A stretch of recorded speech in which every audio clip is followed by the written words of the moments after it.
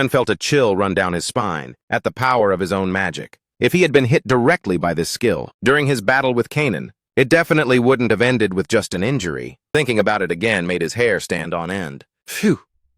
Zishuan exhaled softly. As his breath escaped, the heat completely dissipated. At the same time, a massive fluctuation of mana spread out with him at the center. Before anyone knew it, the arena once flowing with magma had completely frozen over. Immediately after, frozen shards surged rapidly toward the red drake. Crack, crack, crack. Due to the effect of overdrive, the power of frozen earth had been increased by 1.5 times, and it began to completely consume the red drake. With a deafening roar, Zishuan's attack hit the enemy accurately. Ha!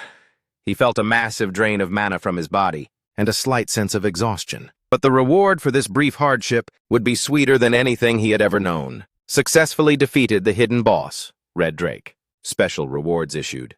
Zishuan barely managed to suppress the urge to let the corners of his mouth curl up. Ah, no, it's not like that. I had absolutely no such intention this time. Representative Park, what do you mean by that?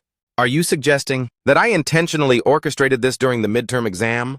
That joke is going too far. No, I didn't personally order this incident. The head of the gathering had already taken several calls and was growing weary. Just moments ago, after the unknown incident in the subspace, calls began pouring in from various parties connected to the head of the gathering, mainly the corporations, government, and other institutions that provided funding to Miles. They were all asking the head of the gathering what on earth was going on. Of course, the head of the gathering couldn't answer. The current events, specifically the loss of control over the subspace and the Red Drake going berserk, were definitely not his orders.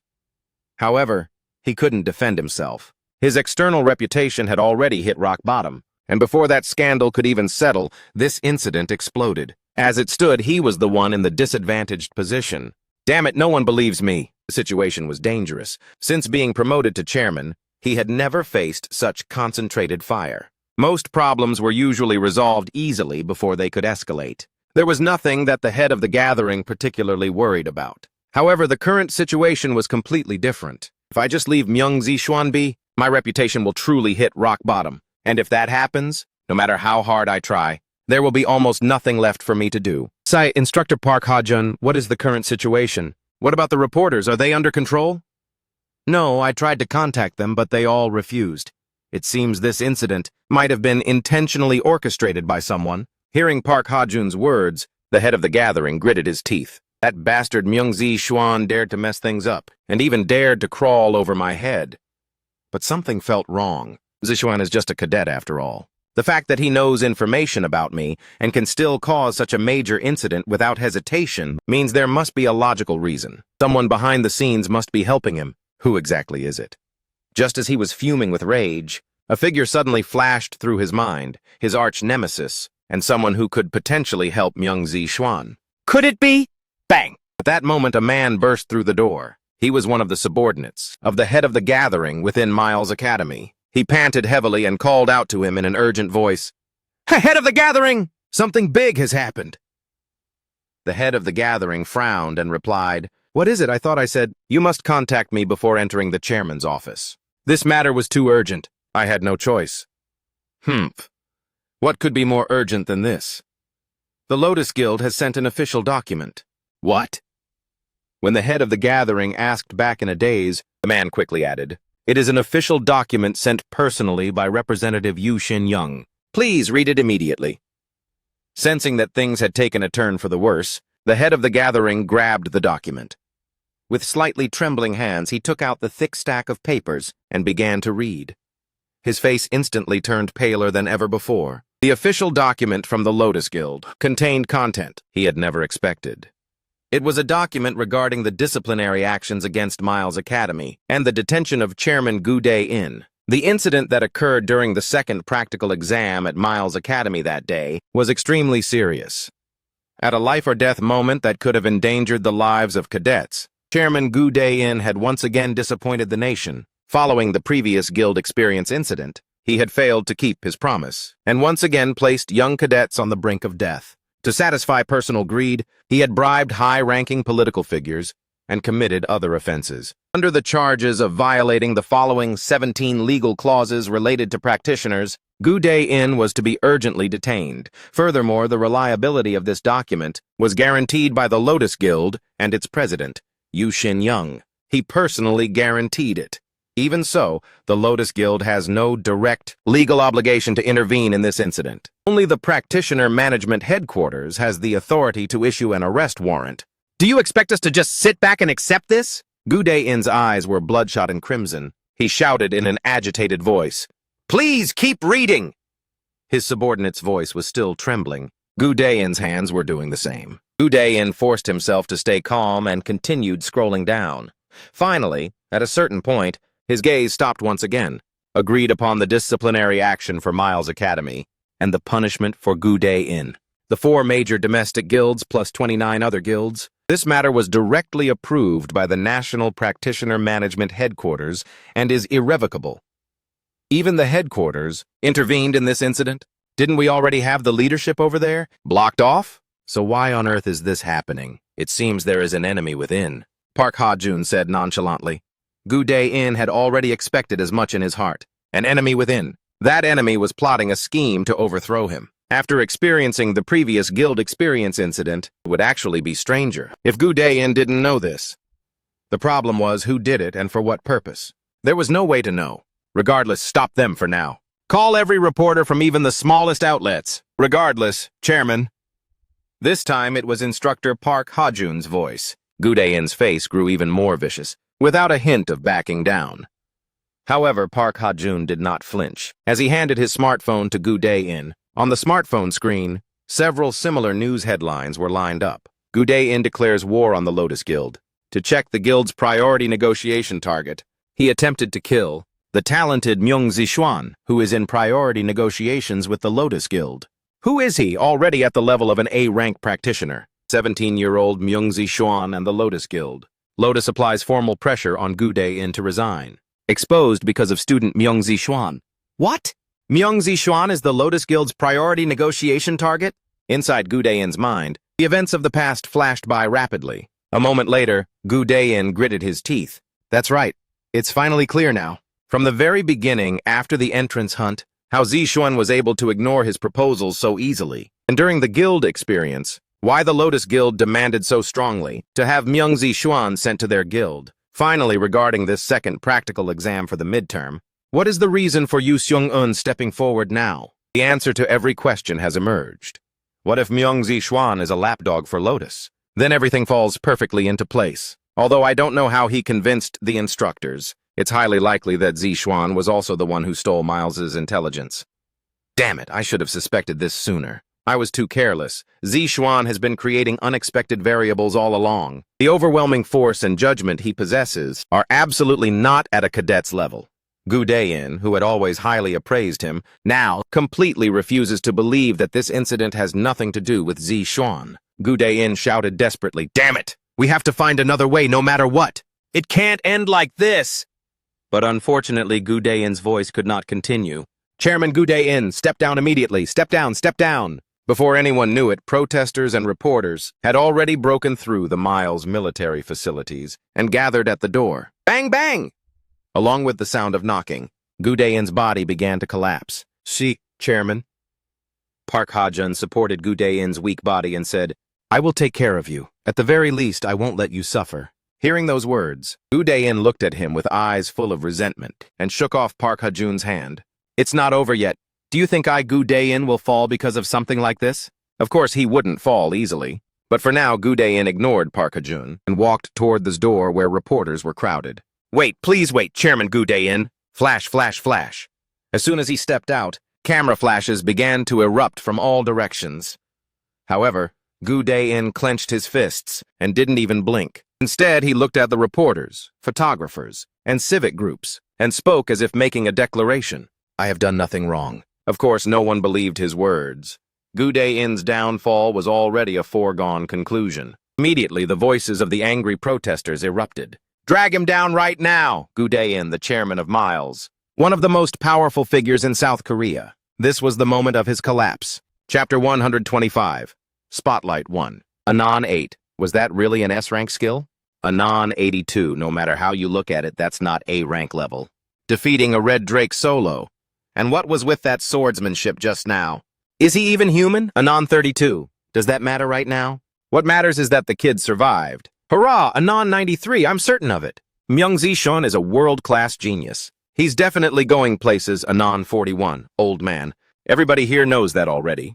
Are you really trying to flex that now? A non-84, anyway, he's been caught. Now we just need to finish off Gu Dae-in. And Miles, I've already got the links to the official website and social media. Let's go! Link, click to go. Anon 63, please participate. Petition at the following link. Link, click to go. The audience's reaction was ecstatic. To some extent, this was to be expected. Frozen Earth possessed the power befitting a secret technique of the Dark Elf royalty. It not only had fundamental destructive power, but also the massive advantage of being an unrestricted wide-area skill. Zixuan couldn't help but nod in satisfaction. So far, this was the strongest firepower among his single-target spells. Zixuan's heart raced with excitement. Great, with this kind of destructive power, leveling up will be much faster. Since he had already showcased the skill on the live stream, he wouldn't have to worry about others' eyes when using it in the future. This was exactly why Zixuan used an S-rank spell while hunting the Red Drake. Later, when Miles Academy's mission execution period arrived, they would accept and complete commissions from the outside world. If he continued to hide his skills, mission execution would be significantly hindered. Therefore, Zixuan decided to reveal a significant portion of his hand during this second practical exam. Zixuan's core skills were originally absolute calculation and mana perception. Regarding other skills, especially flashy and powerful magic, it was actually easier to attract attention by revealing them, making them more convenient to use later. Meanwhile, Kim Woo-kyung looked at Zixuan and swallowed hard. She thought, Myung Zixuan? Before I knew it, he even has S-rank skills. It's unbelievable. When did he grow to this extent? It was a question she couldn't help but ask. Generally, a freshman is considered a national genius for having just one A-rank skill. Having two earns the title of an S-rank genius who steps onto the global stage. There were almost no precedents for this online. However, at the age of 17, Zixuan had already surpassed A-rank skills and used an S-rank skill. Now the gap was too wide to catch up. Kim Woo-kyung gave a wry smile for some reason. It was both bitter and a source of pride. After looking around, she shook her head. She shook off those thoughts. Right now, the most important thing was to end this farce. She clenched her fists and took a deep breath.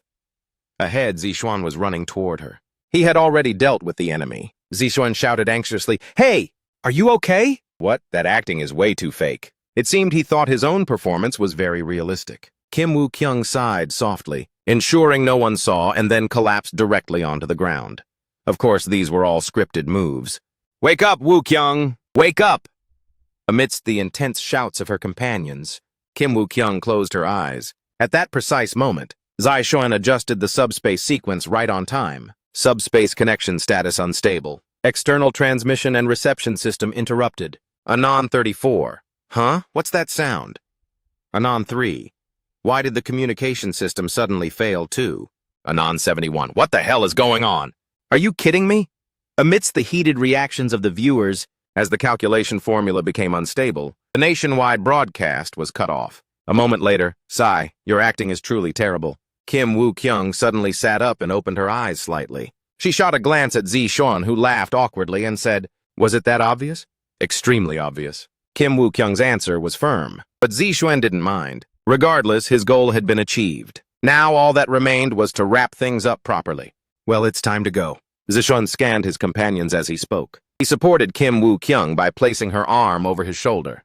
"We have to keep the act up until the very end, understood?" Upon hearing this, the group seemed to relax. Sharing a brief laugh, Zixuan instinctively knew that in this battle against Gu Dae-in, it was time to put an end to the game. Whoosh, whoosh, whoosh. After Zixuan and the others broke through the subspace and emerged, just like it had been for Gu Dae-in, camera flashes erupted from all around. Zixuan frowned, tightening his grip as he supported Kim Woo-kyung's arm. The reporters had all come here, for the same purpose, to interview Zixuan and his companions, who had returned after a hard-fought victory.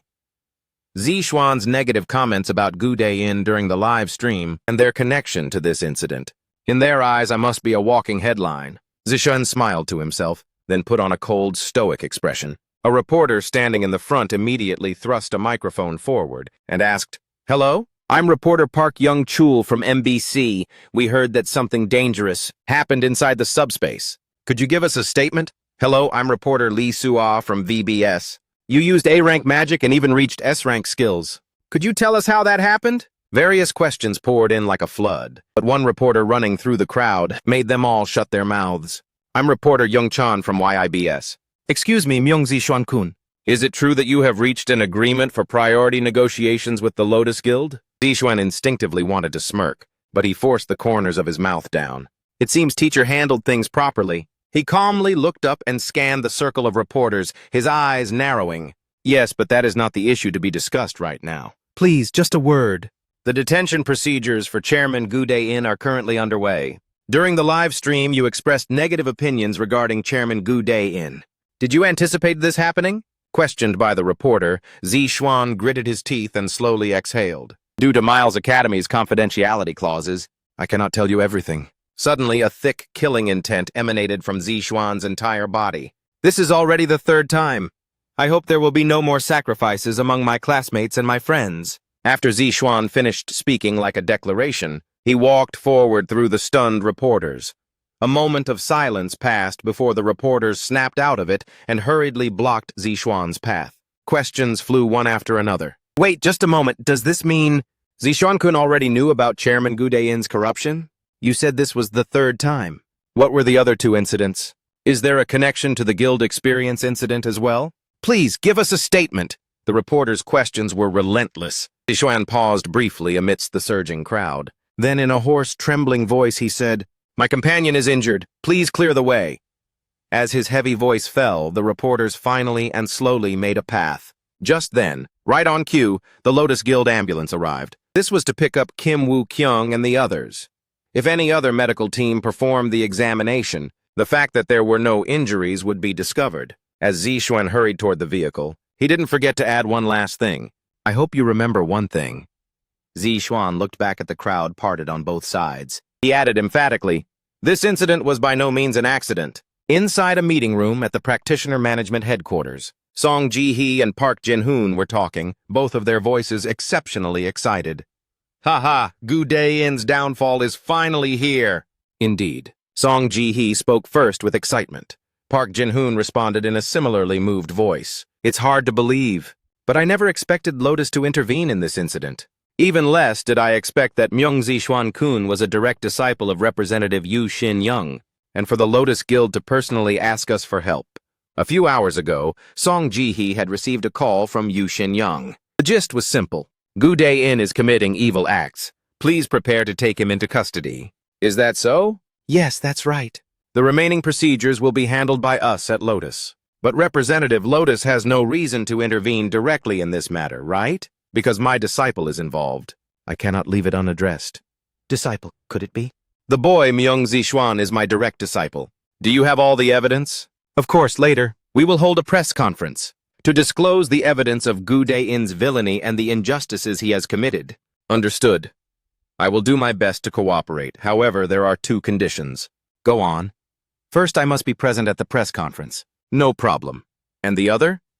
I want to personally meet Myung-zi Xuan-kun. Please arrange it.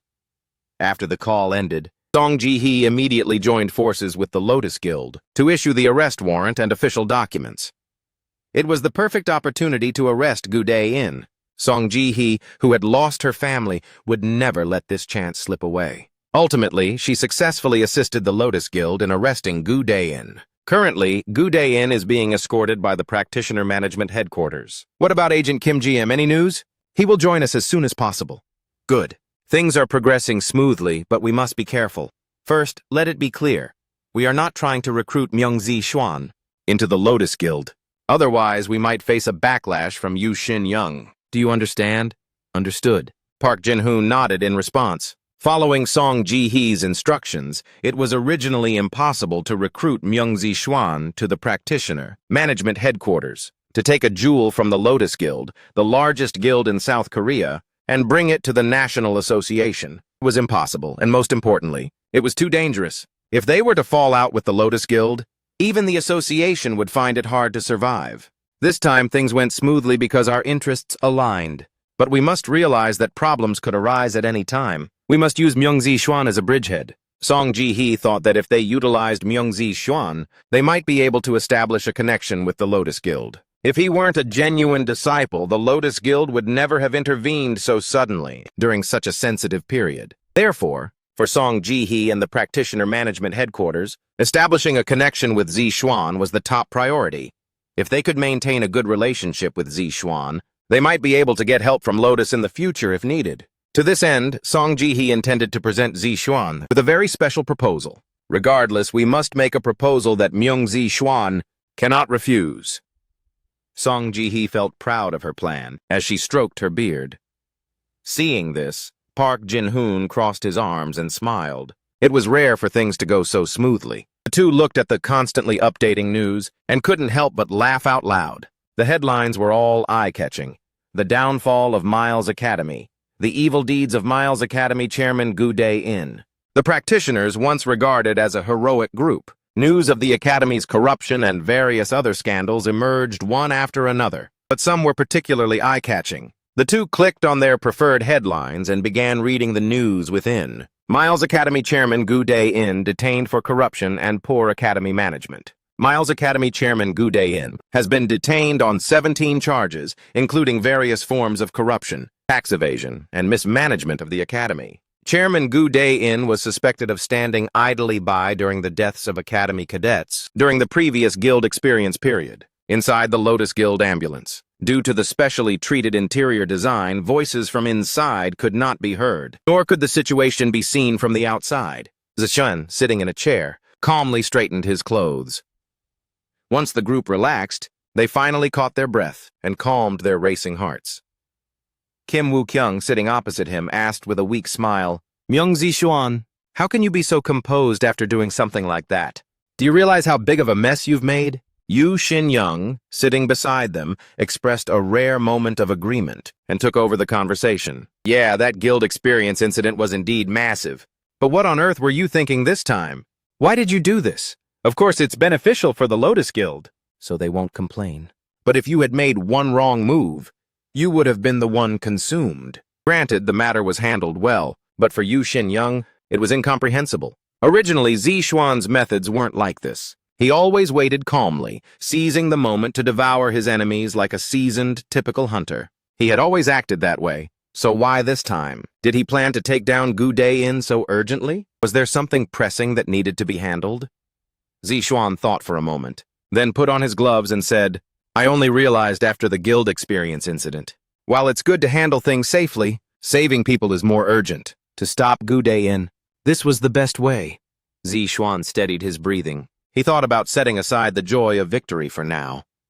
Gu Dae-in would act again. After all, he had a connection with the god Acer, but for the moment he couldn't move. Too many people were watching him. The law cannot bind practitioners. This has been proven countless times over the decades, since the rise of Yggdrasil. However, that didn't matter. At least for now, Gu Dae-in has lost his power and his foundation. He can no longer murder innocent students. For that alone, Zi Xuan's actions were worth it. Beside him, Kim Woo-kyung crossed her arms and asked, "What? You're acting out of character. Did you eat something bad?" "Shut up." Seeing the two of them talk, Yu Shin-young let out a light chuckle. "You're still quite childish." Before anyone realized it, Kim Woo-kyung was focused on her smartphone. Looking closely, she was busy liking posts, exposing the true face of Gu Dae-in. Shen could only click his tongue at this. "You're something else, too." Kim Woo-kyung pretended not to hear him. After a moment of peace, the vehicle slowed down. Yu Shin-young uncrossed her legs and said, "Now we need to ensure a complete finish. The press conference in 3 days will be where everything ends. During this time, at least practice your pronunciation. Don't mess up." Hearing this, a faint smile appeared on Zi Xuan's face. The press conference.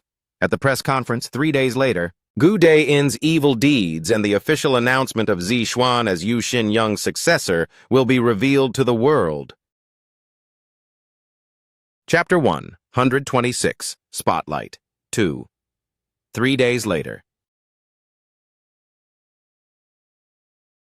At the Lotus Guild's official press conference, one person stood out among the massive crowd. Myungzi Xuan, the genius student, who played a massive role in exposing Gu Day-in's villainy 3 days ago. We should have noticed him back when he achieved those results. During the freshman hunt, damn it, I just thought he was some kid. In priority negotiations with the Lotus Guild. Yeah, BBS had a chance to get an exclusive first. I looked into it, and the Neverland incident solved previously was also Myung Zixuan. It seems they wanted to keep it quiet, and the Lotus Guild helped cover it up. Anyway, what a waste. If we had uncovered Zixuan's true identity, a bit sooner we could have landed a huge scoop. Sigh, that's exactly what I'm talking about. Anyway, Lotus takes care of its own. How could they not report on this? The reporters were all discussing Zixuan among themselves. While there were discussions about Yu Xinyoung and Lotus, regardless, the focus of this press conference was Zixuan.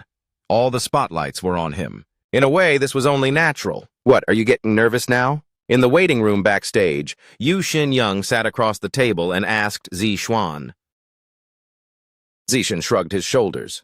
I'm fine. I just don't really like crowded places. Even so, you sure made a grand mess of things. Since it's already come to this, we have to clean up the situation properly, don't we? Don't worry, I won't get nervous. I'll do a good job. Zixuan gave an appropriate response and then glanced at his watch. Before he knew it, less than 5 minutes remained until the start of the press conference. Phew, calm down, it's all over now. Gu Day-in has already resigned from his position as chairman. Miles has also temporarily fallen under my control.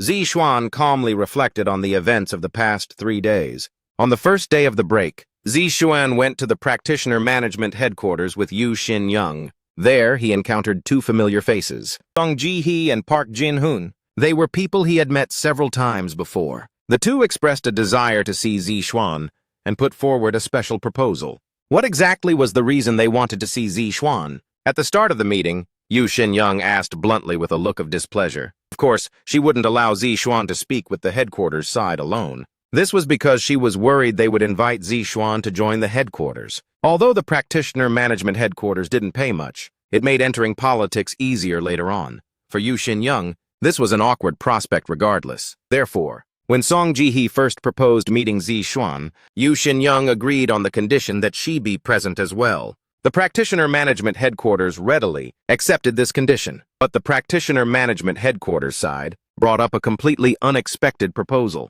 Contrary to Yu Xinyoung's expectations, the headquarters side made a completely surprising suggestion. We would like Myung Zixuan to serve in an honorary position at the practitioner management headquarters. Song Ji-hee's proposal was shocking. Zixuan and Yu Xinyoung could only look at each other and blink. An honorary position at the practitioner management headquarters. While it didn't mean being directly employed by the state like other headquarters members, one could enjoy all the benefits of the practitioner management headquarters. By participating in activities only twice a year, one could receive the same treatment as headquarters staff. In short, it was a position similar to a sinecure. Furthermore, this naturally applied to other guilds as well, meaning one could hold other jobs simultaneously.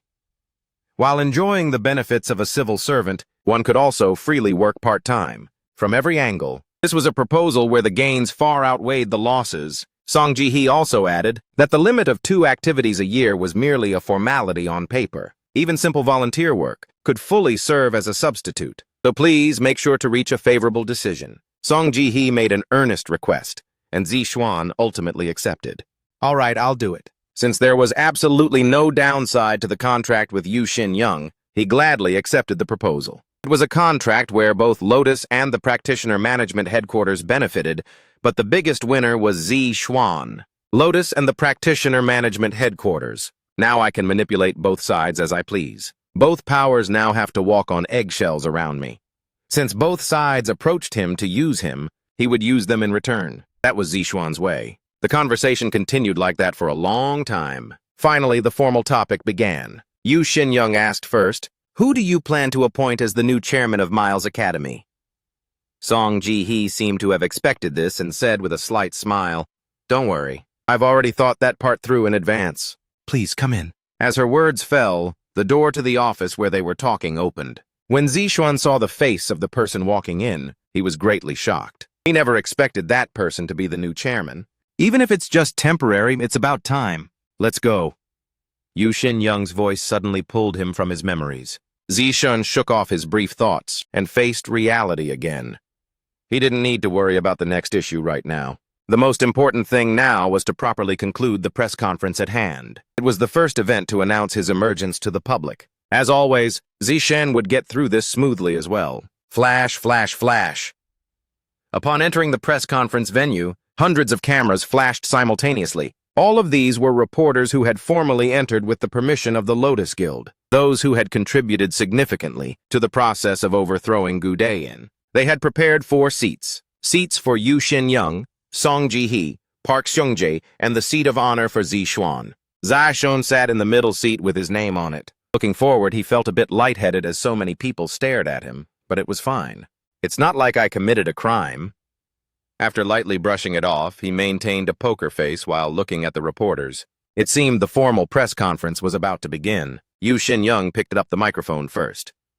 Hello, everyone. Welcome to the official press conference of the Lotus Guild and the Practitioner Management Headquarters. I am Yu Xin-young, the representative of Lotus. Polite applause broke out at the sound of her voice. Song Ji-hee and Park Seung-jae also gave brief greetings. I am Song Ji-hee, the leader of Team 1 at the Practitioner Management Headquarters.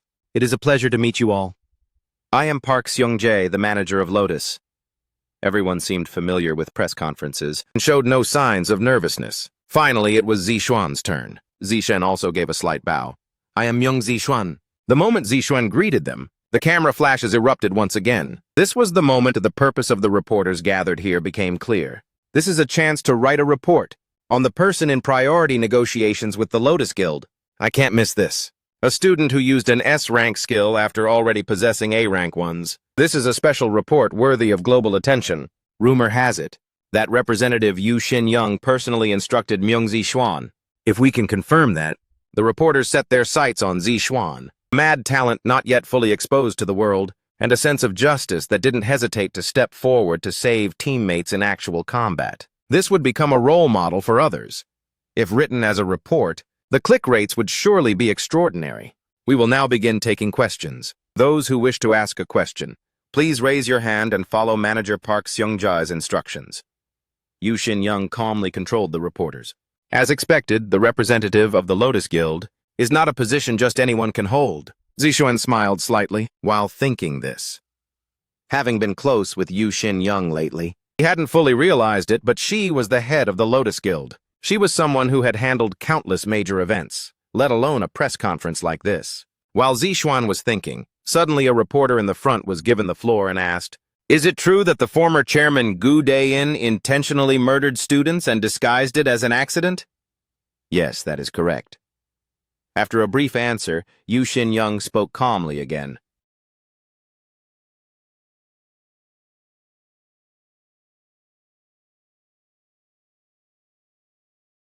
Gu Dayin is clearly an evil man. I have in my possession all the criminal records of the crimes he has committed to this day. Hearing this, Zi-xuan chuckled. Of course, it was a bit hard to steal them. In fact, the corruption files on Gu Dayin held by the Lotus Guild were all dug up by Zi-xuan. From his magic calculation classes until now, Zi-xuan had used the brainwashed instructor Jung Il-ju to obtain a vast amount of corruption data. Although he couldn't extract all the information, due to low clearance levels, he successfully obtained Gu Dayin's corruption status by utilizing Seo Ah-hyun's intellect. Documents related to bribery, double accounts, and more. All sorts of dangerous data were successfully extracted. Gu Dayin surely never imagined his data would be stolen. That was natural.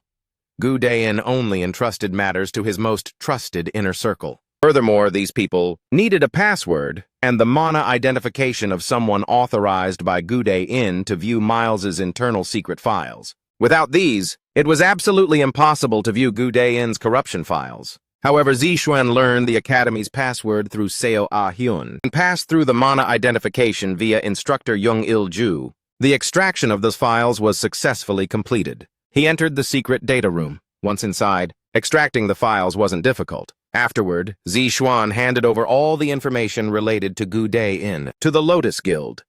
He left the rest for them to handle. The result, of course, was a success. Yu Xin-young continued.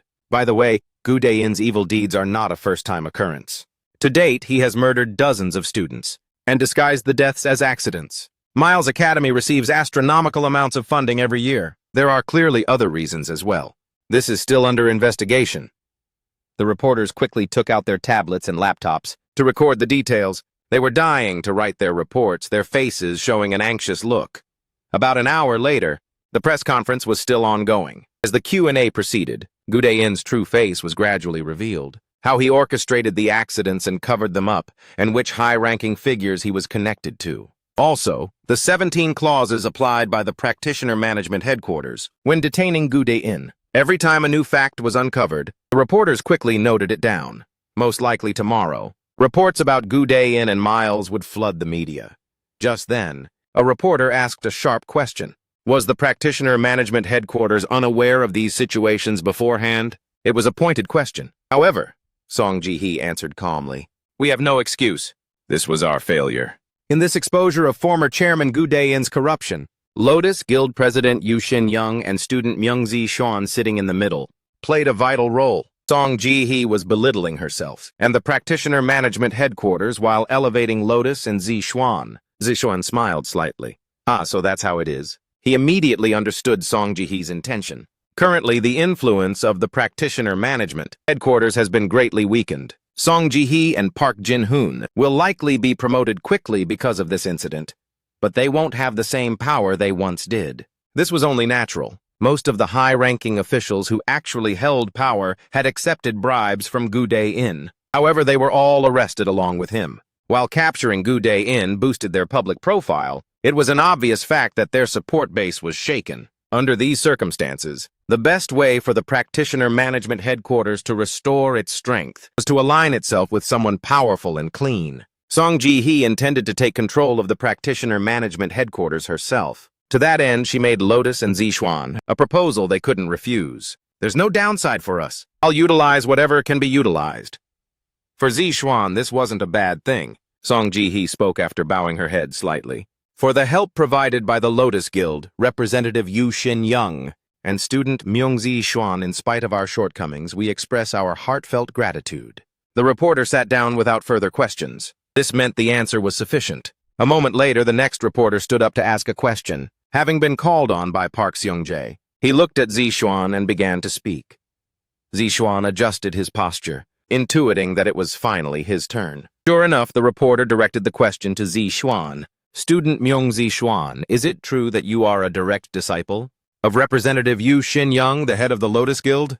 "Here it comes," Zi Xuan thought to himself, the corners of his mouth curling upward. He picked up the microphone and took a deep breath. Chapter 1, 127, Spotlight 3. Is it a fact that Myung-zi Xuan-kun is the direct disciple of Guildmaster Yu Xin-young, the representative of the Lotus Guild? It is all true. Zi Xuan's statement caused a clamor among the reporters. That quickly filled the entire conference hall. It was only natural. The disclosure of S-rank practitioner Yu Xin-young's disciple was a headline as massive as the scandal involving former chairman Gu Dain. Daishun had performed excellently not only in the second practical exam, but also in the freshman hunt, theme dungeons, and other activities. For reporters who lived on click-through rates, the emergence of such a rookie was a delightful event. If I can just land an exclusive report on Myung-zi Xuan, promotion won't be far off. Everyone was thinking the same thing, Zi Xuan answered calmly. Thanks to Representative Yu Xin-young, I was able to make up for my lack of strength and reach the position I am in today. The reporters seemed moved by Zi Xuan's humble words, nodding one after another. To them, Zi Xuan appeared to be the most outstanding star of the current era, possessing both strength and humility. Now the reporters were desperate to write about Zi Xuan. At that moment, the first reporter asked another question. Myung-zi Xuan-kun, up until now, various news outlets have scanned countless reports related to awakened rookies, but couldn't find anything on you. Have you been hiding your true strength from the start? I simply didn't wish to be the center of attention, Zi Xuan answered briefly. After that, questions continued to pour in. This time, other reporters joined in. When exactly was the contract with the Lotus Guild signed? It hasn't even been a few months yet. I feel very lucky. Regarding the Neverland-themed dungeon incident, is it true that it was Zi Xuan-kun who cleared the dungeon? Is that a fact? Yes. I was accidentally caught up in the incident while nearby. When did you find out about Gu Dain's evil deeds? During the second practical exam. Was everything you said on the live stream based on facts? Yes, ever since I first enrolled. I knew about former chairman Gu Dain's malicious nature. During the freshman hunt, I fell into a trap set by Gu Dain and nearly died once. However, regarding such an accident, there wasn't even a single report. Zixuan calmly answered the flood of questions, while keeping his eyes on the reporters ahead. Soon, the questions touched upon even trivial matters, such as family background or whether he had a girlfriend. But Zixuan remained calm throughout, never changing his expression. It would be troublesome to show that he could be easily manipulated here. Given the nature of his profession, Zixuan will have to meet with reporters constantly in the future. If he left an impression of being easily pushed around here, he would suffer quite a bit later on. Staying cool-headed was more important than anything. After a long period of questioning, Yu Xinyang finally halted the reporter's offensive. Please refrain from asking too many questions of Zixuan-kun, who has just gone through a major incident and is still in shock. Following her words, the barrage of questions significantly decreased. The three people other than Park Seung-jae answered a few more questions. About an hour later, the press conference finally concluded. Damn it, those bastards embarrassed me like that.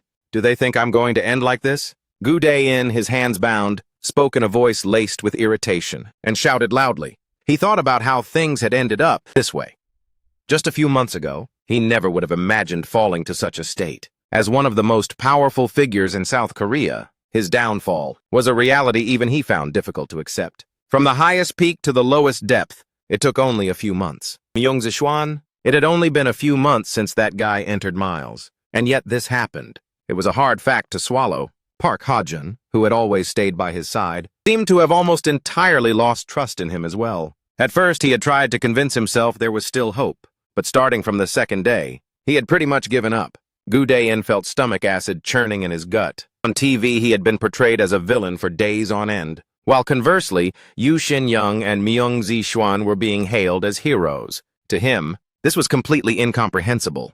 After everything I've done for them, Gu Dae-in felt genuinely aggrieved. In front of the reporters, when he claimed he was innocent, he meant it. During his tenure as chairman, Gu Dae-in had cultivated countless A-rank and S-rank practitioners. Because of that, how many lives had been saved? If anyone else were in his position, could they have done the same? No, absolutely not. They would have just wavered in hypocritical sanctimony. If he hadn't served as the chairman of Miles, even more people would have died. Granted, there were those he sacrificed, but those were just the few sacrificed for the greater good. It's impossible for everyone to survive. Even if they don't show it, everyone knows that under the attacks of demonic claws, it's impossible to have zero casualties. Gu Dae-in thought to himself, since it's impossible for everyone to survive anyway, someone has to die. Shouldn't we choose who dies ourselves? And isn't it better for the useless weaklings of society to die? Isn't that pure gain with no harm? Gu Dae-in couldn't understand. They were just hypocrites. Disgusting wretches. Gu Dae-in would never give up here, but for now, there was nothing he could do. At least for a few months until he could get in touch with them, he would have to remain trapped here. A few days later in the central auditorium of Miles Academy, the group gathered together to hear the speech of the new interim chairman. The auditorium was generally quiet, but one spot was particularly noisy, unsurprisingly where Kim Woo-kyung was. Hey! How could you hide such an important fact? Yu Xinyang is your master? Kim Woo-kyung raised her voice and grabbed Zixuan by the collar. Zixuan quickly grabbed her wrist. Hey! I get it! Let go of me! Let's talk about this properly. Ina Ha-yeon helped me convince her. Regarding this matter, I think you were in the wrong, Zixuan. I'm neutral. Seo Ina and An Ha-yeon both turned away. Indeed, from their perspective, the fact that Zixuan had hidden this would cause resentment. Not to mention, being the direct disciple of Yu Xinyang, the representative of the Lotus Guild. In any case, Kim Woo-kyung was just acting out because she was jealous of Zixuan. After arguing with her for a long time, Zixuan finally caught his breath and said, I just did it as a precaution. This isn't over yet, you know. Yeah, Gu Dae-in won't go down that easily. Seo Ina nodded. The others felt the same way. We just need to focus on getting stronger as quickly as possible. The Lotus Guild and the Practitioner Management Headquarters said they would help you, didn't they? If possible, it's better if we don't get directly involved. That is true, though. Hearing Kim Woo-kyung's words, Zixuan nodded helplessly, and Ha-yeon was also full of fighting spirit. I'm going to get much stronger, too. During the guild experience, I clearly realized how weak I was. Me too. Zixuan felt strangely proud of the conversation between the three and nodded. Ambition, this would lead his companions to a higher realm. Of course, I don't intend to drag these kids into the incident. Despite that, Zixuan understood that no matter how strong they became, it wouldn't be enough for what's coming. He had to ensure his companions weren't pulled into his personal affairs. Greater power was needed for the final battle against the god Acer. They have nothing to do with this, and their strength is still far from sufficient. I'm not looking down on them, but this is a confrontation with the god Acer. I absolutely cannot involve them. As Zixuan was thinking, the lights in the auditorium suddenly brightened. A person appeared. To Zixuan, no. To all the magic department students here, it was a familiar face. What? Why is that instructor up there? Zixuan smiled slightly at Kim Woo-kyung's surprised voice. It's that person. What do you mean by that? Seo Ina asked back. Zixuan answered again. Instructor Kim Ji-am. That person is the new chairman. Hearing this, the whole group was stunned. What on earth does that mean? A young instructor barely in his 20s was actually the new chairman. Amidst the confusion, only An Ha-yeon tilted her head in confusion. So who exactly is that instructor? Above the abandoned buildings of Daegu, this was an unrecovered area left behind after a monster rampage. Usually, it should have been completely deserted. However, right now, an existence in human form was standing there. An existence possessing extraordinary magical power. A massive horn was slung across his back. Heimdall, known as the White God, a male deity famed for his wisdom and beauty. Stop hiding, show yourself. Heimdall drew the sword at his waist and spoke to the empty clearing. To dare follow me, Heimdall. Following you? How could you say such a thing? I just wanted to say hello. Because I was happy to see you. A voice drifted over. Hela, who had been hiding behind cover, revealed herself. Heimdall snorted. You anti-Acer types really made quite the headline this time. Are you referring to Odin and the Acer? Wretches who would only blow bubbles if thrown in water. Heimdall continued. Is he still holding on to hope? That the adversary of prophecy will appear and liberate you like a hero? You never know. At Hela's words, Heimdall laughed as if it were the most absurd thing he'd ever heard. Haha, do you really think that's possible? That a mere mortal could overthrow the entire Acer tribe and usher in a new world? I'm so amused I'm speechless. It's better than believing in nothing, isn't it?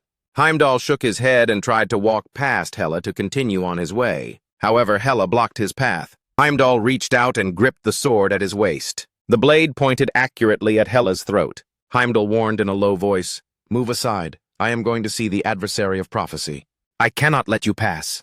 Hela shook her head firmly, but Heimdall did not back down. Do you wish to die by my hand? Regardless, you cannot fully exert your power in Midgard. I have the advantage here. Do you really want to waste your life? On an empty bluff? If you want to kill me. You'd better be prepared for mutual destruction. If I can trade my life for yours, isn't that a bargain? The corners of Heimdall's mouth curled up. Then he laughed out loud. Fine. If you have the guts, then try it. Sss. Heimdall released his mana at full power, undoing his seal. A mana far stronger than when fighting Hugin. However, Hela had been waiting for this exact moment. Now! The moment Heimdall used his mana, ropes suddenly appeared from the air and began to bind him. Just as Hela planned, it's best not to move. Those are chains woven from 3 substances that do not exist in this world. Even you cannot easily break free. Boring tricks, Heimdall said, completely unfazed by Hela. He sneered and added, This level of restraint won't hold me. You know that well, don't you? I never expected to hold you from the start. But Hela let out a light chuckle. Buying time is enough. Heimdall closely examined the ropes binding him. Though not as strong as Gleipnir, they were indeed infused with powerful binding magic. Hela, as expected, she already knew I would come to Midgard. The corners of Heimdall's mouth curled up.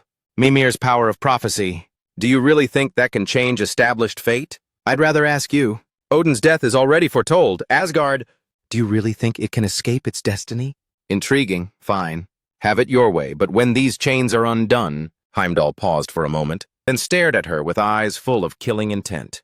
I will kill you first. Heimdall's terrifying words made it feel as though one's breath had stopped. Even though Hela possessed a divine essence, she was, after all, only an avatar. Unless Hel herself descended upon Midgard, she could not contend with Heimdall. I look forward to it. After Hela finished speaking, she quickly left the scene. Hela soared through the sky, flying rapidly in a certain direction. Her destination was Zixuan's dormitory at Miles Academy. Here, even a god could not fully exert their power. However, for a human who inherited such power, the situation was different. Originally, beings from various worlds, traversing dimensions via the world tree, would have their power restricted. The power they could exert here was only about 30% of their original worlds. The problem, however, was that no one could withstand 30% of Heimdall's power. Now, to stop Heimdall, Myung Zishuan had to be made to grow. Other anti-Aesir factions couldn't even set foot here due to past treaties. Now, the only one who could stop Heimdall was Zishuan. Zishuan is a resident of Midgard. He is a human. Even if he inherited the power of a god, he can use that power to its full extent. Even if it's forced, he must be made to pass through the Second Awakening. There is only this one hope, the adversary of prophecy. If it is not Myung Zishuan, no one can stop Heimdall. Chapter 1, 128. A Brief Respite 1. So who exactly is that instructor? Faced with an Ha-Yon's question, Zishuan crossed his arms and answered, Instructor Kim Ji-am, the new instructor for the magic department. By the way, he's a spy from the practitioner management department. A spy? Kim Woo-kyung asked in surprise, and Zishuan nodded calmly. Yes, during the simulated dungeon incident. Unlike Gu Daein's cronies, he actually cared about the students. I thought it was strange, and sure enough, he was connected to the practitioner management department. Zishuan said this while briefly recalling the past. The events went back to a few days ago, at the first meeting with the practitioner management department. Who do you plan to appoint as the new principal of Miles Academy? At that time, Yu Shin-young, who was meeting with Song Ji-hee, asked this. Song Ji-hee showed her white teeth and replied, Don't worry. That part has already been considered. Please come in. At the sound of the voice, someone entered. Zishuan couldn't help but be startled when he saw him. Huh? In Instructor Kim Ji-am? The new principal of Miles selected by Song Ji-hee was indeed Kim Ji-am. During the previous simulated dungeon incident, he was the one leading the freshmen. He was also the one who worked hard to uncover the truth of that day after the themed dungeon. In fact, Zishuan initially thought he was one of Gu Daein's cronies, but that wasn't the case. Not only was Kim Ji-am not a crony, he was a spy sent by the practitioner management department to expose Gu Daein's corruption. Zishuan was satisfied with the department's choice. Lotus taking control of Miles wouldn't look good to outsiders. To satisfy their own selfish desires, Lotus drove out Gu Daein. They might end up with such a stigma. Therefore, it was necessary to step back a bit here while getting what they wanted. If the practitioner management headquarters stepped forward to handle the dirty work, it would be even better. Instructor Kim Ji-am's age wasn't a major issue. After all, it's only been a few decades since the profession of raider emerged in society. Most people in major positions are quite young. Regardless, Principal Kim Ji-am is just a puppet temporarily dispatched by the practitioner management headquarters. On that day, he said so himself. I'm only serving as the interim principal. In reality, I don't have much power. But please take good care of me. Zishuan revealed a smile. From now on, Miles Academy has practically fallen under his control. Kim Ji-am is from the practitioner management headquarters. He inevitably has to follow Zishuan's lead. Zishuan had no reason not to exploit this. In any case, becoming the principal of Miles in your 20s is truly amazing. And Ha-Yan crossed her arms and nodded. All the other instructors had been replaced. The only one without issues was Instructor Kim Ji-am. Since he's from the headquarters, he's trustworthy. The others agreed with Zishuan's words. Standing on the podium, Kim Ji-am gave a light greeting to the students. Hello, everyone. I am the newly appointed interim principal, Instructor Kim Ji-am. Though I still have much to learn, he began his speech. But please, take good care of me. After listening to his brief speech, Zishuan and his companions returned to the dormitory. To soothe their exhausted bodies, they needed rest. Indeed, a lot of fatigue had accumulated. Now it was time to take a proper break. Zishuan had been through an incredibly intense schedule lately. He had prepared for Gu Daein's downfall, formulated plans, and executed them. Beyond that, there was personal growth and the acquisition of essentials. Zishan had achieved all the goals he had set to reach this point. However, he was not yet satisfied. The future was more important. After letting out a soft sigh, he walked toward the hotel. In order to formulate the next plan, the 2 weeks starting from the following day would be a break period for Miles Academy. With the change of principal, the academy needed time to enter a period of stability. Therefore, Zishuan and his group received a rare extended break. It's been a long time since I've had a rest, Zishuan muttered blankly to himself. It wasn't an exaggeration. Come to think of it, it really had been a long time. The last time he rested was probably the day before enrollment. What a tragic life, Zishuan said to himself as he lay on the bed. When suddenly, there was a knock at the door. Knock, knock. What's going on this early? Frowning, he checked his watch. It was 9 a.m. He hadn't ordered any packages, nor did he remember calling for room service. There shouldn't be anyone coming over. A sigh escaped Zi Xuan's lips. There was only one person who would barge in at this hour. "Hey, hurry up and open the door." A characteristically husky voice came from outside. It was Kim Woo-kyung. Zi Xuan sighed deeply again and said, "Hold on a second. I'll come out once I'm dressed."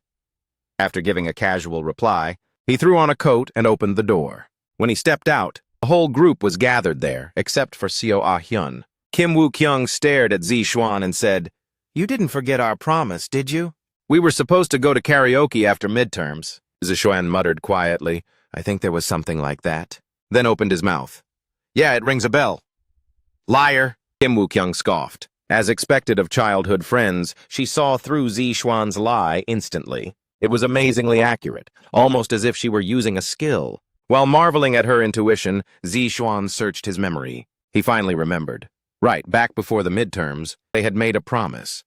Before the exams, during An Ha-yeon and Seo Ina's theory classes, at that time, Kim Woo-kyung promised to treat them to karaoke as a condition. The memories of their exams began to resurface.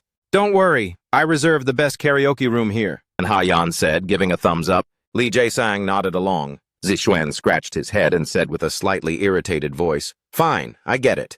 I'll go. Wait in the lobby downstairs. Don't come all at once like a swarm. At least give me a heads up beforehand." "I sent a text. Didn't you see it? Besides, why are you suddenly acting so high and mighty? Since when do I have to make an appointment to find you?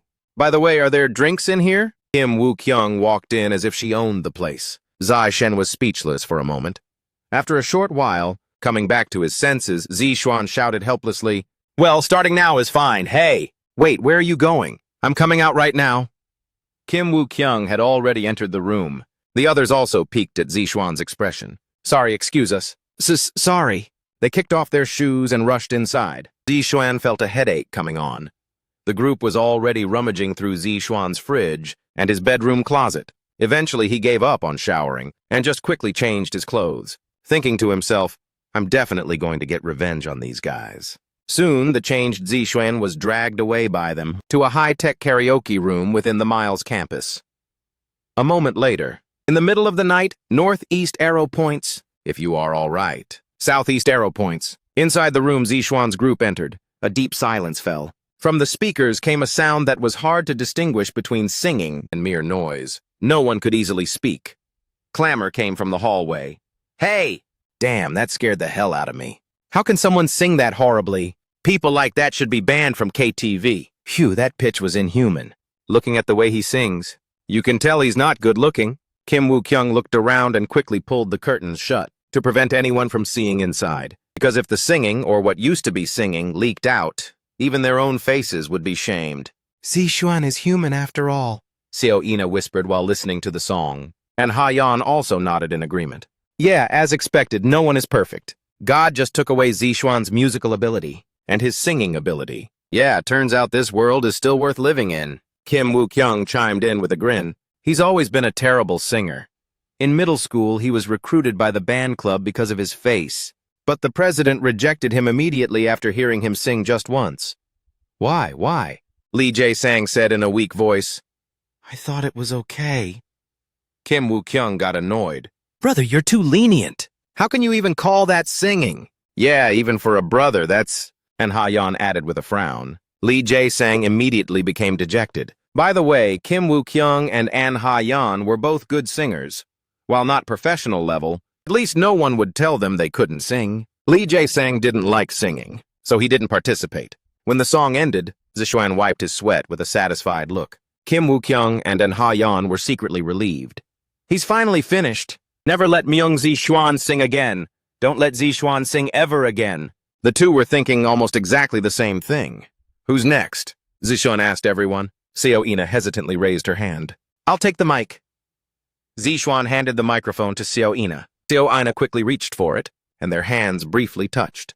"Oh!" Seo Ina let out a small cry, and the microphone nearly fell to the floor. Zi Xuan swiftly caught both the microphone and her hand. "You're as clumsy as Kim Woo-kyung," Shen said, as he firmly placed the microphone in Seo Ina's hand. At that moment, Seo Ina felt her heart race. Her face flushed, and she instinctively hunched over slightly. "What's wrong? Are you feeling unwell?" Zi Xuan asked. Seo Ina looked down at him and whispered, "No, it's nothing. Thank you for catching it." The intro started playing. Seo Ina looked around at everyone and said softly, "I'm not very good at singing." "Don't expect too much." "Oh, please, I just heard Myung Zixuan sing. At this point, anything I hear will be like music to my ears," Kim Woo-kyung joked. Zixuan frowned. "Don't you think that's a bit much?" "You just don't get it. It's not that I can't sing. It's that you just can't hear the quality. My level is actually worth listening to, right? Isn't that right, Ha-yeon?" "What do you say? Hey." Hearing Zixuan's words, and Ha-yeon looked away, and Ha-yeon shook her head while giving a vague answer. Zixuan shook his head in confusion, then turned his gaze towards Seo Ina. Come to think of it, before the regression, there were only a handful of people who got to hear Ina's voice. To think I'd get to hear a whole song. Zixuan nodded repeatedly, feeling moved. Even if she's not good, I have to applaud. While thinking this, about 10 seconds later, Zixuan's jaw dropped involuntarily. He was struck by a completely different thought. What the? How is she this good at singing? Chapter 1, 129, A Brief Respite, 2. What the? How is she this good at singing? An air of surprise escaped Zixuan's lips. Seo Ina's singing voice was truly shocking. Her beautiful voice resonated softly, overwhelming the atmosphere. Even the high notes rose smoothly without any strain. Zixuan stared at her blankly, lost in the sound. The reaction of his companions was much the same. "Ina, what's going on? How are you so good at singing? Are you a singer? You've been hiding that voice all this time?" Kim Woo-kyung was stunned, and Ha-yeon clenched her fists as if she were actually annoyed by the talent. Lee Jae-song simply clapped his hands and nodded. She was usually so introverted that there were zero expectations. Why was she so good? Zixuan continued to admire Seo Ina's voice as if possessed, but he couldn't help but tilt his head. That kind of pitch and rhythm control was impossible unless she had studied somewhere. After a while, when the song ended, Zixuan walked up to Seo Ina and asked, "Ina, where did you learn to sing?" I didn't. But you're so good. This is insane. Is it just pure talent?" Kim Woo-kyung chimed in, looking shocked and shaking her head repeatedly. So Ina hesitated for a moment, then asked back, "Was I good?" Naturally, except for Lee Jae-sang, the whole group answered at the same time. Seo Ina returned to her seat with a slight blush. Kim Woo-kyung and An Ha-yeon began making requests, asking her to sing their favorite songs. Seo Ina laughed softly, her hand holding the microphone, trembling slightly. "Thank you. This is only the second time I've sung for others." Zixuan smiled at her. It was a rare moment of peace. A few days later, in Seoul, Zixuan's home. "So, try to be careful with your work. Do you understand?" "I know. I think I've heard that 20 times already." Under Lee Sang-hwa's nagging, Aishan sat playfully on the sofa watching TV. Since Miles wouldn't be operational for 2 weeks, he went home to rest. Now isn't the time to be doing this. Zixuan let out a small sigh, but his eyes never left the TV variety show. Suddenly, he handed something he had brought to Lee Seon-hwa. It was an item contained in a small pouch. Since the interior was not fully visible, it wasn't immediately clear what it was. "This is a gift." Hearing her son's flat tone, Lee Seon-hwa took the bag with a puzzled look. Why would Zixuan suddenly give her a gift? Though he was usually well-behaved, her son almost never expressed his emotions. And yet, why would he suddenly give her a gift like this? It felt very light in her hand. Lee Seon-hwa pulled open the zipper of the pouch. A moment later, Lee Seon-hwa's pupils contracted, and she whispered, "This is a bank book." "Yes, I can earn money now, too. Well, this is pocket money." Hearing Zixuan's words, Lee Seon-hwa unknowingly looked at her son with moist eyes. When did he grow up so much? He's already starting to give me allowance. She felt both happy and heartbroken. If he were an ordinary peer, he would still be fully enjoying his student days right now. Even if he had money, he would be busy hanging out with friends. Zixuan had always been this kind of child. Her son was always this type of person. Rather than himself, he cared more about and looked after the people he trusted around him. He would build a high wall against those he didn't trust, which might seem cold. But for those he trusted, he would sacrifice blindly even if it meant taking a loss. Lee Seon-hwa looked at Zixuan with pity for a moment, then opened the bank book. As she carefully peeled back the outer cover, her hands began to tremble slightly. "Zixuan, is this really money you earned yourself?" Lee Seon-hwa couldn't help but cry out. The amount in the bank book Zixuan handed over exceeded 1 billion won, even by a conservative estimate. Zixuan nodded gently. "You can use that money however you like." The words were spoken flatly. While saying this, for some reason a strange pang welled up in his heart. These were the words he had always wanted to say. He wanted to tell his mother that her son had succeeded, and then hug her tightly. But as a disappointing son, he had always struggled on the front lines and failed to take care of his mother. But it was different now. Since his regression, Zixuan had been constantly changing the status quo. He had finally reached this stage. Now, what remained was to protect his family and colleagues, and to kill Odin to end all the tragedies. Odin could invade Midgard at any time. Moreover, Zixuan absolutely did not want to lose the life he had regained. Don't worry about money anymore, just enjoy your life. After speaking, Zixuan stood up awkwardly. Li Xianhua hugged her son tightly. His mother said, "You must have worked so hard." Zixuan thought for a long time about how to respond to his mother's words. Back before the regression, he always told the same lie in response to that question. "No, I'm not tired." In reality, his mother knew better than anyone that his words were a lie. But even so, that was all he could say. Therefore, this time he decided to give a different answer.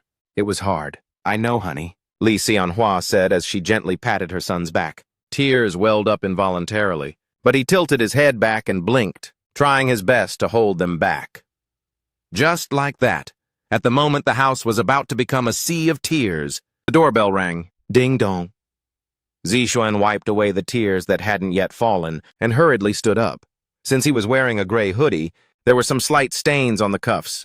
"I'll get the door." Zixuan quickly walked to the entrance and opened the door. Wait, what? A familiar face appeared before his eyes. While Zixuan was still dazed, the girl standing in front of him greeted Jaehyun. "Hello." A single fact surfaced clearly in Zixuan's mind. How did she know where I lived? The person standing at the door was none other than Seo Ina. Zixuan immediately realized whose handiwork this was. "Stop hiding back there. Come out." "Oops, I've been discovered." Following Zixuan's words, Kim Woo-kyung, who was hiding behind Seo Ina, revealed herself. Zixuan let out a helpless, soft sigh. "So what is it this time?" "Our family is having a barbecue party today. You should come. By the way, are your parents coming back to Korea today?" Zixuan seemed to remember something and nodded. Kim Woo-kyung confirmed it. "Yeah, Mom always says she owes you a favor and insists that you have to come over." Zixuan hesitated for a moment, then nodded and said, "All right, you really do owe me a lot usually. Reflect on that." "What are you talking about?" "I owe favors to your mom." "When did I ever owe you anything?" "Time really flies." Zixuan fell into thought while bickering. It was already the end of April. It had been 2 months since he entered Miles Academy. A lot had truly happened during this time. Zixuan hesitated, and Kim Woo-kyung urged him, "Hey, just come. My parents will be happy to see you after so long. Well, today is a rest day anyway." "I know, I'll be there." "Good. Take a shower and come to our house at 6 o'clock. Zixuan nodded. If it was 6 o'clock, there was still plenty of time. He could rest a bit longer, or perhaps take a nap before getting up. "Got it." Zixuan gave a brief wave. As he was about to close the door, Seo Ina suddenly paused and asked, "Zixuan, were you crying?" Looking closely, Seo Ina's gaze was fixed on Zixuan's damp cuffs. "Ah." Zixuan hurriedly covered his sleeve and said, "No. I was just helping my mom wash the dishes." Following a brief silence, Zixuan shoved his hands into his pockets and said, "You said 6 o'clock, right? See you then." Zixuan watched the two walk away. A moment later, staring at the two figures shrinking into dots in the distance, Zixuan muttered to himself, "Ina is surprisingly observant." The Seo Ina in the reports he had read before the regression was indifferent and cold toward others, even acting distant toward her own guild members. No matter how he looked at it, that didn't quite fit the person she was now. "I guess a report is just a report." Zixuan smiled slightly and closed the door. After showering, Zixuan stood in front of his closet to change. It was currently 5:40 p.m. The time for the appointment with the two was approaching fast. He had to hurry. Scanning the clothes inside the closet, Zixuan let out a soft sigh. "If I'd known, I would have bought a few things when I came home." There were almost no casual clothes he could wear. Due to the grueling curriculum at Miles Academy, almost none of the clothes he wore in middle school fit anymore. The added muscle in his shoulders and thighs meant his clothing size had increased. Since he had only worn his school uniform since enrolling, He hadn't had a chance to buy casual wear. After a moment, Zixuan helplessly pulled out the loosest items from the closet. A plain white hoodie and black casual pants. He threw a black denim jacket over them and checked his watch again. It was already exactly 6 p.m. with 2 minutes to spare if he hurried. Zixuan scratched his head. He sighed. Kim Woo-kyung is going to nag me about being late again. Zixuan immediately left and walked briskly to her house. It was only 10 minutes away. He rang the bell and, sure enough, Kim Woo-kyung opened the door, grumbling. "You're 7 minutes late. Pay a late fee." "Stop talking nonsense and open the door." Zixuan's words made Kim Woo-kyung click her tongue. She briefly stuck her tongue out at him, but despite her attitude, she opened the door obediently. "Whoa, why does your house feel more spacious every time I see it? What are you talking about? How can a stationary house get wider?" Kim Woo-kyung scoffed at Zixuan's remark. Zaiken barely suppressed the urge to give her a light punch and lowered his fist. Walking inside, he saw high-end sofas that could seat at least 10 people. The living room was hung with various famous paintings, and the floor was covered with a well-known brand of carpeting. Zixuan couldn't help but nod. He thought to himself that Kim Woo-kyung really was a rich girl. While not exactly gold spoon status, she was definitely a silver spoon-level wealthy child. Her parents worked in the processing and trading of monster remains. It's dangerous, but the profits are extremely high. Their annual income is at least over 2 billion won. It goes without saying, Zixuan couldn't help but click his tongue. He looked around the room. "Is Zixuan here?" Seo-ina asked, sitting on the sofa. Zixuan nodded. "Yeah. By the way, what I asked you earlier, Ina, why are you here?" "Oh, I didn't have anywhere special to go." "Ah, sorry." Zixuan quickly apologized to Seo-ina, whose voice had grown small.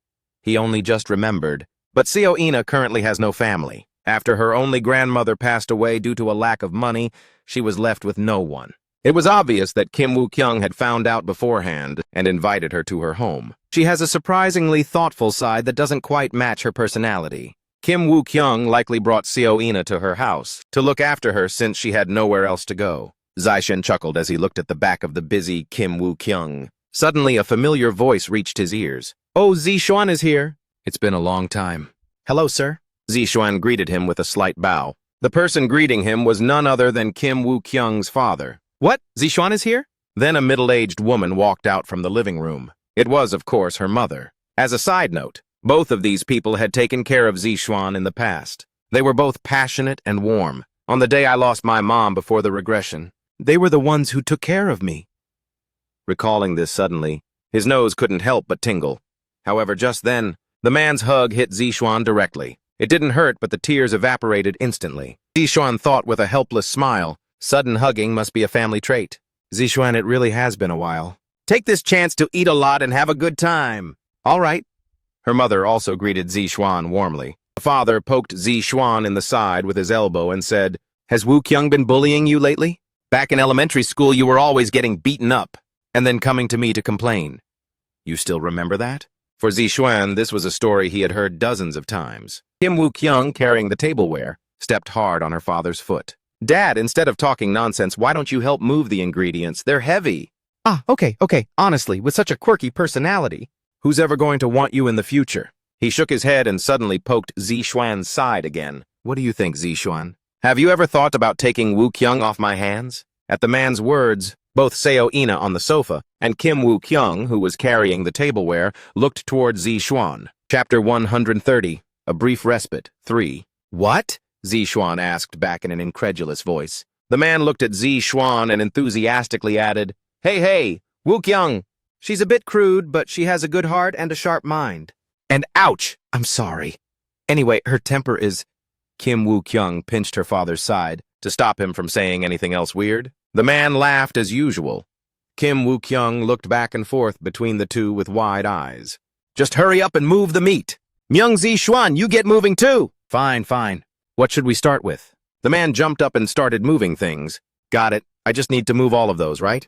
Zixuan sighed and stood up from his seat. Ina also stood up to help move things. The aunt and uncle said they didn't have to help, but the two of them stayed busy regardless. With 5 people working together, they quickly moved all the ingredients and tools outdoors. The place where they were now was a small patio in the yard of Kim Woo-kyung's house. This was the venue for today's BBQ party. Once the preparations were complete, everyone sat down, and the uncle began to grill the meat. Using his sturdy muscles, he rubbed olive oil onto large steaks, seasoned them, and let the spices fully absorb into the meat. Then he let it sit for a while. A moment later, the long wait was finally over. The meat was finally placed on the grill. Sizzle. The three of them involuntarily swallowed their saliva. As if sensing their mood, the uncle soon served up the grilled meat. The perfectly grilled meat was sliced and placed on plates. The party had officially begun. "As expected, your grilling skills are amazing, sir," Zishuan said, wiping away some drool with his sleeve. The uncle responded with a laugh. "Ha! Don't let my looks fool you. I used to be a chef. It's nothing, haha." The uncle seemed quite pleased with the compliment. Ina took a bite of the meat, and her eyes widened in shock. Kim Woo-kyung crossed her arms and said proudly, "My dad is great at grilling meat. Of course, he's a mess in every other way. He can't survive without my mom." At Kim Woo-kyung's words, the aunt pouring drinks nearby laughed. "It would have been nice if Ha-yeon and Jae-sang had come too." Suddenly, Kim Woo-kyung stuffed a piece of grilled meat into her mouth and spoke. At the same time, she wrapped a piece of lettuce for her father, who was still grilling. Zishuan nodded and also popped a piece of meat into his mouth. Everyone said they were too busy. "Let's get together separately next time." "Yeah, let's do that." Ina agreed while chewing her meat. Just like that, an hour later, everyone had finished devouring the meat like crazy. Kim Woo-kyung's father finally joined the table. "By the way, Zishuan, you really gave me quite a surprise." "What?" Zishuan looked up and asked. The uncle smiled slightly and said, "I'm talking about the second practical of the midterm exam. If it weren't for you, she might have really gotten hurt. She's my precious daughter, you know." "No, I didn't really do much." Zai Shan, seemingly out of a guilty conscience, turned his head to answer. The uncle thought Zishuan was acting that way out of shyness, but it was all just an act. It was a carefully orchestrated move designed to bring down Gu Dae-in. Knowing all this, Kim Woo-kyung looked at Zishuan and smiled slightly. Just as her father's speech was about to get long-winded, Kim Woo-kyung interrupted him at the perfect time. "Dad, shouldn't you speak more nicely if you're going to talk at all? What is this supposed to mean?" Hey, come on!" That's one way to put it. "Haha, kids, eat more meat." The uncle wiped away cold sweat while giving his daughter a quick wink. Ina smiled slightly, and Zishuan also curled his lips. However, this time it was the aunt who patted Zishuan on the shoulder and said, "Auntie is so happy to see you doing so well." "I'm truly glad. You work so hard every day. It's a bit late to say this, but when I first heard you were going into the magic department, I was really surprised. I thought you chose it because you didn't want to be apart from Woo-kyung." "That wasn't it anyway, thank you." The aunt looked at Zishuan as he answered, and nodded with satisfaction. "Really, the more I look at you, the more I think you've grown handsome. Our Woo-kyung should find a boyfriend like you. It's just that this girl's personality is a bit, really." "Mom, why are you being like this? Just eat your meat or I'll eat yours too," Kim Woo-kyung said angrily. Amidst the conversation between the two, Zishen gave a vague laugh. Suddenly, a thud came from the side. It was from Seo Ina's direction. "What's wrong? Is something the matter?" "No." Facing Zishuan's inquiry, Seo Ina immediately denied it. It seemed she had put down her chopsticks with too much force. Zishuan tilted his head in confusion, but soon stopped worrying and continued to enjoy the BBQ party.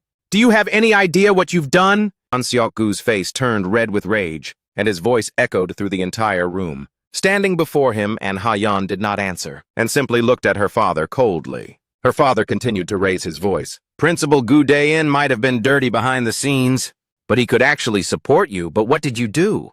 Because you felt sorry for classmates who were about to die. You went and saved them, you idiot!" An Seok-gu's hair was practically standing on end. He could not understand his child's behavior. Recently, Principal Gu Dae-in had been detained on various charges of corruption and tax evasion. He had believed that man could make his child the top practitioner in Korea. To An Seok-gu, this was naturally an infuriating turn of events. However, he recently learned that his child and Myung-zi Xuan were involved in this matter. Myung-zi Xuan was the direct disciple of Yeonhwa and Yu Shin-young, and Ha-yeon had cooperated with him to stop the guild experience incident. To An Seok-gu, this was as if his own child had turned a gun on him. Had he withdrawn just a little later, he too would have been detained for supporting Gu Dae-in. An Seok-gu's eyes were bloodshot. "You worthless thing! You actually tried to send your father to prison? Are you even my child?" "Father, shut up and listen carefully, Ha-yeon. You must become the top practitioner in Korea and make everyone submit to you. That is the privilege of those with power. Drag that Myungzi Xuan guy down immediately, no matter what. You must be the top. Please stop. And Hyeon, seemingly unable to listen any longer, spoke with an expression of contempt. She had tried to convince her father many times. In the past, Zi Xuan was the benefactor who had saved her life multiple times. Regarding the guild experience incident, she was the one who directly asked Zi Xuan for help, but her father wouldn't listen. He taught that all trainees, including her friends, should be seen as rivals to be trampled. It was loathsome. And Ha-yeon knew that even if she climbed to the top that way, there would be nothing to gain. Even if one stands alone at the highest point, could one find a true partner? It was impossible. And Ha-yeon had now made up her mind. She would no longer live according to her father's wishes. Father, this is my own life. Every word Ha-yeon spoke was filled with strength. Her gaze became colder than ever before. She pushed away her father, who was grabbing her shoulder, and said, Father, live your own life. Be honest with yourself. And Ha-yeon, you can't just leave like this, and Ha-yeon. And Ha-yeon ignored her father's shouts and walked out of the room. There was only one destination, her mother's hospital, Seoul Central Hospital. And Ha-yeon greeted the familiar nurses and walked into the ward. She saw that her mother had not yet woken up, lying there on the hospital bed. She looked like she could barely breathe, lying there on the hospital bed. And Ha-yeon bit her lip hard and lowered her head. Mom. Visiting her mother's hospital room was not uncommon for Ha-yeon. She was a devoted daughter by nature. Her mother was an incredibly important family member to her. A few years ago, her father had been just like her. In the past, her father had dearly loved his wife, but now things had changed. Due to the severe injuries caused by the demonic claws, treating her mother's illness was extremely difficult.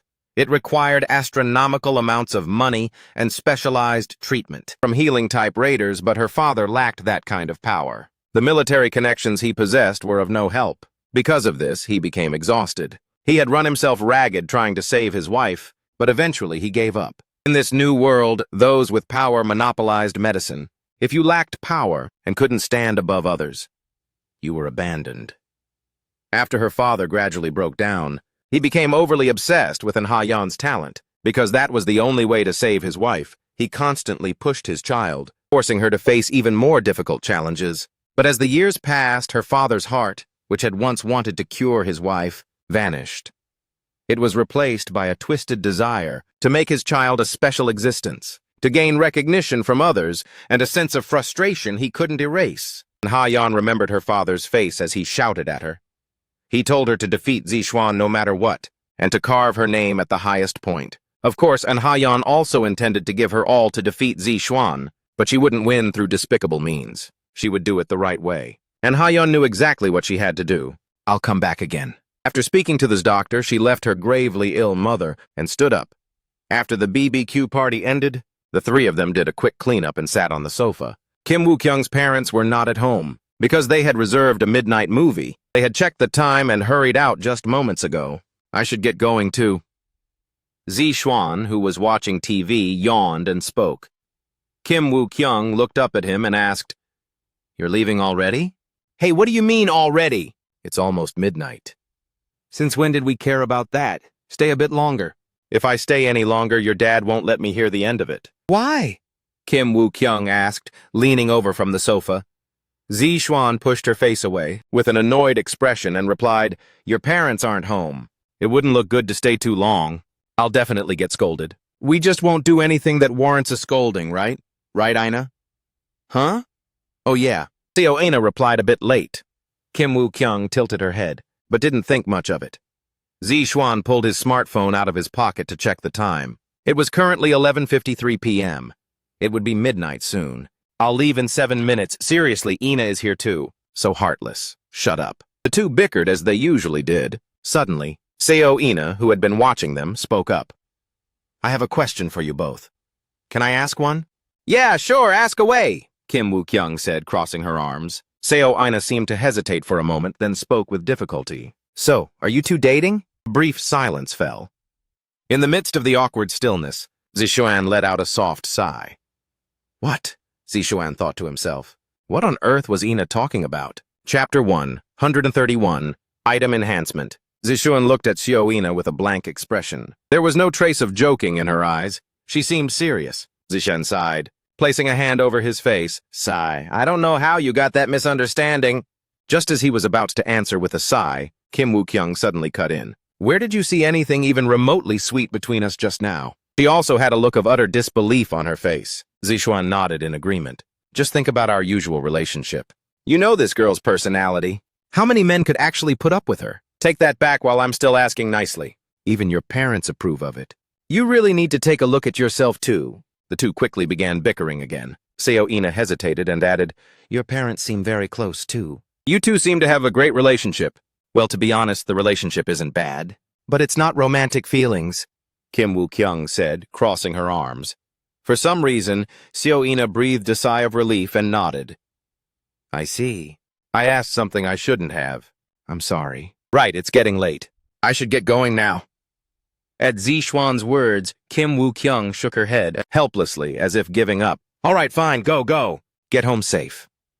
Xiaoina also nodded as if she had given up on the conversation. Zishuan gave a light chuckle and stood up from his seat. I'll see you later. Call me. The two girls seemed a bit disgruntled and didn't even see him out. Zishuan stepped outside and walked down the empty streets in the early hours of the morning. Starting tomorrow, I have to handle a tight schedule again. Thinking about it made his body feel a sudden, strange ache. The next day, Zishuan went to a practitioner, specialty department store near his house. It was a place he had visited in the past with Pio Changjai. He went to buy items needed for the dungeon raid in advance, as well as to buy clothes that fit his new size. This, and I'll take that one too. Zishuan bought several pieces of clothing from brands he usually liked, from simple shirts and slacks to jeans, well-fitted blazers, hats, and shoes. After purchasing various items, he had to spend quite a bit. I have money now. Don't be stingy. After Zishuan finished buying all the clothes, he headed up to the second floor. It was a floor he had visited alone once before, a place specifically for equipment. Zishuan had several items he needed to purchase here. As soon as he went upstairs, several items hanging inside glass display cases caught his eye. Artifacts ranging from C grade to A grade were neatly displayed in the cases. Zishuan muttered to himself as he looked around. It's been a while since I've been here. He suddenly felt a sense of novelty. In the past, Zishuan never even thought about spending money to buy equipment. But now he possessed enough wealth to buy almost everything here. Of course, because of the items provided by the system, ordinary equipment might not be of much help. But regardless, the feeling wasn't bad. Zishuan looked around casually and finally stood in front of the item he wanted. He lightly opened the system window to confirm the item's information. Enhancement item name, Shadow Ore, Grade A. Ore used to enhance shadow equipment. Increases level by 1 upon enhancement. Low probability of adding extra attributes. Probability varies based on the blacksmith's skill. Price, 495 million won. It was an item he had wanted to use immediately when he first obtained the shadow armor. He had given up back then because of a lack of money, but now he could afford it. Zishuan's mouth curled up. Previously, Zishuan had earned massive profits through the sales of elixir from the workshop. Not only that, combined with the sales of various items obtained in dungeons so far, his total income exceeded 3 billion won. About 1 billion won of that was given to his mother. The remaining money was intended for enhancing his equipment. Although the Aesir system provided various items, Zishuan judged that providing necessary items consistently and timely was a difficult task. I've made the money anyway. I'll just swap them out when better items appear. Excuse me? Zishuan called out to the clerk ahead. The clerk walked over with a smile and asked, Do you need help with something? Yes. I'd like to buy some shadow ore. Please give me one. Certainly. Do you need anything else? Do you have any enhancement stones that can enhance the trainee Valkyrie set? We will check our stock and handle that for you. Please wait a moment. Zishuan also bought 3 enhancement stones that could upgrade the trainee Valkyrie set. As he left, he carried a shopping bag filled with the enhancement stones. Smiling, good. These should be a great help for future battles. Provided the enhancement succeeds, of course. That was the only concern, but Zishuan wasn't too worried. I've already prepared for this scenario. A trace of a smile played on the corners of Zishuan's mouth. 2 hours later, Zishuan returned home and immediately locked himself in his room. He had just finished his shopping at the department store and visited Li Jae-sang's workshop. By the way, the reason Zishuan went to the workshop was simple. Consumable name, Luck Potion. Grade A+. for 2 hours after consumption, the user's luck will increase exponentially. It's always better to have a higher probability when enhancing anyway. Xuan let out a short chuckle. Seriously, Jae-sang is amazing. He can already craft A+ grade potions.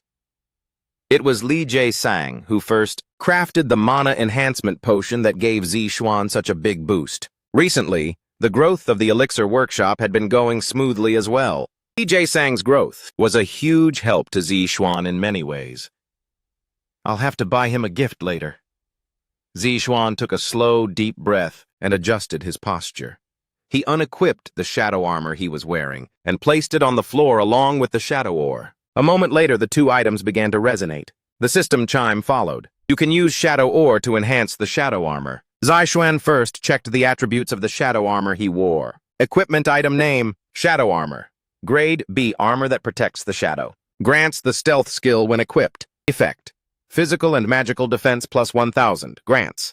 Active skill, stealth. Active skill name, stealth. Grade B, attribute, completely hide from the enemy's field of vision for 5 minutes. Cooldown, 30 minutes. However, if the enemy uses detection skills, the skill duration will be shortened to 1 minute. Do you want to use the enhancement stone to enhance the shadow armor? No, wait a second. Zixuan temporarily put the decision on hold. He opened his inventory and took out an item, Luck Potion. A potion whose effects could be expected in any situation involving luck. Zixuan immediately drank the potion. He waited a moment. The user's luck has been significantly increased temporarily. Zixuan nodded and accepted the previously deferred enhancement offer, enhancing shadow armor with shadow ore. With that sound, a dark shadow slowly oozing from the shadow ore began to transfer onto the armor. Zixuan held his breath, watching the scene without blinking. A moment later, he heard the long-awaited sound. The level of shadow armor has increased by 1. Rank A reached. Due to the luck effect, the passive skill Genius of Weapon Crafting has been triggered. Shadow armor has risen to rank S. This was completely unexpected. 2 consecutive rank increases. Despite Zixuan's confusion, the system alerts did not stop. Shadow armor has evolved into Abyssal armor. Displaying information for Abyssal armor. Equipment item name, Abyssal armor, rank S. Legend has it that this armor was forged from the abyss of the Ginunga Gap. Effect, physical and magical defense plus 3,500. Grants active skill, stealth level 3. Grants passive skill, shadow assimilation. This was an exponential growth. The defense increased from 1,000 to 3,500, becoming a value worth relying on in future battles. Zixuan immediately checked the enhanced stealth and the newly acquired skill, shadow assimilation. Active skill name, stealth level 3. Rank, B attribute, completely hide from the enemy's field of vision for 15 minutes. Completely hidden from the enemy's line of sight. Cooldown 30 minutes. However, if the enemy uses detection skills, the skill duration will be shortened to 3 minutes. Passive skill. Name, shadow assimilation. Rank, A. Assimilates the user with the shadows, creating layers of afterimages. There is a certain probability of evading enemy attacks. 1. Has a 2% chance to evade enemy attacks. 2. Upon acquiring the item, there is a 100% chance to evade an attack only once. Does not apply to light attribute attack skills. I never expected the passive skill to trigger as well. Not only skill enhancement, but acquiring a new skill too. Zixuan muttered to himself with a pleasant smile. This is truly wonderful. News. He now possessed 2 S-rank items, and his stealth skill was significantly enhanced. This was very encouraging. Small growths like this would allow Zixuan to level up even faster. Not to mention the newly acquired shadow assimilation was a skill with high utility. An extremely satisfying result. The new skill, shadow assimilation, was a passive evasion skill. Although it had a 2% chance and a limitation against light attacks, it was already excellent. All right, let's keep enhancing the rest of the equipment. Zixuan smiled and took out the Trainee Valkyrie set, laying it out neatly. The Trainee Valkyrie set was an item Zixuan was particularly reluctant to replace. Others might say it's just C-rank gear, to be so obsessed with it. The reason Zixuan wanted to keep the Valkyrie set was clear. It was specifically because of the set effect. Regardless, finding a skill that could replace Mana Steel was not easy. Mana Steel is a skill that, upon defeating an enemy, restores 1% of the user's total mana. For Zixuan, who consumed large amounts of mana, this was a skill he couldn't easily give up. After several days of careful consideration, Zixuan decided not to abandon the skill, but to enhance the equipment instead. Enhancing said equipment would raise its level while retaining the skills. This is perfect for my current situation. Besides, I have the genius of weapon crafting passive. With a skill like that, I might even hit the jackpot. For Zixuan, direct enhancement was more efficient in every way. Do you want to use 3 Valkyrie enhancement stones to enhance the trainee Valkyrie set? The system prompt sounded. Zixuan accepted immediately. Good. The light flashed once more and began to transfer into the trainee Valkyrie set. A moment later, trainee Valkyrie set. The levels of the following 3 pieces of equipment have increased by 1. Rank B reached. Zixuan nodded upon hearing the system prompt. It was a success. Unfortunately, passive skill did not trigger this time like it had before. Displaying enhanced equipment information. Equipment item. Name: Ring of the Ultimate Valkyrie. Rank: B. A ring designed for the Ultimate Valkyrie, adorned with ornate silver filigree. Mana plus 250. Set effect, 3/3. Passive skill. Mana Steel level 2. When worn with the necklace of the Ultimate Valkyrie and the earrings of the Ultimate Valkyrie, the set effect will be triggered. The effects of the necklace and earrings that appeared afterward were the same. Basic mana enhancement. But that wasn't all. Zixuan pulled up the window for the upgraded Mana Steel skill. Passive skill. Name: Mana Steel level 2. Rank: B. Immediately restores 2% of the user's maximum mana every time an enemy is defeated. The effect of Mana Steel had doubled through the upgrade. Zixuan felt so happy he wanted to shout. Just like the previous 2 skills, this was a dramatic growth. It would be strange not to be happy. All right, the equipment enhancement is finished. Zixuan, having completed all enhancements, stood up and muttered to himself. A confident smile appeared on his face. Zixuan suddenly turned his head and shifted his gaze toward the window. I'd like to hear your opinion in person, he said. Hela. Chapter 1. 132. The Great Ruins 1. Did you know I was coming?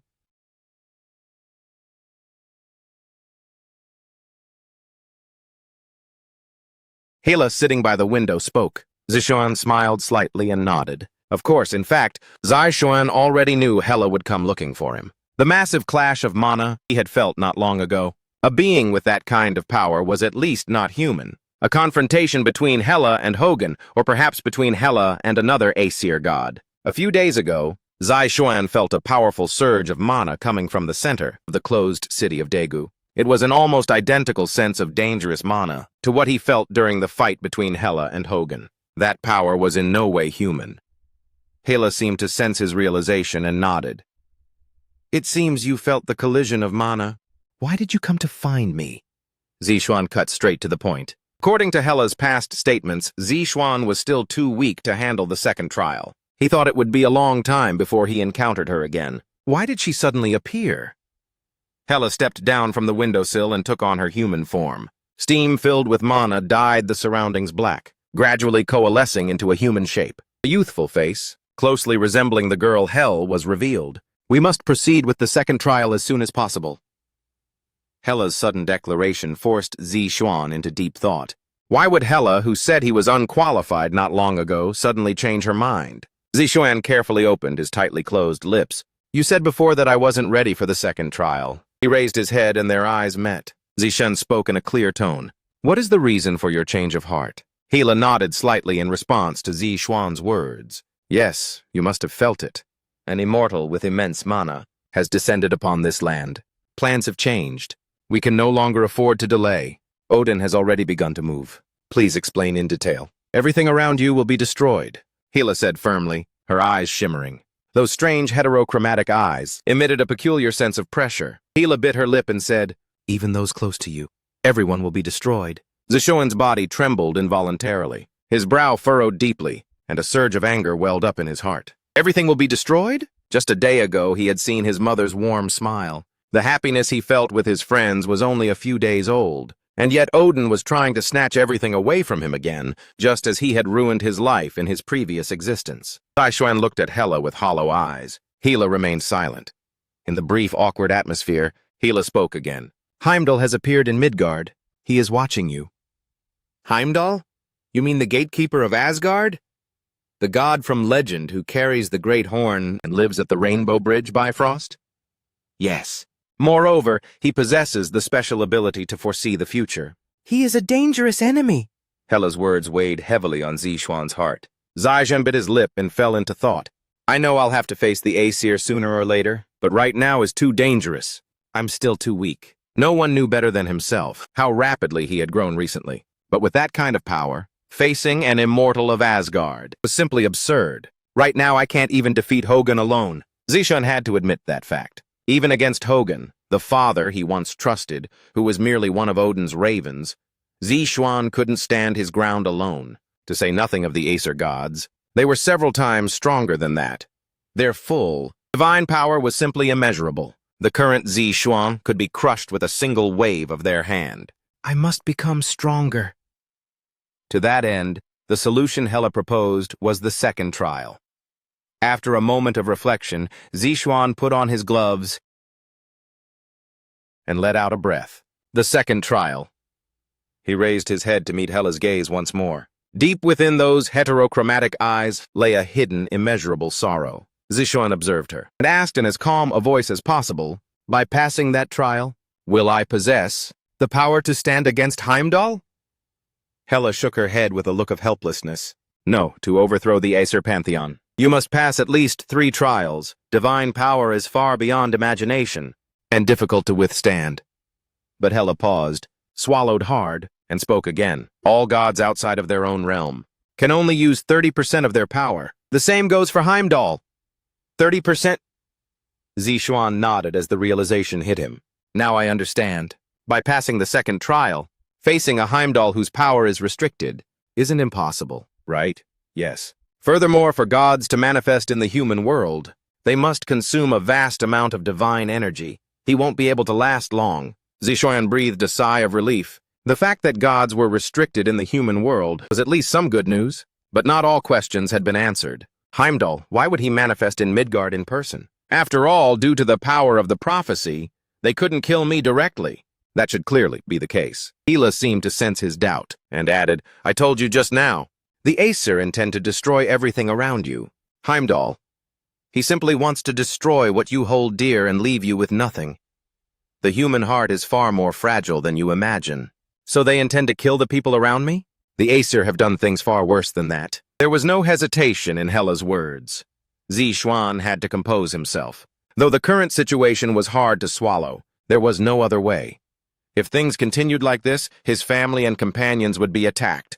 I must analyze the situation calmly, Zixuan thought to himself, but the revulsion welling up inside him was unbearable. Are the Aesir gods now playing out some human drama from a third-rate movie? They plan to take his family and friends hostage, to stop him from becoming stronger, and eventually, they even plan to kill them. I won't accept this. Zixuan let out a cold laugh and stood up. The decision was made. What is the content of the second trial? Zixuan's immediate response caused Hela's eyebrows to arch subtly. She bit her lip lightly. This child really is different from the others. He's quite charismatic. In Hela's eyes, Zixuan possessed a unique quality that set him apart. An extraordinary speed of judgment and decisiveness. A youth whose every action was filled with mystery. Hela kept her inner thoughts hidden and continued. To undergo the second trial, you must head to the ruins. The ruins? Zixuan tilted his head in confusion. Hela quickly added, there, you must pass the trial of the giants. Simultaneously, a crisp sound rang in Zixuan's ears, and a message flickered into view. Main quest, Trial of Hrungnir. Hrungnir, the leader of Jotunheim, has issued a trial to you. Pass the 3 tests of wisdom. Completion difficulty, S+. Reward, Hrungnir's gift. Time remaining. Failure penalty. The ruins, mysterious mounds that had suddenly appeared all over the world. While unconfirmed artifacts could be unearthed there, fueling the competitive desires of countless hunters, it was also a place where countless awakened perished every year. Previously, in the magic engineering shopping district, the unconfirmed items he obtained, as well as Mistiltane, were all unearthed from the ruins. Are the ruins also connected to the gods' plans? Hela said that to undergo the second trial, he had to head to the ruins. Given the circumstances, there is a close relationship between the ruins and these 2 forces. What exactly is the link between the ruins and the giants? At Zixuan's words, Hela clasped her hands somewhat restlessly over her knees and said, perhaps you have wondered before. Who built the ruins that exist all over the world and for what purpose? The beings who built the ruins? Yes. Hela's words made Zixuan's brow furrow. A moment later, his mouth opened, slowly revealing his surprise. Could it be? That's right. All the ruins humanity has raided so far were left behind by the giants, as an inheritance left for humanity, to prepare for the second Ragnarok. Hela added with a faint smile. Do you know the unique characteristic of dungeon type? Ruins? Puzzles? After a moment of thought, Zixuan raised his head and answered. He was only now beginning to understand. Puzzle-type dungeons are prepared with various challenges, such as deductions and riddles. Those who pass these puzzles receive special artifacts. As a type of special dungeon, it is similar to a themed dungeon, but it differs greatly in that one does not merge with a character. The difficulty of raiding these dungeons is quite high, making them one of the dungeons with the lowest clear rates. However, one of the biggest features of this dungeon type is that it is only seen within the ruins. This is a part that even scholars studying dungeon occurrences find difficult to draw a conclusion on.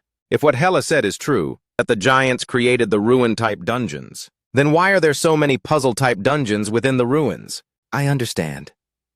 In the fairy tales his mother told him as a child, giants were always depicted as wise beings, the race that tricked Thor and caused headaches for the Aesir gods. Indeed, the giants described as wise in mythology, creating puzzle-type dungeons, sounded quite credible. Zixuan crossed his arms and spoke. Hela added, the giants lost their home during the First War. Jotunheim was seized by Odin to reclaim it.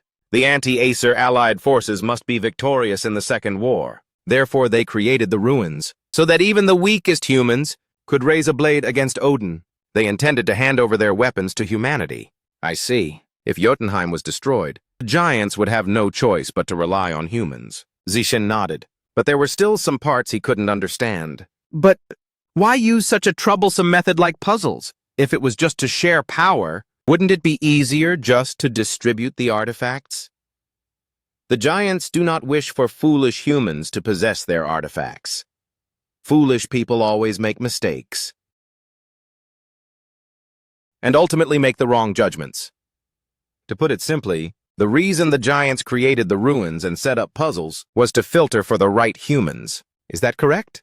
Hela nodded. Yes. Zixuan thought this was a sensible, giant-like way of handling things. After a moment of contemplation, Zixuan spoke again and asked, where exactly is the ruin I must challenge? Hearing this, Hela revealed an inscrutable, faint smile. The timing is perfect. Her gaze rested on the television in Zixuan's room. Zixuan's gaze shifted to the TV screen, and his expression stiffened. A news report was playing on the television. Emergency report. Regrettably, the 11th raid on the Great Ruins has ended in failure. Barak of the European Union personally participated in the highly anticipated raid, but once again they failed to pass the first stage, known as the proof of qualification. The raid was ultimately a failure.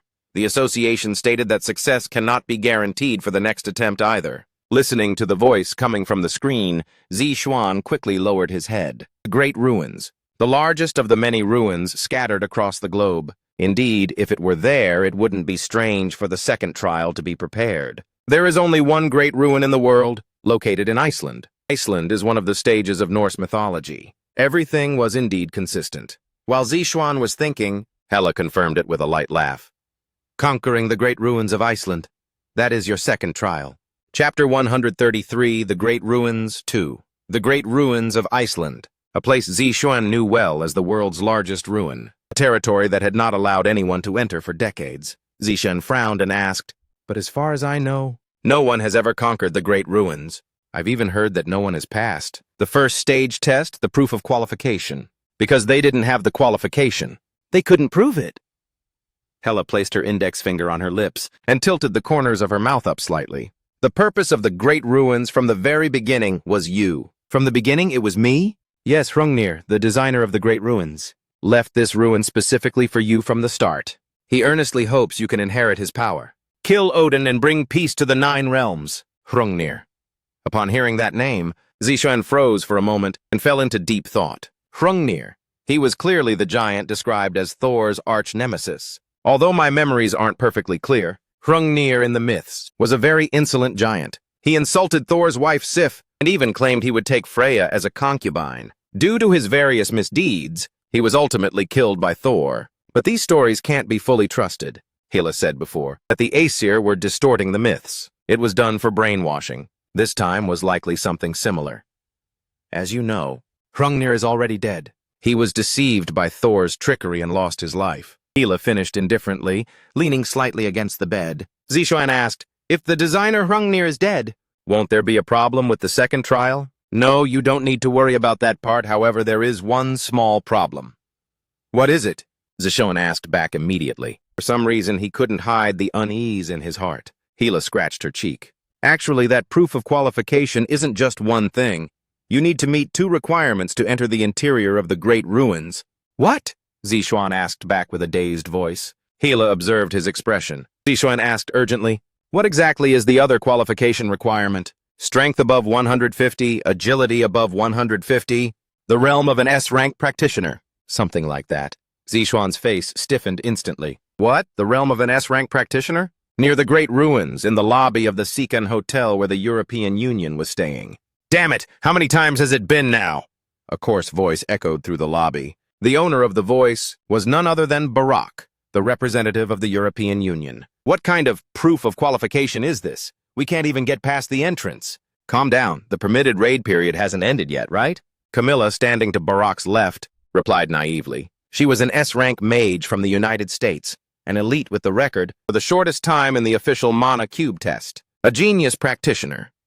However, even after hearing her words, Barak's expression remained cold. I can't understand it. Until now, our European Union has successfully raided hundreds of ruins across the globe. Yet a ruin exists where we can't even set foot inside? Does that make sense? This is the only great ruin in the world. Perhaps you're being too impatient, but Barak, I understand how you feel. But think about it carefully. That isn't exactly a huge problem, is it? Even the self-proclaimed European Union can't even set foot in the great ruins. Would any other guys dare to covet it? Despite Camilla's persuasion, Barak remained stubborn. That's not my concern. No matter what, I will find a way into those ruins and conquer them. This is something our union must do. Stop making excuses. Camilla noted his arrogant attitude, but she seemed used to it. She shook her head helplessly. He would never back down. Barak finished speaking through gritted teeth and left his seat. No matter what, I will conquer these great ruins. I'll never let anyone else get the raiding rights. That was the only thought in Barak's mind. Following Hela's shocking declaration, an awkward silence briefly filled the room. You're joking, right? Zishuan tried his best to deny reality, but Hela shook her head seriously. Given the situation, do you think I would lie? Zishuan could only shut his mouth in frustration. Although he had grown rapidly lately, he was still at A rank. The realm of an S-rank practitioner was an unattainable level for him right now. The attributes themselves were the main issue. His agility reached 150 thanks to the effect of the second-tier lightning pace, but his strength was still under 70. Though he felt depressed, there was no other way. Even if he went to grind dungeons to level up now, there was a clear limit. Just as he was worrying, Hela suddenly clapped her hands. It's not like there's no way at all. At the word way, Zishuan's eyes immediately lit up. Hela nodded and said, yes. Though it's an unorthodox method, there is a way to enter the Great Ruins. What is it? Though he felt a bit uneasy, he had no other choice. Perhaps Hela had intended for him to use an unorthodox method from the very start when she came to find him. In the past, you obtained a key in a themed dungeon. Didn't you have one? Ah. Zishuan finally remembered and nodded.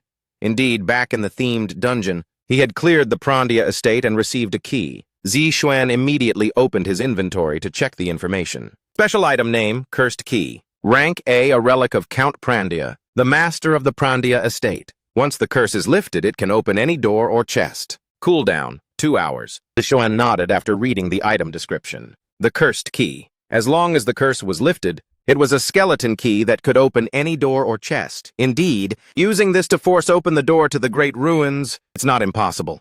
Hela likely knows how to lift the key's curse, which is why she's making this suggestion. Of course, the trial will be difficult, but with Hela's help, it would be a major boost. Things were going smoothly. Apparently too smoothly, it was strange. A cold sensation shot up Zishuan's spine. Why did he have this inexplicable sense of unease? Zishuan fell into thought, but Hela didn't seem to care. If you use the key you obtained back then, it's possible to open the door to the Great Ruins. I know the method. Hearing Hela's words, Zishuan suddenly seemed to realize something and snapped his head up. Wait a minute. Before that, I have to ask one question. Zixuan interrupted her, which was rare. Hela tilted her head in confusion. Zixuan grit his teeth. He finally understood the source of the unease he felt earlier. The targeted rage was plain to see on Zixuan's face. Hela shivered in fear. What question? Hela asked, puzzled. Zixuan curled his lips slightly, and a murderous tone leaked from his voice. During the final festival, was the third person you? I said at Zixuan's question. Hela immediately covered her mouth. Such a strong reaction was impossible unless she was the culprit. Zixuan walked toward Hela. He spoke in a voice full of fury. "Ha ha! I never expected the culprit back then was you. Suddenly turning into 3 people, and even an S-ranked demonic beast appearing. I always thought something was weird." Zixuan placed his hand on Hela's shoulder and pressed down hard. "I really have to thank you for that. I truly thought I was going to die." Hearing Zixuan's gritted words, Hela immediately looked away. "That's in the past. Let's just forget it. The current situation is urgent." Looking at Hela, who spoke with her eyes squeezed shut, Zixuan felt his anger boiling over. He recalled the terrifying tragedy in that themed dungeon. Back in the themed dungeon, during the final festival's game of hide-and-seek, Byrne had told him there were a total of 3 participants in the final event. The power involved was so overwhelming that an S-rank demonic beast appeared. It all made sense now. It seems Hela got caught up in it while spying on him. Zixuan felt a deep sense of grievance and glared intensely at Hela. "That damn demigod almost got me killed by Searcher's ashes." He barely managed to suppress his surging mana. "I really thought it was the end for me back then. And yet not even a single apology, damn cat." Zixuan forced down the anger rising in his chest. "It looks like you have something for me. Like an apology gift or something along those lines. Right?" Hearing this, "I suddenly feel like giving you something. Do you like cat treats? I'm not joking. Forget it. We'll talk about gifts later. Now please explain. Exactly how do I purify the cursed key?" Hela's face lit up slightly at Zixuan's words, and she began to explain. "It's simple. Use a holy aura to expel the evil within. To put it simply, inject holy mana into it." "Holy mana?" "Yes," Hela said with a hint of pride. Zixuan crossed his arms, his eyes shifting. Holy mana. He had indeed heard of it. Mana possesses its own attributes when it manifests. This was knowledge learned in the magic-related courses at Miles Academy. All magic has attributes, and among them are those known as special attributes, types of mana that are extremely difficult to manipulate. Holy mana, of course, belongs to these special attribute types. But I've never manipulated holy attribute mana before. Hela heard Zixuan's words and replied with a smile, "No, you already have, and quite frequently, too." Zixuan couldn't help but tilt his head in confusion. He had already manipulated holy attribute mana? Could it be? After thinking for a moment, Zixuan's pupils contracted. He looked at Hela and quickly asked, "Are you talking about Saint's Miracle?" Hela smiled slightly and nodded. "Yes, Saint's Miracle. A saint's magic basically carries a holy attribute. Ignore the activation of the spell and maintain only the pure mana form of the attribute. Inject it into the key."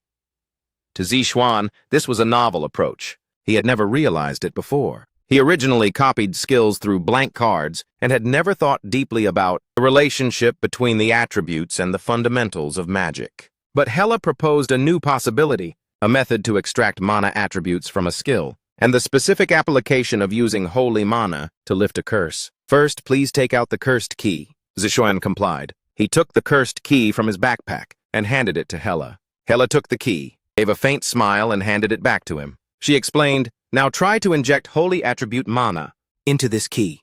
Remember, you must clearly recall the feeling of activating Saint's Miracle and extract the mana." Zixuan began to extract mana according to Hela's instructions. The most basic mana, blue threads of mana without attribute or color, slowly spread from his body and took shape. He took shallow, rhythmic breaths and began to concentrate, gradually controlling the mana filling his lungs. Thinking about recalling the feeling before the miracle occurred, he extracted the mana. Shh! After a moment, the slender threads of mana began to wind like a ball of yarn, emitting a faint shimmer. Zixuan watched the gradually changing mana attribute. "Is this holy attribute mana?" he thought.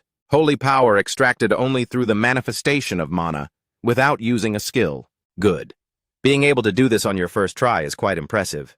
Of course. From here, it will take at least 2 to 3 days of practice. Hela's voice didn't reach him. Zixuan was completely oblivious to the sounds around him, fully focused on controlling the mana.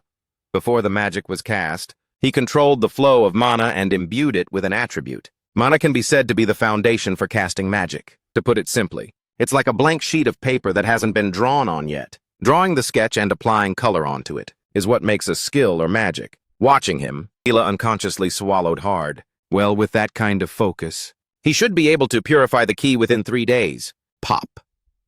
In the exact moment Hela was thinking this, dark smoke suddenly billowed from the key, quickly filling the entire room. Hila blinked in disbelief. This is impossible. This can't be happening. Hila watched Zixuan break out in a cold sweat, black smoke being drawn out from an object steeped in evil.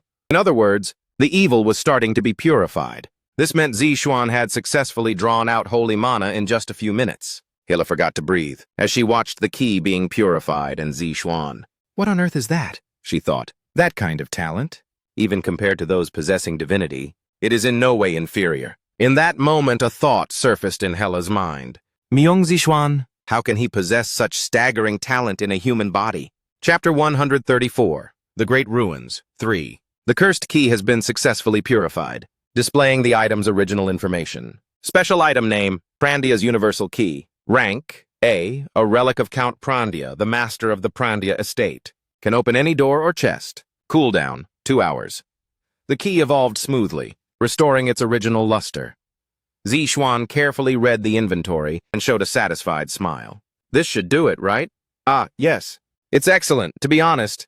I thought it would take several days. Hela replied, somewhat dazed. Zixuan nodded and put the key back into his backpack. The sooner we leave, the better, right? Yes, it's best to conquer the ruins as soon as possible. I don't know when Heimdall will break the restraints I set.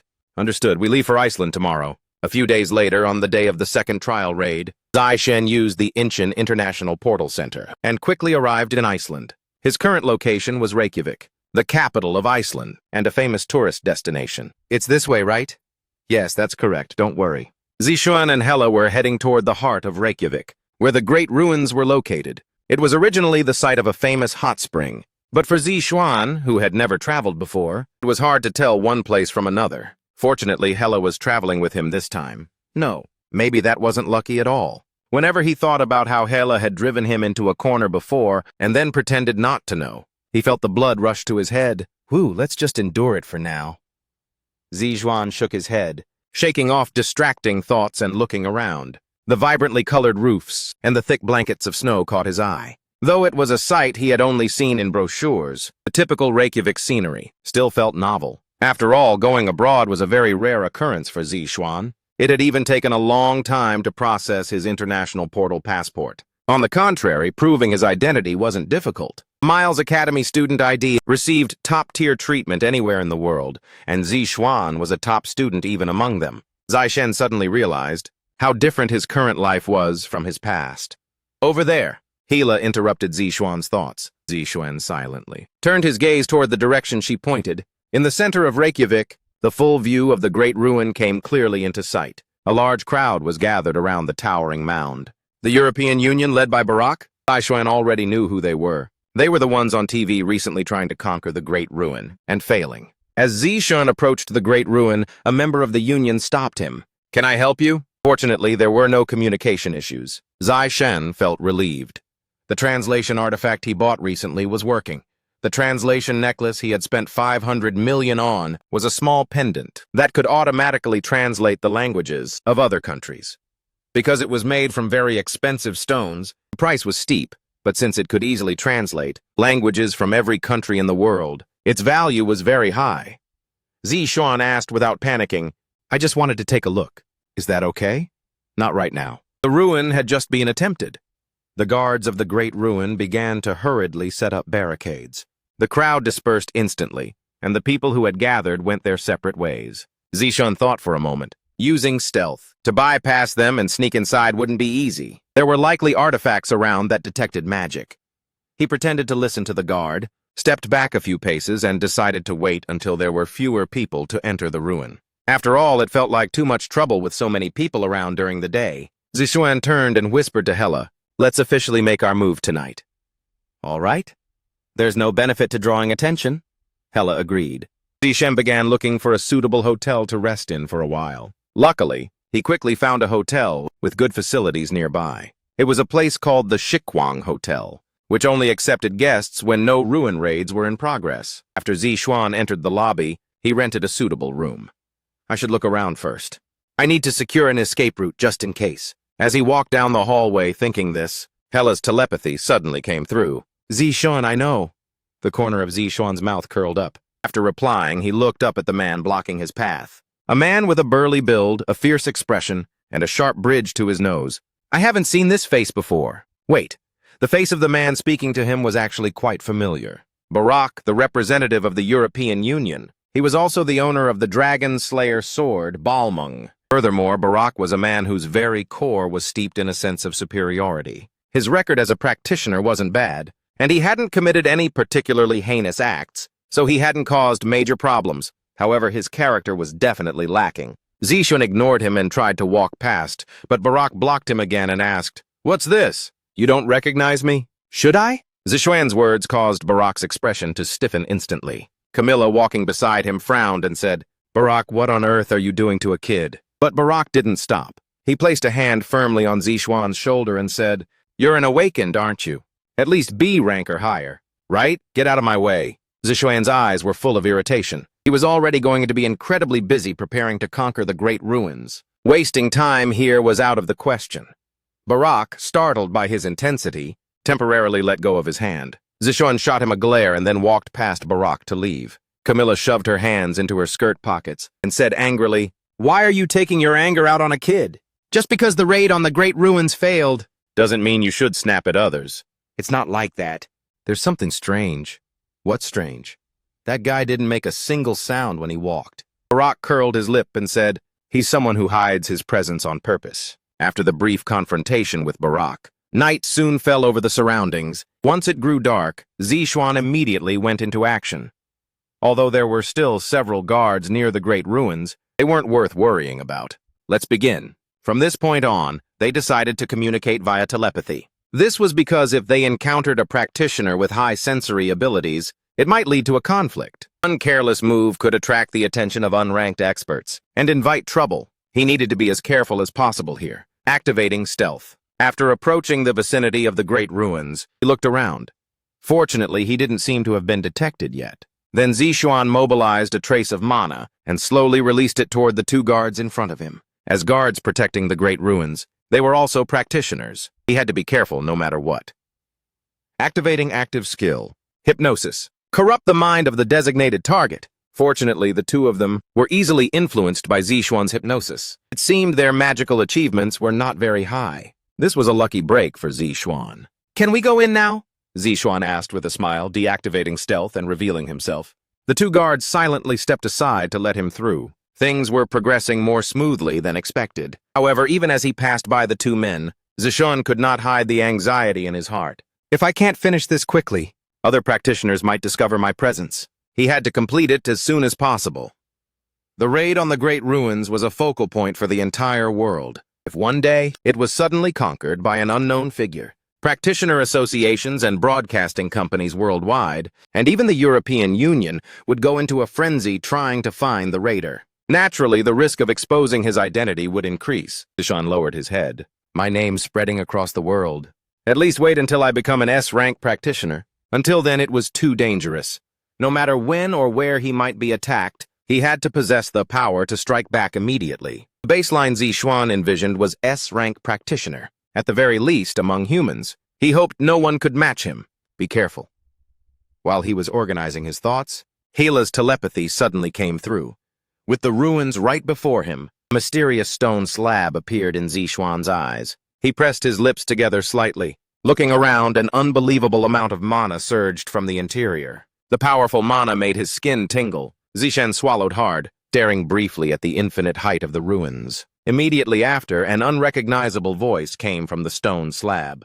"This is the ruin. To enter, you must prove your qualification." He felt Hela's claws dig in on his shoulder. He felt strongly that this would not be a simple dungeon. Zixuan calmly adjusted his breathing and looked forward. The voice rang out again. "The first qualification is proven. O opponent of prophecy, prove the second qualification." Following the intermittent voice, the surroundings turned dark in an instant. Under the pitch-black night sky, an unbelievable amount of mana surged out. Rumble. It immediately swallowed Zixuan. What? What is this? Zixuan was swept into a dense vortex of mana and couldn't breathe properly for a while. It was as if he were being teleported somewhere. It felt like his body was being broken down into particles. What on earth is this? What's going on now? Before he could get an answer, the surroundings suddenly became bright, a pure white landscape that made his eyes sting. However, this was clearly suppressed. Zixuan opened his eyes and carefully observed the surrounding space. There was nothing around him. In the middle of the empty void, a single rusty iron door stood alone. Zixuan frowned as the voice came again. Open this door. That is the only path leading to the ruins. Zixuan immediately walked toward the door. He reached out to touch it. Amidst the suffocating tension, the hand he used to touch the door stiffened. It wouldn't move no matter what. He gave the door a light push, but it was exceptionally solid. I see. Hela suddenly chimed in. No wonder Hela said the attribute values were important. Zixuan curled his lip and opened his backpack. For a moment like this, he had prepared a specific item, Prandia's universal key. Do you wish to use it? Zixuan immediately nodded. As Zixuan accepted, the key began to emit a transparent light. Before long, click. The door opened, revealing a pitch-black interior. The full view of the great ruins, which had remained unconquered for decades. Sigh. Zixuan stepped through the crack of the door. He adjusted his breathing and looked ahead. He asked calmly, It won't be easy, will it? There is probably over a 90% chance you will die. Hela replied coolly, but Zixuan did not hesitate. With eyes full of fighting spirit, Zixuan finally stepped inside the great ruins. Cree! The sound of the door closing echoed. Simultaneously, what appeared in Zixuan's vision was, Are you the opponent of prophecy? A long-bearded giant at least 3 meters tall stood there. I am Smear, the giant who guards these great ruins. Smear, the guardian of the great ruins, introduced himself. He narrowed his eyes and asked, Tell me, are you the opponent of prophecy? The subsequent pressure in his voice caused Zixuan to pause for a moment. The giant indeed radiated a mana that bordered on oppressive as he stood straight. However, he could not back down here. Zixuan answered calmly. Yes, well, that's what everyone calls me. And the one beside you is Heb? Is that a clone possessing his power? Yes, I am Hela. I serve as the guide for the fivefold trials and have brought the opponent of prophecy. Hela answered without hesitation. Smear, I feel a presence from you. Identical to Hrungnir's. Could it be that you are... I am the son of the great giant Hrungnir, the creator of the great ruins, and I am the current master of these ruins. Surprisingly reasonable, isn't he? Zixuan was surprised by this friendly reaction, and felt that things might be resolved smoothly. Perhaps he would listen to their situation and adjust the difficulty of the trial. His optimistic thoughts were racing. The current situation is urgent. We cannot afford any delay. If he had a conscience, he wouldn't let him die here. The moment Zixuan was about to make a suggestion, Hela beat him to it and spoke. Smear, please prepare for the opponent of prophecy to undergo the second trial. Midgard is currently under threat. The situation is urgent. I refuse. Smear's heavy reply echoed. Hela's eyes widened as she looked back and forth between Smear and Zixuan. Zixuan was equally confused. Why are you refusing? Zixuan frowned and asked in a voice laced with irritation. This was incomprehensible to him. The situation was already dangerous.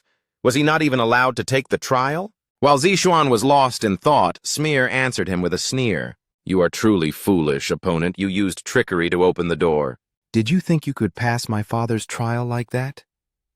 At these words, both Zixuan and Hela were left speechless. Smear already knew that Zixuan had falsely proven his qualification using the universal key. Zixuan looked at Hela with a pleading gaze, but Hela seemed helpless as well. Merely looking back at him. Opponent, as you are now, you cannot pass the second trial. Go back, gather your strength, and return later. Zixuan sighed involuntarily. He was about to fight Heimdall, and now he was being told to go enhance his strength? Chapter 1, 135. Proof of Qualification. 1. Patrick Malone. Did someone come by here just now? Right after passing the barricade, someone came through here. Barak, as a member of the World Radar Headquarters, was one of the representatives of the European Union. He was known by everyone across the globe. Not a single person was ignorant of his name. He was a unique and irreplaceable existence. What's going on? Near the great ruins, the sentry greeting Barak looked somewhat flustered. It was strange. Barak was usually arrogant but calm. Why was he so agitated now? Answer me immediately. Did someone pass through here? No, sir. At least no one has passed since I started my shift. The man answering was named Patrick. He had just swapped shifts with the previous sentry. If someone had gone in before me, he would have informed me. Did the guy you replaced say anything? No, sir. Did something happen?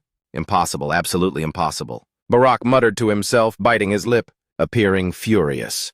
The two men, unaware of the situation, looked at each other and tilted their heads in confusion. Suddenly, Barak moved past the two men and headed toward the great ruins. I'm going in to check for myself. But, sir, it's still early morning. And even if you are Lord Barak, you cannot enter the interior without permission. Then a rat without raid rights has entered. Are you just going to tolerate that? What are you talking about? Someone just entered the great ruins. Damn it, are you telling me you didn't notice? The two guards standing out front repeated his words in dazed voices. Meanwhile, Barak pushed past them and headed toward the great ruins. Damn it, who on earth entered the interior of the great ruins? Just moments ago, near the great ruins, he had felt a surge of intense mana and mysterious power. This was a sensation felt only when a ruin is open, and the only one in this vicinity was the great ruins. That's right, someone went in. This was absolutely intolerable. How much effort had the European Union put in to conquer the great ruins up until now? And yet, not a single footprint had been left inside. Years had already passed. Yet an unidentified outsider had sneaked into the inner sanctum of the great ruins. I must find them immediately. I must enter the ruins. Barak, having bypassed the administrators, quickened his pace. Standing before the great ruins, he thought, if the great ruins really are open, I can enter too. I can conquer them right now. However, what awaited him was a situation completely different from his expectations. You do not have the qualification. Naturally, Barak did not have the qualification to enter the great ruins because he didn't meet one of the requirements, specifically the condition of being the opponent of prophecy. Unaware of this, Barak could only feel a chill run down his spine. Damn it, who the hell went in? He cursed while looking around the area. The intruder was meticulous, leaving no footprints behind. Though Barak was furious, he made an immediate decision. Assemble the Union members in front of the great ruins. Whoever entered that place will eventually have to come out.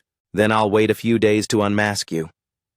Having made his choice, Barak took out his smartphone and called Camila. What's so important that you're calling at this hour? I'm off the clock. Unlike her usual self, her voice was low.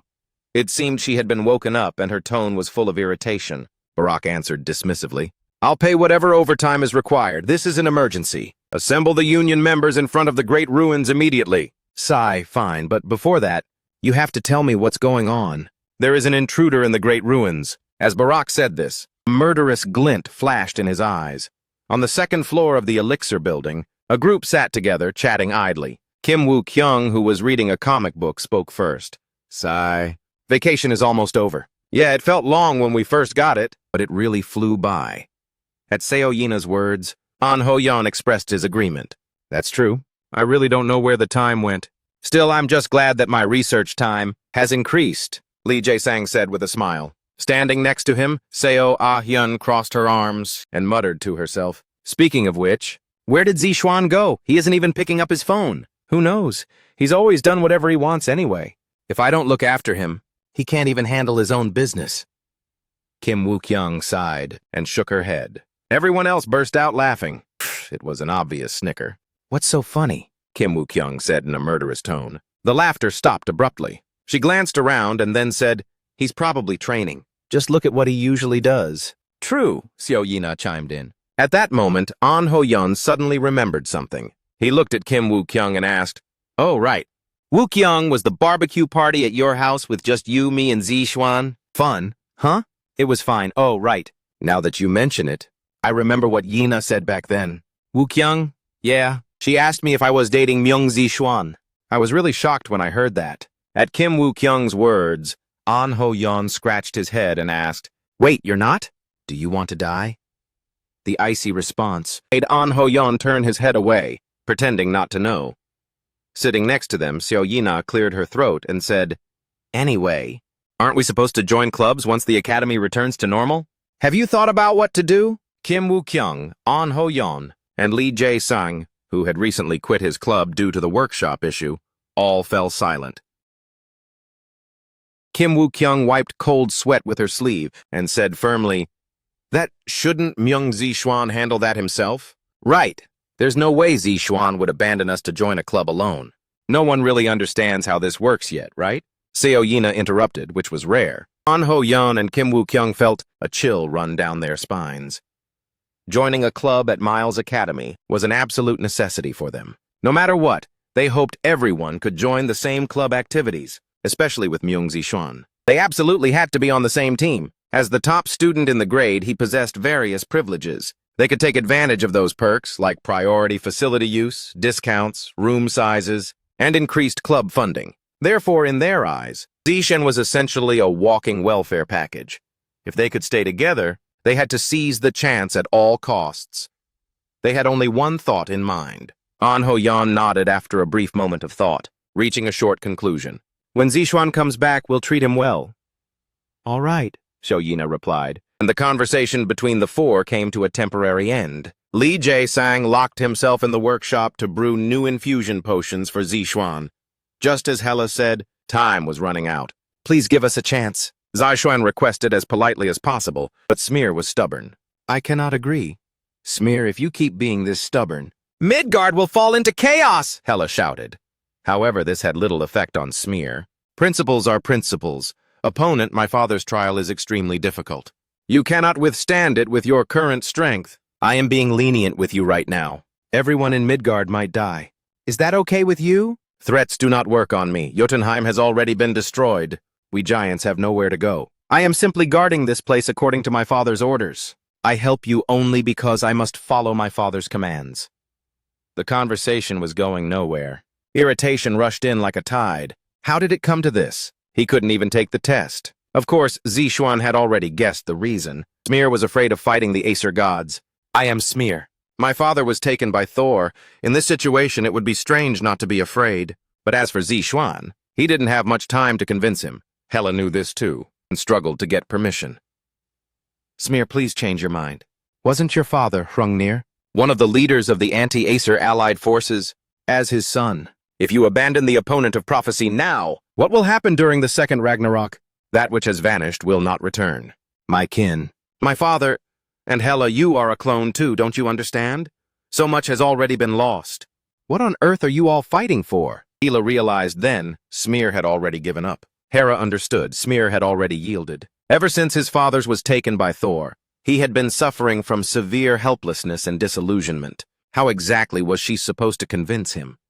While she was worrying, Zixuan, wearing an expression of irritation, moved past Hela. He took a step toward Smear and spoke. I don't know about anything else. Intense mana erupted from Zixuan's body. In an instant, Hela's pupils contracted. Zixuan's actions were clearly a signal that battle was imminent. What is he doing? He's our ally! Shut up and watch! Hela froze in shock at Zixuan's words. However, Zixuan didn't even blink. Listen carefully, Smear, I am not a charity? Zixuan's left eye glowed gold. The massive collision of mana produced a loud noise. Smear was flustered by Zixuan's behavior. He clenched his fists and glared fiercely at Zixuan. You dare to oppose a giant in a human body? Zixuan spoke without hesitation. I am not something you use when you need strength and discard when you don't. The reason I am being played by you right now is activating skill. Lightning Trace level 5. Condensed chains of mana shot accurately toward Smear. Boom! Smear immediately blocked the attack. He looked at Zixuan with a stiff expression. It looked as though he was about to explode at any moment. Zixuan sneered, I also believe you have value to be utilized. So hold your head up. Smear's body trembled slightly. Zixuan's intense emotions made his whole body tense up, giving him goosebumps. It was a strange sensation. With a cold laugh, Zixuan leaped again. Get out of my way. Chapter 1 136 Proof of Qualification 2 Rumble. Zixuan's figure was already aimed accurately at Smear's face. Smear quickly opened his palm and blocked Zixuan's attack, gritting his teeth. Foolish! Do you think a human body can defeat a giant? I've had enough of this. I have followed my father's orders and guarded this place for 10,000 years. Although the ruins and dungeons had only appeared in the world for a few decades, Smear had been guarding this great ruin long before they were revealed. And yet, were his efforts for someone who couldn't even tell right from wrong? Stop it, Smear! Hela's voice could no longer be heard. Smear immediately released his own mana. He wanted to show this arrogant human with what kind of heart he had been guarding. This great ruin. Opponent, my courtesy toward you ends here. Mana exploded. However, Zishun did not back down either. Backing down here, or dying here, it was all the same. The current me cannot beat Heimdall. If I don't pass the second trial, I won't be able to stop him. Even if I pass, there is no 100% guarantee I can stop him. So I might as well try everything I can. I don't want to die with regrets like in my past life. Zixuan leaped again. Smear's spear of mana lunged toward Zixuan, activating skill Absolute Calculation. Having deciphered the opponent's magic, Zixuan immediately charged straight for the enemy's center. There was no hesitation. It was a movement intended to kill. Smear, the son of Hrungnir, the strongest existence among the surviving giant race. And yet, a human was challenging him. Myung Zixuan, the opponent of prophecy designated by the three goddesses. How can you do this? Smear watched the approaching Zixuan with fury. The human had not only cracked his magic, but was heading straight for his heart with murderous intent. He was like a yaksha. He roared, "What drives you?" With the explosion of the roar, the shockwave sent Zixuan's body flying back. However, Zixuan immediately straightened himself. He couldn't defeat this enemy through normal methods. Zixuan was well aware of his limits. Smear is at least on the same level as Calamity. I can't beat him as I am now. But he couldn't back down. If he gave up here, what about his family? What about his companions? Although he wouldn't die because of the power of prophecy, everything real would turn to nothing. He couldn't just stand by. Even if he had to stake his life, Zixuan had to prove his worth. Now the proof of qualification truly begins. With a flash of an optimistic thought, Zixuan gathered his mana once more. The slowly rising mana enveloped Zixuan's body, forming armor. Mana as fine as silk threads extended outward, reading the enemy's attacks. Directional magic, weaponization, and mana perception. This was multicasting. Faster! Zixuan grit his teeth. He was familiar with controlling 2 spells at once, but calculating more than 3 simultaneously was quite difficult for him. But he had to do it. He couldn't stop.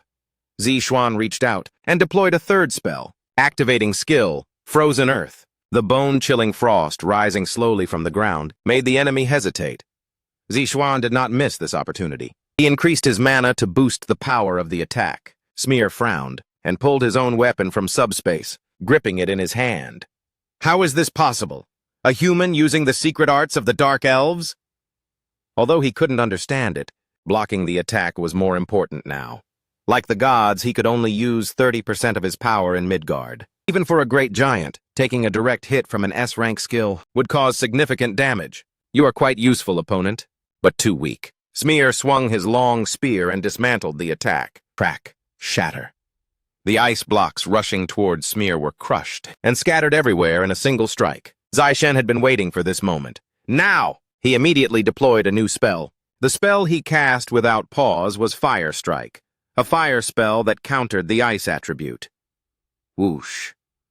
Amidst the shattered ice fragments, fist enveloped in flames struck directly, erupting in a cloud of white steam. Smear's vision was temporarily obscured, but he did not panic, shouting loudly, "Do you think such petty tricks will work?" With his shout, the steam easily dispersed. However, Smear's expression turned unusual. Where did the opponent go? Below, in front, to the side, behind? Zixuan was nowhere to be seen. Smear's thoughts momentarily stalled. Ha! Zixuan, wielding a blade of mana, leapt toward his enemy.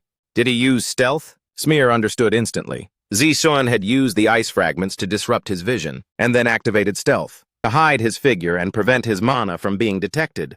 Wait, is the opponent not a mage? Zixuan was attacking him with movements bordering on those of a combat specialist. Smear grit his teeth. Damn it, I can't dodge this attack! Before he could finish the thought, a wound appeared on his shoulder. Splat! Blood spurted out. Under the massive gash, his skin grew dim. Simultaneously flash! The mana blade in Zixuan's hand completely shattered. A giant's body possessed staggering hardness. Zixuan adjusted his breathing and resumed his stance. He had only landed a single blow. The battle was far from over. Zixuan nodded and began gathering mana again. I have no chance in a frontal assault. I have to keep creating variables, so he can't counter. Is this your way? Smear asked suddenly. Zixuan did not answer him. Instead, Smear continued with a sorrowful look in his eyes. No matter how hard you try, reality will not change. Odin is strong, the Aesir are the same. Even so, do you still believe you can do it? Zishuan expanded his mana, recreating the shattered mana blade. Activating active skill. Magic tool materialization. Creating a blade of mana. Passive skill. Weapon crafting talent activated. The rank of the crafted item increases by 1 stage. Zishuan panted heavily as he looked at his enemy. I think it's better than doing nothing at all. Pointless struggling will only lead to greater sacrifice. So are you saying you're giving up? You don't know anything. Opponent, none of your current actions have any value. Do you really not understand? Smear's words made Zishuan smile bitterly as he recalled, the value of my actions is decided by me. Hearing Zishuan's words, Smear's eyebrow twitched slightly. Smear's pupils trembled violently. He clearly remembered someone who once said the exact same thing. Why? Why would you say those words? I don't know what those words mean to you, but I don't like being distracted during a fight, Smear. In that brief moment of pause, Zishuan didn't miss the chance. He rushed forward and swung his sword. He didn't seem to have any intention of dodging. Smear looked at Zishuan without moving. As the strike neared, can you take responsibility for what you just said? Rumble. Along with Smear's heavy words, the condensed mana within his body exploded. The shockwave of mana erupted in a semicircle, pushing Zishuan's body back. Zishuan's figure slammed into the wall. Damn it! Something incomprehensible had just happened. Zishuan clutched his chest due to the sharp pain, as if all the meridians in his body were being twisted. My movements completely stopped in an instant. He had no time to overthink. Zishuan immediately mobilized the remaining mana in his body to stabilize his breathing. Due to the sudden forced use of mana, his body let out a cry of pain, but he had no choice. Meanwhile, Smear looked down at Zishuan with composure. The wound on Smear's shoulder from earlier had completely healed. I ask again, can you take responsibility for what you just said? Smear asked once more. Zishuan smiled and responded, Of course I can. You said that you can decide the value of your own actions. I will give you a chance. If you can prove that, I will let you in. A chance? Yes. 1 chance to prove yourself. The method is for you to decide.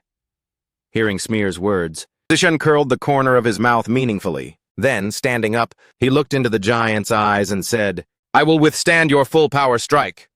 My full power attack? Smear narrowed his eyes and asked back. Hela shouted, What are you saying? Smear is a giant. He possesses godlike strength. In your current state? Zishuan smiled and shook his head. His burning eyes stared directly at Smear. How about it? Do you accept? Hearing Zishuan's words, Smear stroked his beard with satisfaction. Fine. I will see if you are worthy of the qualification to determine the value of your own actions. And furthermore, whether you can stand against a great destiny. Don't hold back. Don't make excuses later. Incredulous curses poured from Hela's mouth as she watched from the side. Of course, Zishuan simply ignored them. He focused his mind. Immediately after, Smear raised his long spear high, assuming an attacking stance. Terrified, Hela screamed, Smear, stop this instant! The opponent of prophecy is our hope. Clone of Hela, do you not understand? One who cannot stand by their own words, cannot be entrusted with the fate of the world. Hela was instantly unable to refute him. She had recently withstood Heimdall's attack, and exhausted almost all her mana to seal him. As she was now, she had no power to stop Smear. No, I have to find a way. Good luck. With that voice, Shu, the long spear thrown by Smear, flew toward Zishuan with unbelievable speed. However, right then, what is this? Smear's expression stiffened for a split second. He saw it. A faint smile slowly curling at the corner of Zishuan's mouth. In the moment the thrown spear was about to pierce Zishuan's heart, the system voice rang out. Danger. A direct hit will deplete the user's vitality. Activate special effect of Abyss Armor. Activate. Following Zishuan's immediate response, black shadows began to rise slowly, enveloping his body. What on earth is that? Smear's face turned pale, while Hela's expression brightened. I didn't expect him to have an ace like this up his sleeve. As the two beings were shocked by Zishuan for different reasons, passive skill, Shadow Fusion activated. Evade all attacks once. The long spear Smear threw at Zishuan was swallowed by the shadows and vanished without a trace. Zishuan smiled. Is my qualification proven now? Chapter 1, 137, Q&A of Angels and Demons, 1. Go inside. Smear's words brought a faint smile to the corners of Zishuan's lips. Zishuan asked with a playful expression, Is that okay? I've used trickery you hate so much twice now. Coincidence does not happen twice. Smear looked down at Zixuan with feigned gravity and said, "This is your strength. Enter, I will not be polite." Zixuan walked past Smear and headed slowly toward the interior of the great ruins. Hila, having barely managed to calm her heart, rode on his shoulder. After a moment, as the two stepped into the pitch-black darkness, Smear suddenly spoke to them. "There are 3 intellectual factions within the great ruins." Zixuan's footsteps faltered for a second. "Is that so? Are you not afraid?" Smear asked heavily. Zixuan did not lie. "Afraid? Is that it?" Smear whispered to himself, so low only he could hear. His role had ended now. All that remained was to see if that boy could conquer this ruin. Smear watched from afar. As the 2 figures receded, then he suddenly turned his head. "Why go to such lengths?" In the darkness leading to the first stage, Hila spoke up. Zixuan hesitated for a moment, then said, "I don't know. I'm not entirely sure myself." Zixuan's answer did nothing to satisfy Hela's curiosity. She looked at Zixuan's profile and fell into a brief contemplation. Smear's heart was closed just now. I thought he would lock his heart tight and never open it again. But what exactly changed that child? Smear sat down. He could no longer act on his own. He had quietly let go of everything. Guarding the great ruins was merely a way to obey his father's destiny. Yet Zixuan had changed that Smear.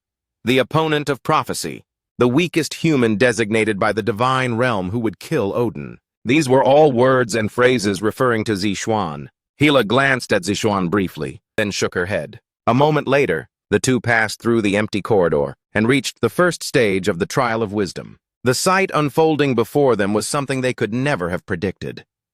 It was very unique. "What is that?" From the crack in the door they had reached, the view was visible. Zixuan frowned and stepped inside. Simultaneously, 2 voices came from ahead. "Welcome, opponent of prophecy." "We are the angel and the demon." "What?" Zixuan's surprised voice rang out. This was strange. Angels and demons. This was a somewhat foreign concept in Norse mythology. However, that wasn't the only strange thing. The faces and actions of the 2 beings, even their magic, everything was identical. And as Zixuan's gaze moved past them, looked further ahead, there stood 2 massive doors. Zixuan's brow furrowed. What on earth was that? In the special high-security meeting room of the Lotus Guild, 2 women sat cross-legged, engaged in conversation. The first to speak was Ryu Shin, the leader of the Lotus Guild. "I didn't expect you to come find me in person. Is there something on your mind?" "I'll get straight to the point." Baek Ji-yeon, the leader of the Curator Guild sitting opposite her, crossed her arms and took over the conversation. "Myung Zixuan, I heard he is your apprentice." "Yes, there's nothing special about it. I just want him." At Baek Ji-yeon's bold declaration, the corner of Ryu Shin's mouth curled up slightly. "You're trying to take my guild member now? What exactly does this mean? He is my direct disciple, and I have priority in negotiations." "This is laughable. I heard the Curator Guild has been doing well lately, but I didn't think they would commit such a crazy act. To dare take talent from Lotus, do they want Zixuan that badly?" Ryu Shin lightly released her mana, watching Baek Ji-yeon in front of her. "I'm sorry, but that might be a bit difficult. You won't regret listening to me. If I said you'll regret it, that's a matter for later." Ryu Shin smiled and nodded. "Let's hear what you have to say." Of course, she had absolutely no intention of handing Zixuan over to another guild. However, for Baek Ji-yeon to step forward like this, there must be a reason. It wouldn't hurt to listen. That was Ryu Shin's conclusion. Baek Ji-yeon tilted her head slightly and said, "We will provide Lotus with the full financial backing of our Curator Guild." Hearing Baek Ji-yeon's words, Ryu Shin sneered and lightly tapped the table with her finger. "Lotus is not short on money. I don't need to hear such boring proposals. If you can bring more attractive terms, we will provide the Fang of Nidhogg." Upon hearing this offer, Ryu Shin's brow furrowed. The condition proposed by Baek Ji-yeon was beyond imagination. It was incredibly shocking. The Fang of Nidhogg, an S-rank item recently excavated from the ruins. It was an artifact specialized for CC crowd control skills, with a 70% chance to poison enemies upon attack. Its estimated value was over hundreds of billions. Lotus had participated in the auction held in the United States, but failed to acquire it. "I heard news that Curator had obtained that item. I didn't expect you to use it as a bargaining chip." Ryu Shin narrowed her eyes slightly. "It seems you aren't joking. We are a merchant guild. We have never joked with a client. If you refuse, I will use these terms to recruit Myung Zixuan personally." "That's what I've heard." "Actually, what I've heard is, it seems your hearing is quite keen." As expected of the representative of Lotus, Baek Ji-yeon smiled and looked Ryu Shin directly in the eye. truly the representative of Lotus. She instantly saw through how Curator would act. In fact, if negotiations with Lotus fell through, Baek Ji-yeon intended to go find Zixuan herself, using the Fang of Nidhogg as bait to sign a contract with Curator. After all, it was an S-rank item. It would be impossible to refuse. This also included the offer for them to cover all of the penalty fees for breaching the contract with Lotus. It would be harder to find someone who would refuse. Ryu Shin, who had been listening quietly, crossed her arms and laughed. Then, wouldn't it have been better to go directly to Zixuan from the start instead of coming to me? We wanted to resolve this in a gentlemanly manner. Wouldn't it be better if he were transferred to us? Zixuan is not an object. Well, that depends on the situation. Ryu Shin bit her lip. It seemed Curator truly wanted Zixuan. Even for Lotus, it was impossible to give Zixuan an S-rank item immediately. S-rank items were too dangerous. An S-rank item, even for a large guild, obtaining one is a difficult task. Massive capital is important, of course, but the biggest issue is the difficulty of acquiring the item itself. Only a handful of S-rank items exist on a global scale. To become its owner requires various procedures and connections. Sensing Ryu Shin's hesitation, Baek Ji-yeon gave a light laugh. Curator's greatest strengths were money and the solid network built through their business. This was the case with the Fang of Nidhogg as well. Baek Ji-yeon had previously signed partnership agreements with famous foreign guilds and the Ruin Excavation Association, which allowed her to win at this auction. Capitalism, thoroughly utilizing a market economy driven by capital. Ryu Shin, of course, knew this. No matter what, Lotus was a combat guild. In terms of networking and capital, they were indeed inferior to Curator. This was a situation that couldn't be ignored. She knew Zixuan's value better than anyone. It wasn't just because he had money. She had been observing him for months. She needed a countermeasure. While Ryu Shin was thinking this, Baek Ji-yeon suddenly stood up. From the beginning, she had come here to declare war against Ryu Shin and Lotus. Now that her business was done, there was no reason to stay any longer. Well then, I look forward to your wise decision. After giving her regards, she left her seat. Ryu Shin immediately stood up. She had to stop this somehow. Zixuan could not hide his internal confusion. The two of them had said the exact same thing at the exact same time. It was as if they were sharing each other's thoughts. From the start, Zixuan couldn't distinguish which was the angel and which was the demon. All he could do now was ask the two beings in front of him, "How do I pass the first stage?" Zixuan asked calmly. The angel and the demon answered simultaneously. "Then I shall explain. First, you cannot receive help from your guide here. Please keep that in mind." Understood. No help from Hela.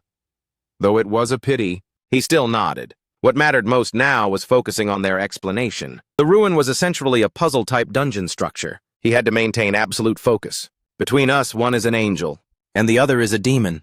Angel and demon. Zixuan seemed to think of something, but he continued to listen to their story quietly. Furthermore, the angel only tells the truth, and the demon only tells lies. The two beings spoke with identical expressions. Behind us are these two doors. One leads to heaven, and the other leads to hell. Choosing the door to heaven allows you to pass the first puzzle easily. Choosing the door to hell means you must fight undead creatures. Zixuan nodded. This was a riddle he was familiar with. You can only ask one question now. Find the path to the second trial through a single question. Zixuan thought with a faint smile on his lips. This wasn't a difficult problem. A riddle where you choose the path to heaven with one question. Choosing the path to heaven meant clearing the first stage of the ruin instantly. Choosing the path to hell meant having to fight undead creatures. Interesting. Zixuan did not hesitate. He took a step forward and said, "I have a question. You don't need more time to wait? There is still plenty of time." "No, I don't think this is a question that requires deep thought." Zixuan's firm attitude made the two gatekeepers nod. They said simultaneously, "Very well. To whom will you address your question?" After receiving permission, Zixuan immediately walked up to the being, standing on the left with the expressionless face. He asked, "Where is the door that leads to where you live?" Zixuan's question brought amused expressions to the faces of the two beings. 4 eyes scanned Zixuan's entire body. After a moment, the long-awaited answer finally came. "The door to where I live is right behind me." Zixuan broke into a smile. He had known the answer to this riddle for a long time. It was a very simple and widely known riddle. The Q&A of the angel and the demon. There are many answers to this riddle, but the simplest question is this. Where do you live? The angel, who can only tell the truth, will point to the door to heaven. The demon, who can only tell lies, will also point to the door to heaven. Zishuan had seen this problem before, in a riddle book. For a giant's riddle, it seemed far too simple. However, the riddles that followed likely wouldn't be so easy. A moment later, the being standing on the left, the angel said, "The answer is correct. Lord Opponent, please proceed through the door behind me. That way—" However, the angel did not finish his sentence. Instead, his eyes narrowed as he looked at Zishuan. This was because Zishuan was doing something incomprehensible. "Lord Opponent, where are you going now?" The angel almost forgot his duty, and could only ask that. The reason was simple. Zishuan had turned around and was standing before the door to hell. However, Zishuan's strange behavior didn't end there. He looked at the demon on the right with a smile and said, "I plan to enter through there. Could you please step aside?" Chapter 138, Q&A of Angels and Demons, 2. What is the meaning of this? The demon was actually speechless. Zishuan answered with a smile, I said, "I plan to enter through there, so please move." A moment of silence followed. Hela was also speechless and chimed in, What are you doing? You clearly got the answer right. Why go to hell?" "I have a reason, so I chose it," Zishuan replied coolly. Hela was truly at a loss for words. It wasn't like he failed to answer correctly. He had clearly found heaven. So why would he make such a choice?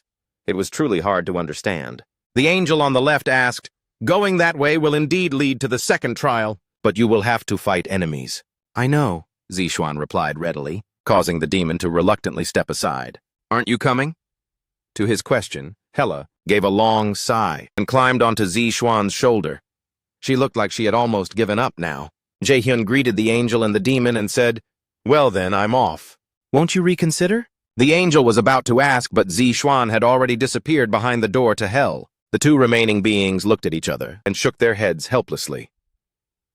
"They say he's the opponent of prophecy, but I thought he'd be a normal human. Something feels a bit off." Indeed. However, they did not know why Zishuan had chosen the path to hell. When Zishuan opened the door to hell and arrived there, countless undead greeted him. Though they were dead, Zishuan waved to the angel and the demon and said, "Well, I'm off." Specifically, they were the undead one would typically see in Helheim. At first glance, there seemed to be hundreds of enemies. However, Zishuan smiled as if he were very satisfied. Only now did Hela suddenly realize why Zishuan had deliberately chosen the door to hell. "Cunning human," she thought, clicking her tongue. Whoa. Activating active skill, Holy Relic. Undead monsters detected on the field. Switching skill to Judgment of Light. Zap, zap, zap, zap, zap! Pillars of light descending from the ceiling accurately struck the targets below, followed by the screams of monsters. Level up, level up. As his level continued to rise, Zishuan turned back to Hela and asked, "Well, I think this place is just like heaven." You certainly are clever." Hela turned her head away in slight annoyance. "The experience points are delicious." Zishuan kept a smile on his face as he watched the undead monsters collapse screaming. He had been aiming for this from the start. Zishuan curled his lip. He recalled what the angel and the demon had said. "Behind us are these two doors. One leads to heaven, and the other leads to hell. Choosing the door to heaven allows you to pass the first puzzle easily. Choosing the door to hell means you must fight enemies that are both living and dead." Here, Zishuan had grasped two important facts. First, the angel and the demon never said that choosing the door to hell would prevent you from passing the first stage. This meant that as long as he could defeat all the enemies, choosing hell was perfectly fine. Second, creatures that are living yet dead. This phrase referred specifically to undead monsters. These were enemies Zishuan could easily handle using his holy relic. Any lack of mana could be continuously replenished through the 2% recovery effect of his newly enhanced Ultimate Valkyrie set. The undead were plentiful, and his level was rising. If this wasn't heaven, what was?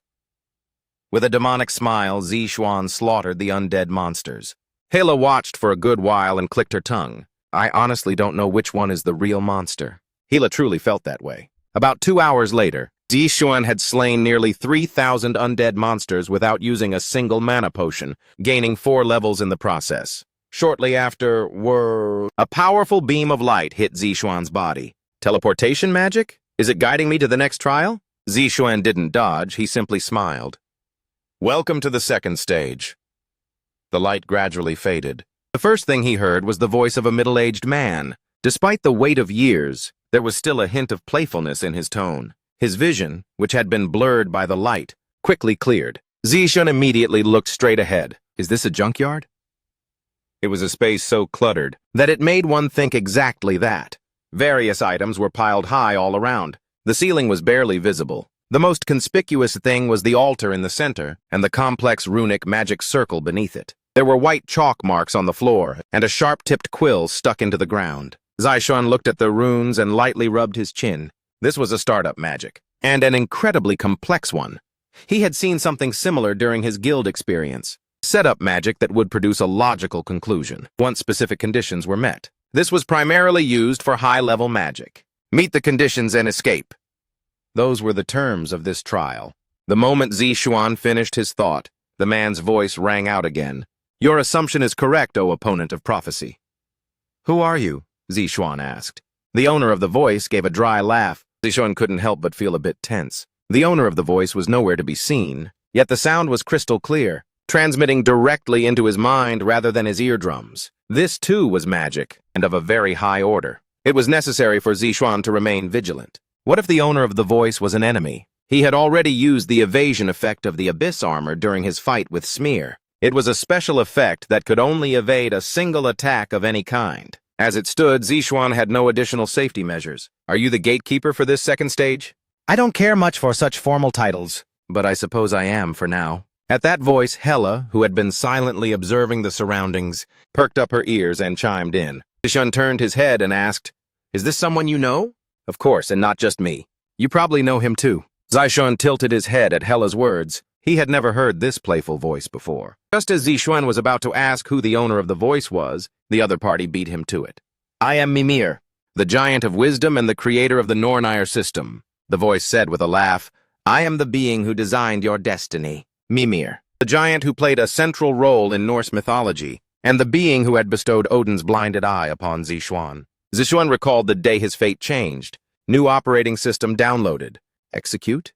Execute new operating system, Nornir system. From now on, you shall become the opponent of the noble Acer. The mysterious voice back then had said, System crash, new operating system downloaded.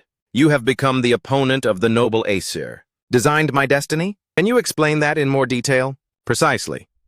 I was commissioned by the three goddesses of Fate and Loki to create a program capable of nurturing the opponent of prophecy. That creation is the Nornir system. Zishun frowned. Why didn't you explain the plan from the beginning? Due to the treaty with the Acer, even approaching you was difficult.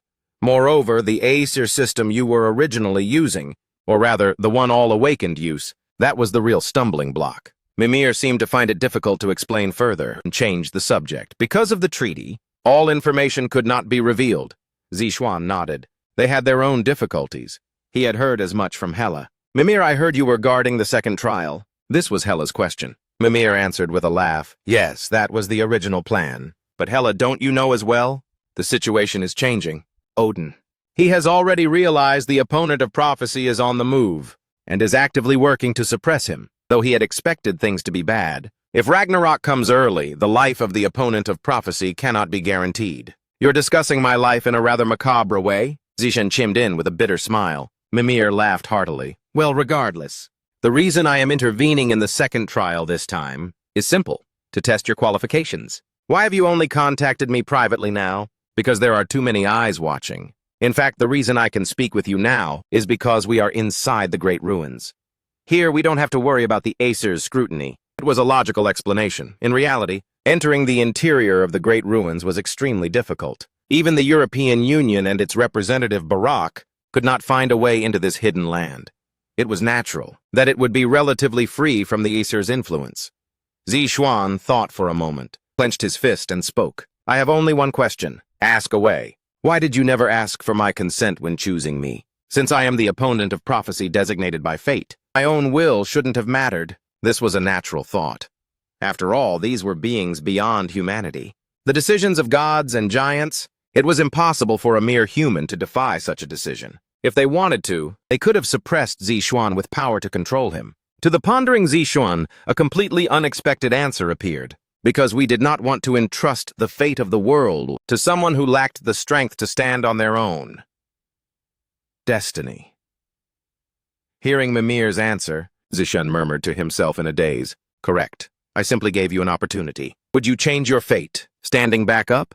Or would you choose to sit down and let the days pass you by? You chose the former, and that is how you reached your current position. What a grand reason. With a smile on his lips, Zishan stood tall. I still have many things I want to ask, but you won't answer all of them, will you? Regrettably, that is correct. Even within the Great Ruins, I cannot reveal content that violates the treaty with the Aesir gods. However, as the Giant of Wisdom, it would be equally ridiculous to say nothing to someone who thirsts for knowledge. Mimir laughed innocently and then spoke in a serious voice. Very well. If you can pass the test of the second stage, I will give you a clue that leads to the truth. Zishan nodded. This wasn't a bad deal. He had to pass the second stage anyway, and in this moment, Zishan had the chance to access information he otherwise could not obtain. Then please explain the test for the second stage. All right, along with the reply, Mimir's voice echoed like a reverberation throughout the interior. Shortly after, the torches around the altar began to ignite. Zishan swallowed hard. He focused his attention on the altar, its surroundings, and Mimir's voice. The second stage of the trial is simple. Do you see the many items scattered around? Yes, all sorts of things are piled together. From now on, from among all the objects in this room, you must choose one to offer as a sacrifice upon the altar. But remember 2 points.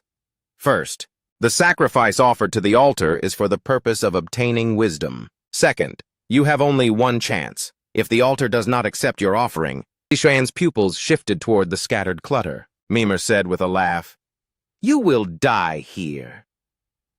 Chapter 1 139. The Sacrifice and the Altar. You will die here. This truly is a cruel trial, Zishan smiled bitterly. However, Mimir was completely unmoved, testing the wisdom of the opponent of prophecy. This was exactly what he had to do. Within the ruins of Hrungnir, Mimir said with a relaxed laugh, However, I do not wish for this opponent of prophecy to die here either. I will give you 2 hints. Hearing Mimir's words, Zishan looked up. As he scanned the surrounding clutter, a glint flashed in his eyes. Mimir added, The first is, you already possess the wisdom that can be obtained by offering this object. I already possess it? Yes. Those words were difficult to grasp immediately. Zishan asked back calmly, What is the second hint? Mimir paused and replied in a slightly lower voice, Wednesday. Wednesday? Those are the 2 hints I have for you. Hearing these words, Zishan's expression changed subtly. The former could be understood, but Wednesday, what on earth did that mean? Mimir was the giant who guarded Mimisbrunner, the Well of Wisdom. Both hints held deep significance. The time limit is 1 hour. I have given you all the hints I can provide. Well then, good luck. As those words ended, Mimir's voice was heard no more. Zishan looked around and muttered softly, This doesn't seem easy. From now on, he had to find the single item meant for the sacrifice for wisdom amidst this pile of junk. While he didn't know which was the correct answer, a pensive Zishan sat down on a nearby chair and crossed his arms. At the very least, it doesn't mean I should mindlessly rummage through all of this. That was for certain. At first glance, there were hundreds of thousands of discarded items lying around. However, there was only one sacrifice that could be offered to the altar. Searching blindly made no sense. Let's try this and that first. Zishan released his mana and activated an active skill. Activating active skill, mana perception. The user's vision expands, allowing for a clearer reading of mana. He scanned the surroundings with eyes filled with mana, but the effect was negligible.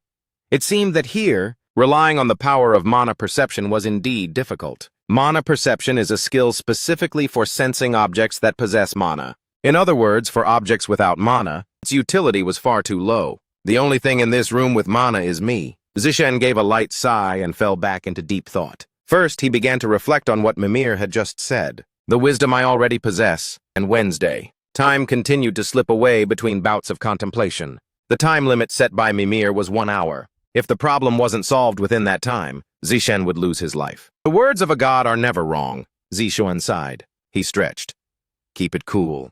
Either way, if I fail this trial, Heimdall will kill me anyway. This wasn't just a matter of life and death. As Hela said, if Heimdall destroyed everything around him, Zishan would lose everything he had protected since his rebirth. It meant he might lose his reason for living all over again. Despite his thirst for life, it would end in a tragic conclusion.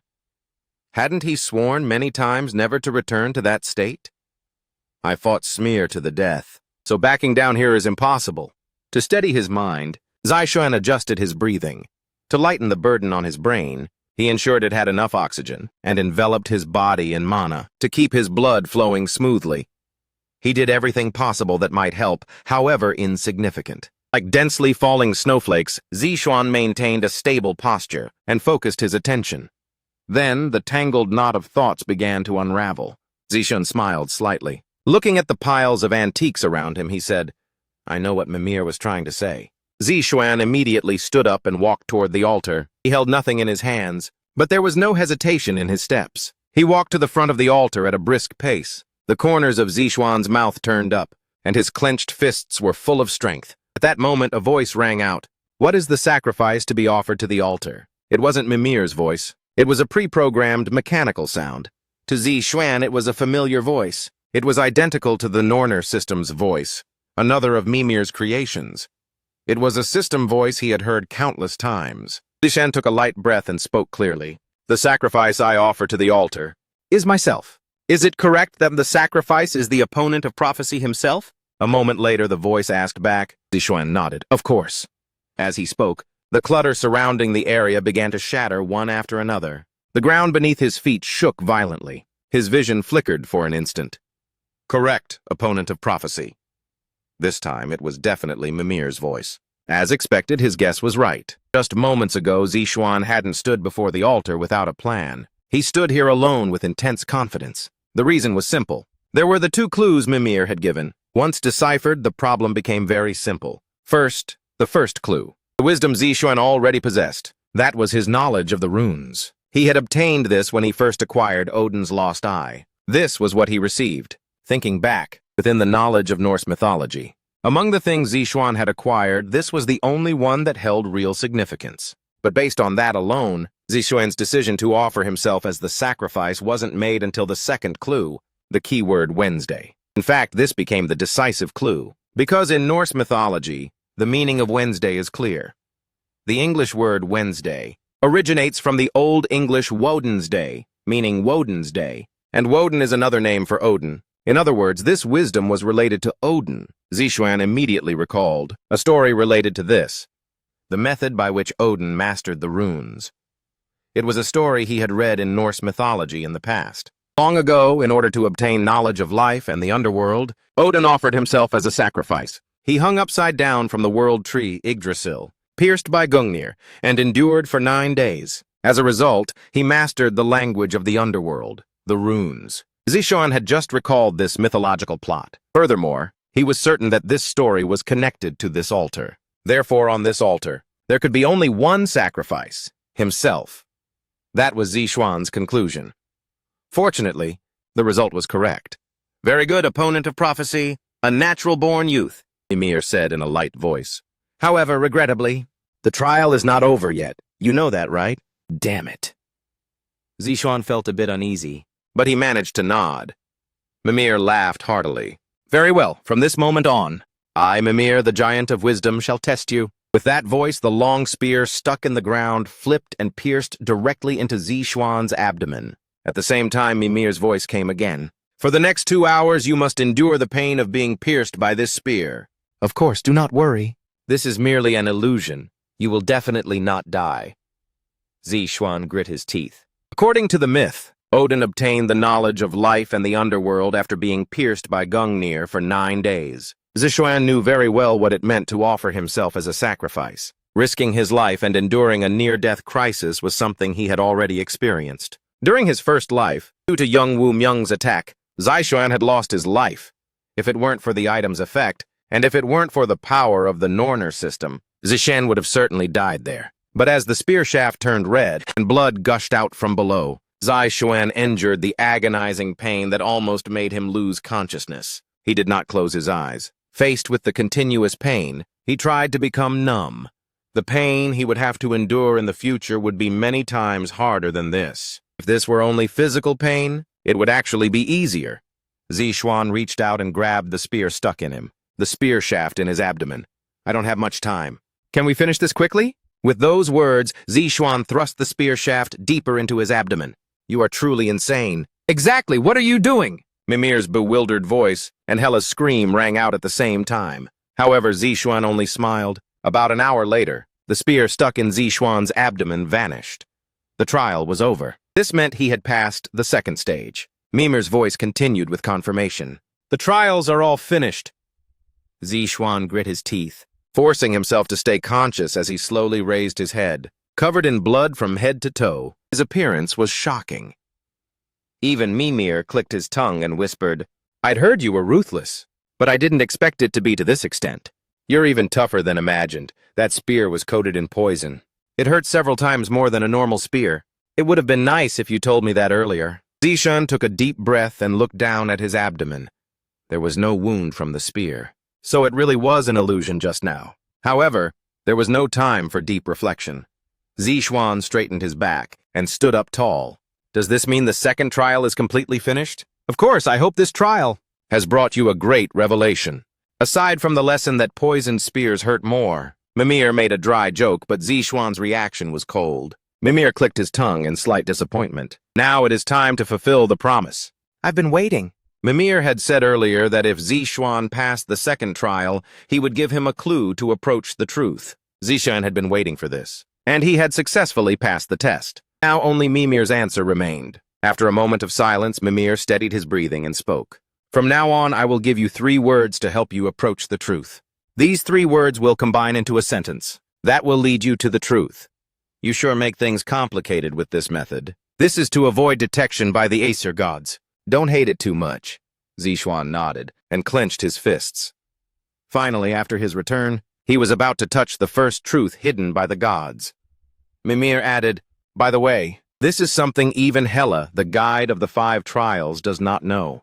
A truth even I don't know? Yes, this is information hidden in the deepest depths. Even Hela was unaware of it. This is unexpected.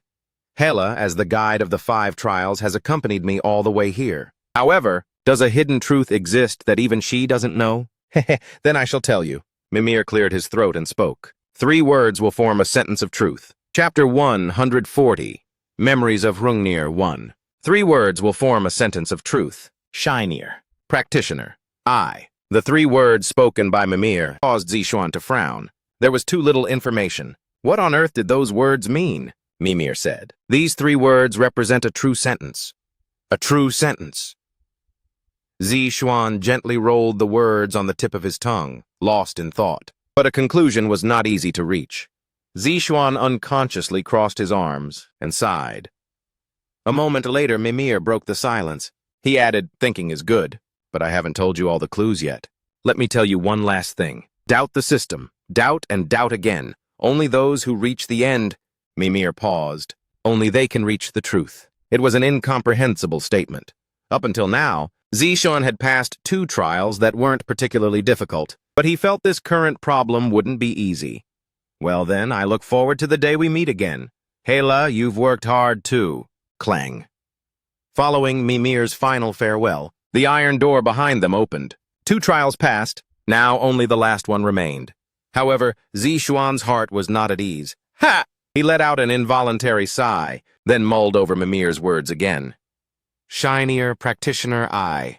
Just now Mimir had provided these 3 words as clues to the truth. That he specifically used English to explain these words was also baffling. Regardless, he was the giant of wisdom. All his actions had meaning.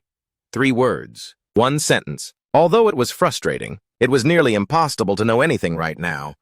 But one thing was certain. All 3 words referred to me. Practitioner, I. At least 2 of the words clearly referred to Zixuan. The reason was simple. Zixuan's current class was practitioner, and the I referred to Odin's lost eye. Shinier, this word, depending on the interpretation, could have different meanings. But it likely referred to the contrast between Zixuan's dull life before his return and his changed life now. Zixuan guessed vaguely. This must also be Mimir's intention. There's no need to rush the thinking yet.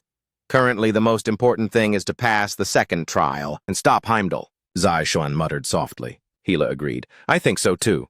Let's think together about what those words Mimir left behind mean, Mimir said. That even Hela wouldn't know the meaning of the 3 words he left. This stands to reason. When Hel created her clone, it was impossible to share all of her memories. Naturally, there would be missing memories. Memory transfer magic always comes with risks. Then let's go. Zixuan placed Hela on his shoulder and walked toward the small path behind them. Finally, the third and last door was waiting for Zixuan. If this trial ends, it will finally be time to duel Heimdall. Even if it's only 30% of his power, Zixuan will confront a god for the first time since his return. As the opponent of prophecy, between the Acer gods and the anti-Acer forces, it is time to rebalance the scales of fate. Passing through the narrow path, the final door they reached was the same as the entrance to the ruins they first arrived at. In the dim cave, the giant Smear was naturally standing there. Suddenly, the giant's eyes snapped open, and a heavy voice echoed, "Opponent, you have passed all the trials. Only the last one remains." "Yes, anyway." Zixuan nodded appropriately. Smear immediately continued, "I, Smear, am the host of the final trial. And furthermore, the third trial will not be too difficult, no. One should say it is overly simple." This was unexpected. To hear the word simple from the mouth of that stubborn giant, Zixuan tilted his head, trying to gauge his intentions. What exactly is the final trial? Normally, don't trials get harder as they go? If it were a normal trial, the difficulty would naturally increase gradually. Moreover, didn't Smear say it himself? Without reaching the S-rank realm, the challenge itself was dangerous. That was the second trial. However, why would Smear say, "This trial is the simplest"? Zixuan couldn't understand it immediately. But he didn't ask for an explanation because Smear immediately added more details about the final trial. "I shall explain. I've been waiting." Zixuan straightened his back and focused his attention on the giant's voice. Smear did not delay and got straight to the point. "Opponent, from this moment on, you will witness the past memories of a certain giant." "A giant's memories?" Zixuan asked with a frown. Smear nodded. "Yes, from the first apocalypse 10,000 years ago, the era of Ragnarok, the memories of my father."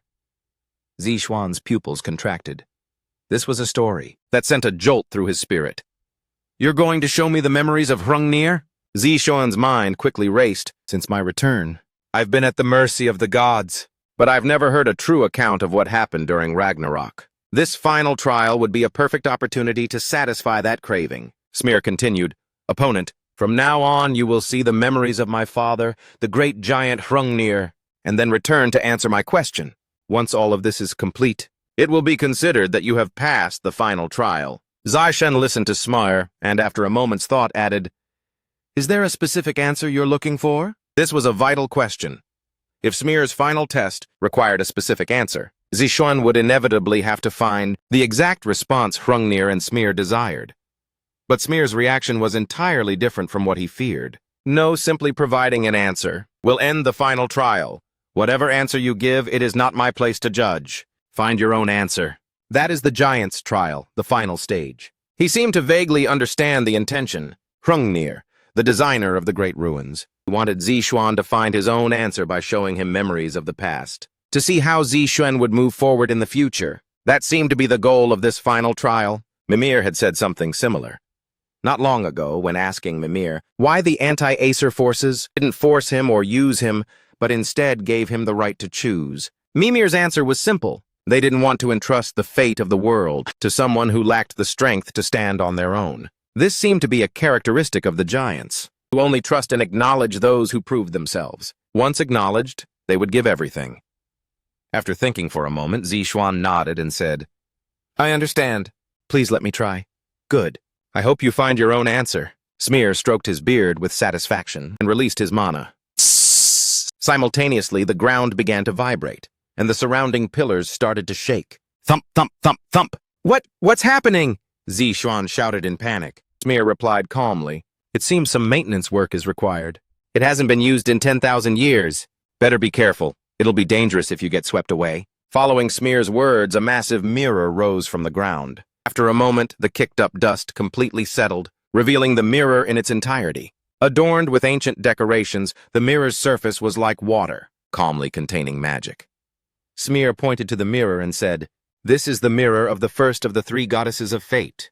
Urd's mirror, an artifact that displays the recorded past. Urd, the first of the three goddesses of fate. Together with Mimir and Loki, she was one of the three Norn sisters, who created the Norner system. According to Norse mythology, Urd is the goddess who governs the past. That mirror was likely an artifact used to show the past." Zixuan nodded as he contemplated. Smear spoke in a solemn tone. Stand before the mirror and prove you are the opponent of prophecy.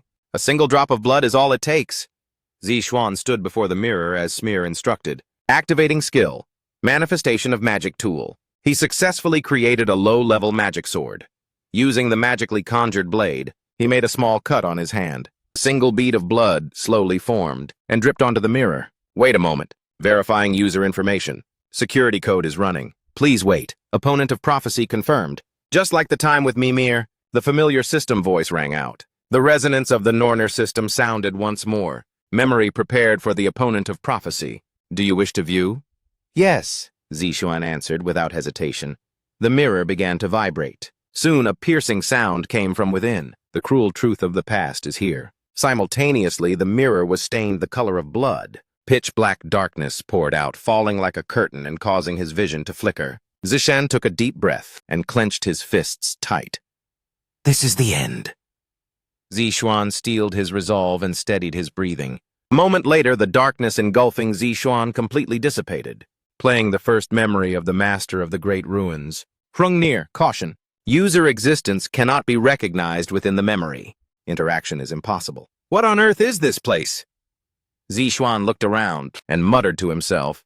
It was a vast, boundless space, surrounded by pure white snow and ice. The biting cold numbed the tip of Zixuan's nose. Hela spoke calmly as she sat on his shoulder. This is Jotunheim, the land of the giants. Jotunheim, also known as Utgard, is the place that surrounds the divine realm of Asgard, the world of giants. It is said to be located beyond the borders of Midgard, a legendary cold plateau where winter never ends. Zixuan had read stories about it in myths as a child, though it went in one ear and out the other back then.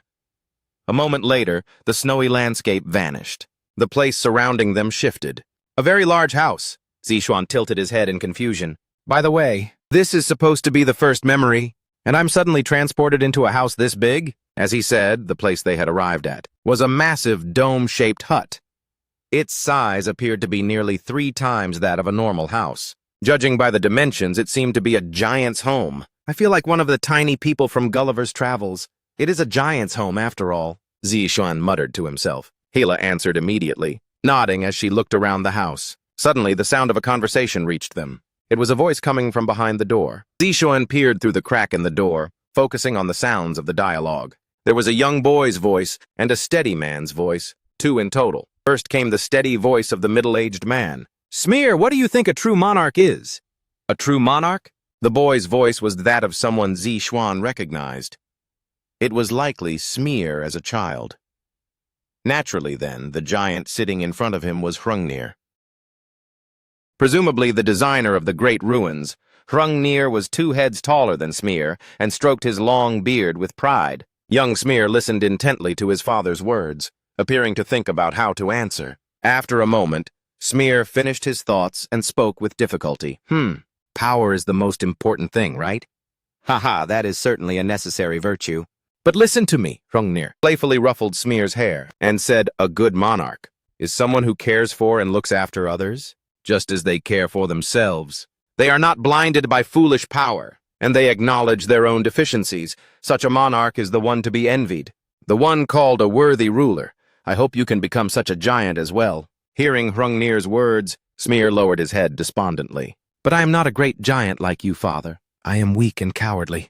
I'm even afraid of Thor's hammer. What value does someone like me have? I don't really understand. Smear. Hrungnir called to his son in a warm voice. Smear looked up, and Hrungnir added with a smile, do not judge your own value so lightly. You are the one who decides your worth. Hrungnir's words fell, detached yet warm. Hearing these words, Zixuan's eyes narrowed slightly. Wait, that sentence. Chapter 141. Memories of Hrungnir 2.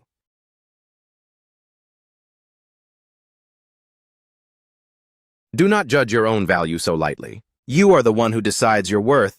Hrungnir's words were clearly something he had heard somewhere before. Zixuan recalled what he had said himself during his battle with Smear not long ago. The value of my actions is decided by me. Now he finally understood. He understood why Smear had been so surprised then. So that's why Smear opened his heart to you. Now I know. Hela wagged her tail and looked at Zixuan. Because he remembered his father's words. I think so too. Zishan nodded. Perhaps Smear had forgotten his father's words due to some specific event. Over the past 10,000 years, he had erased Hrungnir's words from his mind. That was why he had been so shaken when Zishuan reminded him of his father's will. Meanwhile, young Smear looked up at his father in moved silence. Thud, thud, thud. Suddenly there was a knock at the door. It was followed by an urgent shout. Hrungnir, something terrible has happened.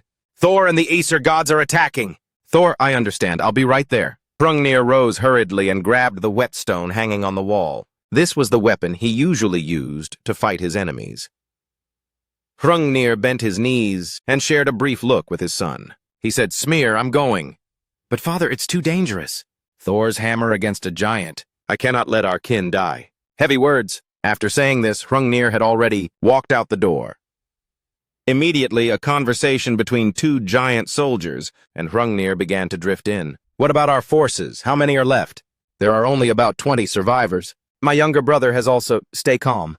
Believe in yourselves. We can definitely hold them back. Hrungnir encouraged the soldiers who had lost their fighting spirit. However, another soldier standing nearby spoke up dejectedly. But at this rate, all the giants will die. Furthermore, there are rumors that Odin and his followers are preparing for the War of the End. It might be better to surrender. Surrender might be easier. Hrungnir gripped the whetstone in his hand and said, But doing that changes nothing.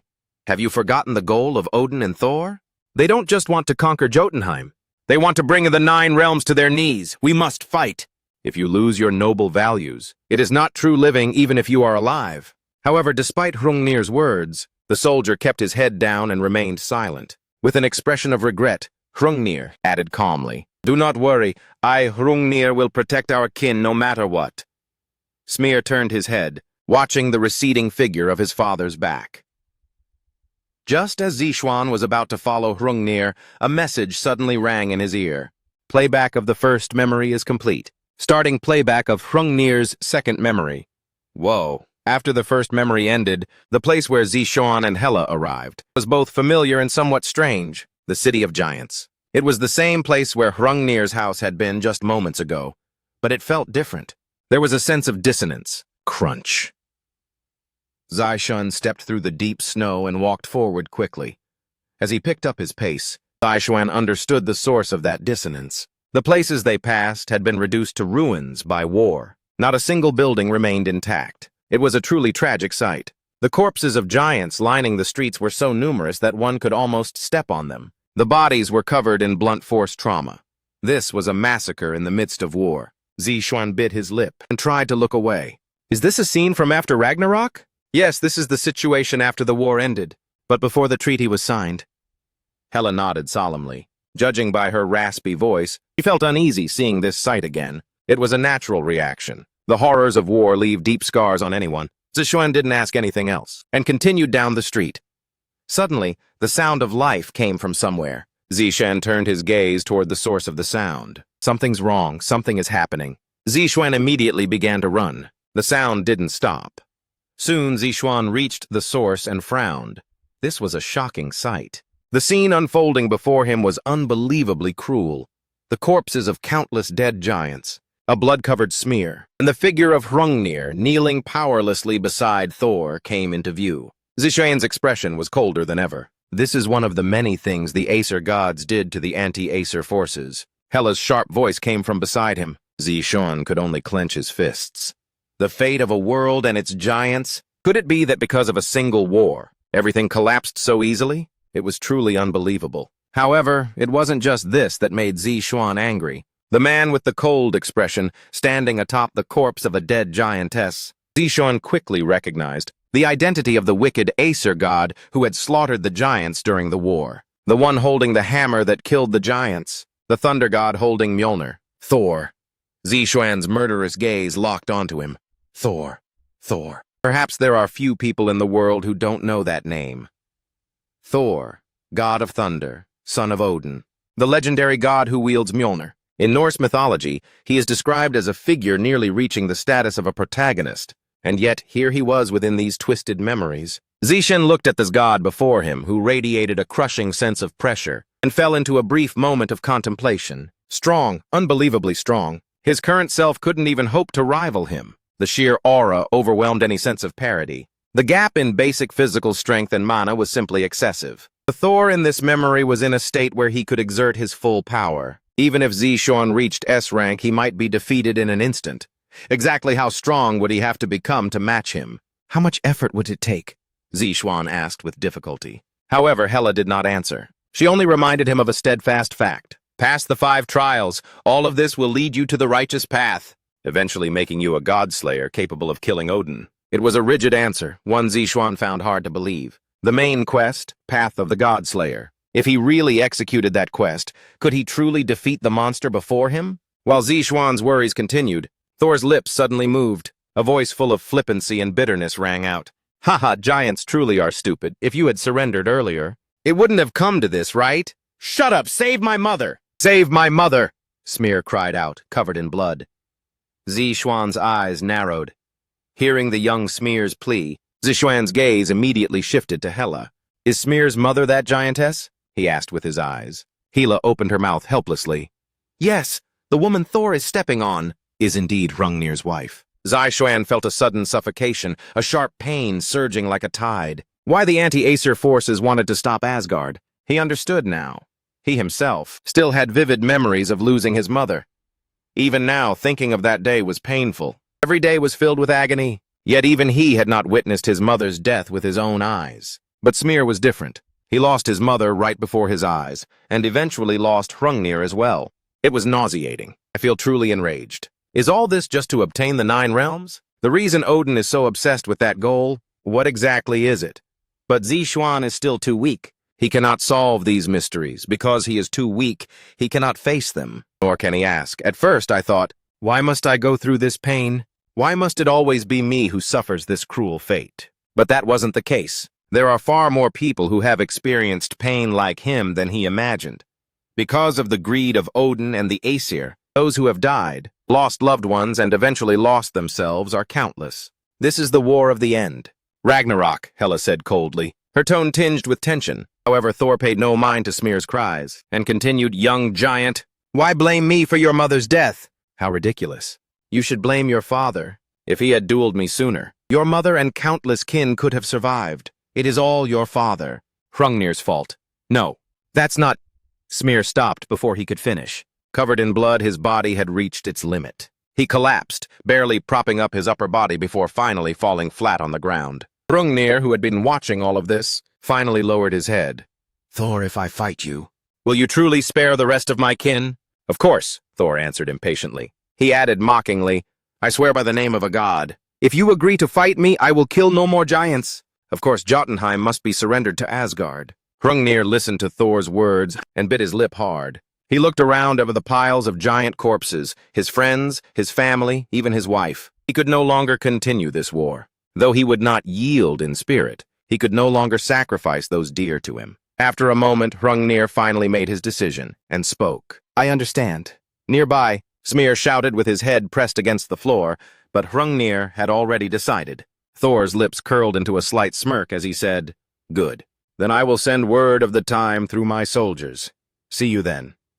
With that, Thor and the Aesir army vanished. Hrungnir powerlessly picked up his fallen son. With hollow eyes, he looked at his wife's corpse, but he could not cry. It was clear what a battle with Thor meant. Death. Hrungnir was certain to lose his life there. Playback of the second memory is complete, playing Hrungnir's final memory. Along with the sound of colliding mana, the memory jumped. Zishuan and Hela arrived in a world with an atmosphere completely different from before. Zishuan looked around, his eyes narrowing slightly. In the middle of the rainbow bridge leading to the sky, unlike Midgard, the air was thick with immense mana.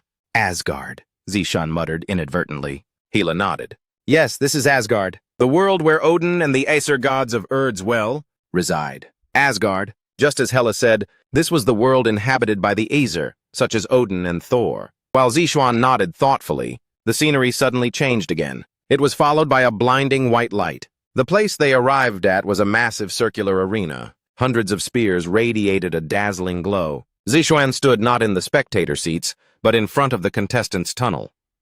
There, he heard the familiar voices of 2 giants. Zishuan involuntarily perked up his ears. Father, are you really going, you know? It's a trap. Thor just wants to kill you to strike fear into the giants. It was Smear's agitated voice. Zishan held his breath, focusing intently on the ensuing conversation. Hrungnir said to his son, I know, Smear, but I must go now. Why? Smear had ultimately failed to persuade Hrungnir. He said through tears, Why is it like this? I have already lost my mother. Is the only family I have left. You, father? Why? Smear, do you remember what I told you before? Hrungnir Placed both hands on Smear's shoulders. He said, Even without me, you will do well. Do not worry too much. But before Smear could finish, his cuffs were already scorched. His vision became blurred, and he could no longer see what was ahead. Was he to lose his father after losing his mother? Was he truly to be left all alone? However, regrettably, his father's next words were completely different from what he expected. The opponent of prophecy will find you one day. The opponent of prophecy? He will liberate all races, including us giants, from the rule of the Aesir. Smear, I have a favor to ask of you. Guard the ruins I left for him and grant him power. That was the final farewell. After Hrungnir finished speaking, he walked alone toward the arena. Amidst the thunderous cheers from the stands and the fierce accusations directed at him, Hrungnir whispered to himself, Opponent of prophecy, I know you are watching this memory right now. My child Smear, please help him. Chapter 142. Memories of Hrungnir 3. Opponent of prophecy, I know you are watching this memory right now, my child Smear.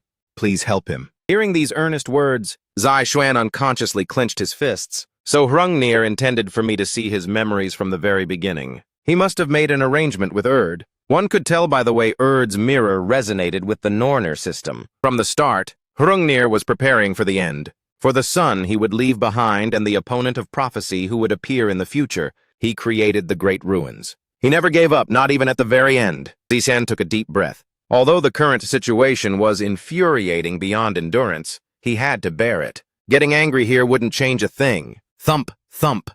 The giant's footsteps echoed. Before he knew it, Hrungnir was standing before Thor. Thor flashed a cold sneer and drew his hammer. Simultaneously, the sky darkened, and the power of lightning surged into Mjolnir. A bit excessive right from the start, isn't it? Hrungnir asked. But Thor replied mockingly, I can't afford to go easy on the strongest of the giants. Well then, thank you. Let's begin. At Thor's signal, the great hammer and the whetstone collided. The battle between two transcendent beings began. Thor launched the first attack, leaping swiftly into the air and swinging Mjolnir down with violent force. The residual lightning on the hammer surged toward Hrungnir. Rumble! Not to be outdone, Hrungnir blocked the lightning with his whetstone, but it was impossible to remain completely unharmed. Mjolnir, after all, was a divine artifact forged specifically to kill giants. Even with Hrungnir's heart of solid stone, he could not fully negate every shock. Hrungnir's body was pushed back. Thor watched Hrungnir's contorted face with a cold smile. I've wanted to settle things with you from the very beginning. Hrungnir, so are you satisfied now? No, Thor denied, gripping his hammer tighter. Suddenly, from the raised Mjolnir, a highly concentrated burst of mana erupted. Unless I kill you, I will not be satisfied. Isn't that obvious? At that moment, dark clouds filled the sky. A thunderstorm raged, and then violent lightning began to gather around Thor. Immediately, it flew toward Hrungnir. Boom! Crash! Following two consecutive thunderous roars, Hrungnir's body was sent flying back. The suffocating hostility contained within that mana made Zishan take an involuntary breath. This was a battle on a completely different level. With my current strength, I can't even touch their toes. Regrettable as it was, he had to admit it. Thor was powerful. Hrungnir was resisting stubbornly, but he couldn't defeat Thor with that level of power. What's wrong? Has your self-righteous stone heart been wounded by my lightning? Hrungnir swayed, but continued to push forward. To block the lightning that had just poured down, his body had been pushed near its limit. Why go this far? What do you mean? Why take innocent lives? And continue to demand even more? Oh, so that's what you mean. Well, I'll be honest with you. I don't really know. Thor's jest caused Hrungnir's expression to darken. Thor said, Don't be angry. Really, I don't know the reason. It is the will of the great Odin. How could I defy it, right? Do you plan on living your entire life as your father's puppet? It doesn't matter. As long as I get to fight the strong. Anything goes, Thor added while spinning his hammer. Enough boring talk, I have a question too. Hrungnir, why did you accept this battle with me? You must have known it was a trap. Because there are things I must protect. Hrungnir's answer caused Thor to gather dazzling lightning once more. Things to protect? Things to protect. Do you still have such things? Your foolish wife, your kin. Almost every single one of them is in a coffin. Aren't they? Their value still exists. Dead men tell no tales. One day Asgard will fall. The prophecy of the three Norns, do you actually believe that? An opponent will appear. Hrungnir didn't answer. He simply raised his whetstone. It was a clear intent to refuse an answer. Thor also adopted a bellicose stance. A powerful wave of mana erupted from his body as he raised Mjolnir. As you wish. Go join your foolish companions. Thor controlled the rising, thunderous energy. Compared to the lightning chain Zixuan had used to mimic Jungwoo Myung, it was a world of difference. Shh! Ha! Hrungnir breathed heavily and began to withstand the enemy's assault. He was concentrating all of his remaining mana into a communication spell. At that exact moment, Zixuan began to hear Hrungnir's voice. Opponent, can you hear me? If you can, please remember. Rumble! Silently enduring Thor's strikes, Hrungnir's body gradually turned scorched and black. Even though Mjolnir hadn't landed a direct hit, a mere graze had caused such severe damage. Watching his father from below, the corners of Smear's eyes welled with tears. He had to conserve as much mana as possible, or he would truly be in danger. However, Hrungnir had long known he would die here. The communication spell continued. The direction in which you must move forward is for you alone to decide. Do not waver. Zixuan's eyes closed calmly. Hrungnir, battling the enemy, rushed toward Thor after finishing his words. He kicked off the ground and leaped, rapidly closing the distance to the center of the enemy's position. Yet the enemy merely hovered indifferently in the air, looking down at him. It was as if he were watching an insect crawl. Thor's eyes were as black as death. To him, Hrungnir was merely prey, or perhaps less than a toy. I will grant you a final measure of respect. Having spoken, Thor hurled Mjolnir toward Hrungnir's head. The hammer flew accurately toward the direction of Hrungnir's charge. Father! Smear's broken screams echoed from below. However, Hrungnir did not stop. He silently continued forward. You must tell Smear. I'm sorry, let him resent me, his incompetent father. After conveying these words with the last of his mana, Hrungnir threw his own whetstone. Boom! The two weapons collided in midair. The clash ended in a victory for one side. Thor's hammer shattered the whetstone and flew downward with undiminished power. Mjolnir accelerated forward and accurately pierced through Hrungnir's abdomen. It's almost over, Hrungnir. You're down to your last breath. This was even more disappointing than I imagined.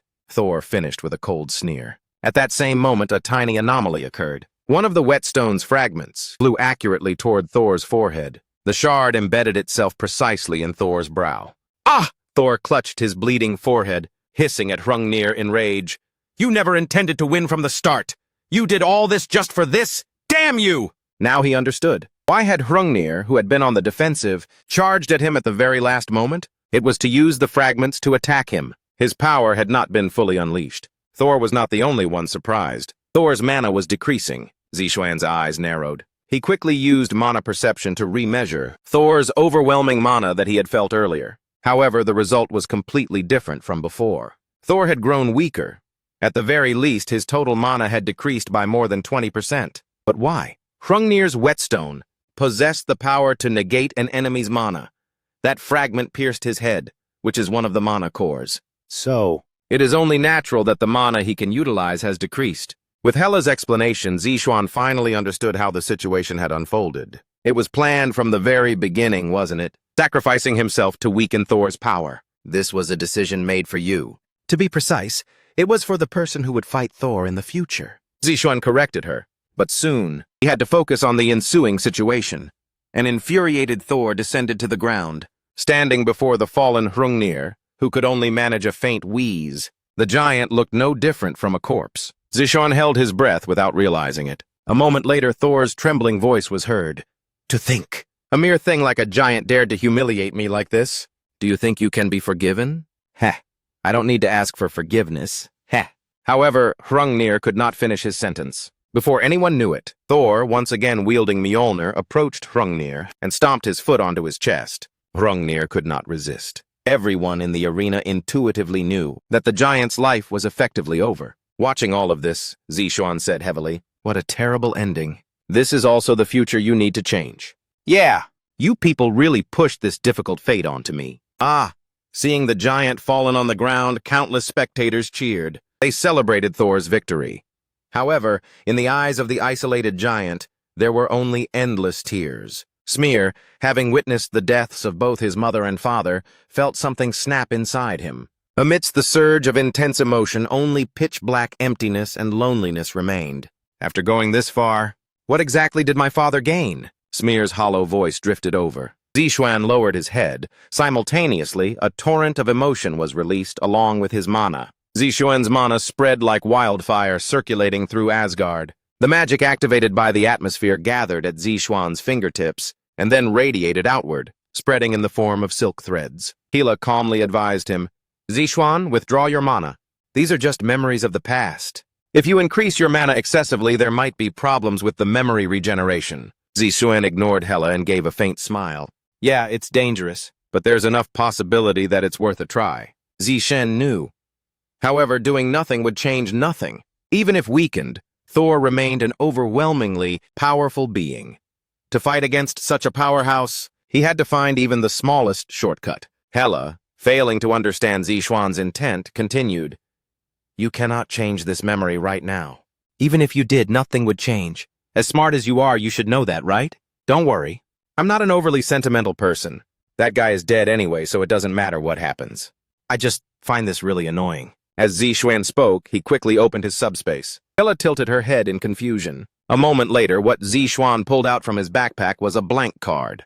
"Are you—" Hela watched Zixuan's actions, her eyes trembling slightly. Zixuan flipped the card and said, "I have to show Thor a thing or two. Otherwise, I won't feel at peace." Right then, Thor raised Mjolnir to end Hrungnir's life. Zixuan was waiting for exactly this moment. Above Thor's head, the lightning channeled by Mjolnir was drawing in high-pressure mana. Blank card can be used. Caution. This skill level is much higher than the user's level. Copied skills cannot be fully utilized until the user's level increases. Do you wish to copy the passive skill, Power of the Thunder God? Yes. Zixuan smiled. Chapter 1, 143, the final question. Do you wish to copy the passive skill, Power of the Thunder God? Yes. As Zixuan's words fell, the blank card in his hand emitted a white light. A dazzling, transparent glow gradually seeped into the card. The color of the card began to change. Originally, the blank card was white, with a gold border. But the card currently copying the Power of the Thunder God was turning distinctly black. Special effect of Odin's Lost Eye triggered.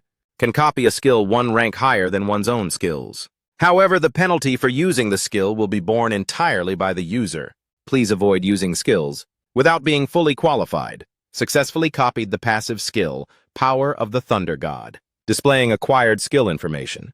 Passive skill, name Power of the Thunder God. Rank, mythical, new. Attribute, contains the lightning of Thor, the Thunder God. Efficiency and power of lightning attribute skills are greatly increased. Damage of lightning attribute skills increased by 300%. 2. Efficiency of lightning attribute skills increased by 53%. Skill can be toggled on or off. Caution. This skill level is far higher than the user's level. The skill cannot be maintained for long. Violating this rule will result in permanent internal organ damage. Zixuan smiled faintly. Hela frowned and shouted, "What are you doing right now? A god's skill is still too much for you to handle. You copied a skill you can't even use. What exactly are you trying to do? I just need to grow fast enough to reach the level where I can handle it. And you'll help me with that."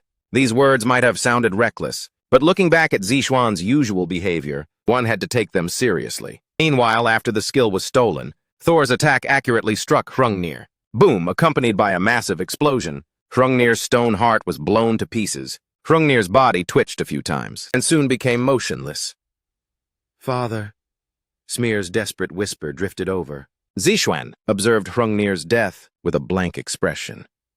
After a moment of silence, Zixuan looked at the dead giant and added briefly, "This is the maximum tribute I can offer. I will keep my promise." Zixuan turned to leave. Immediately, the system voice rang out, "Playback of the final memory is complete," returning to the ruins.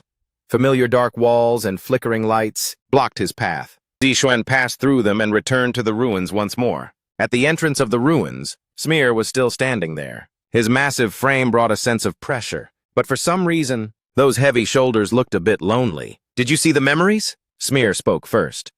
Zixuan replied in a slightly low voice, "Yes. This is the final trial. I will ask you one question. Are you ready?" "Of course."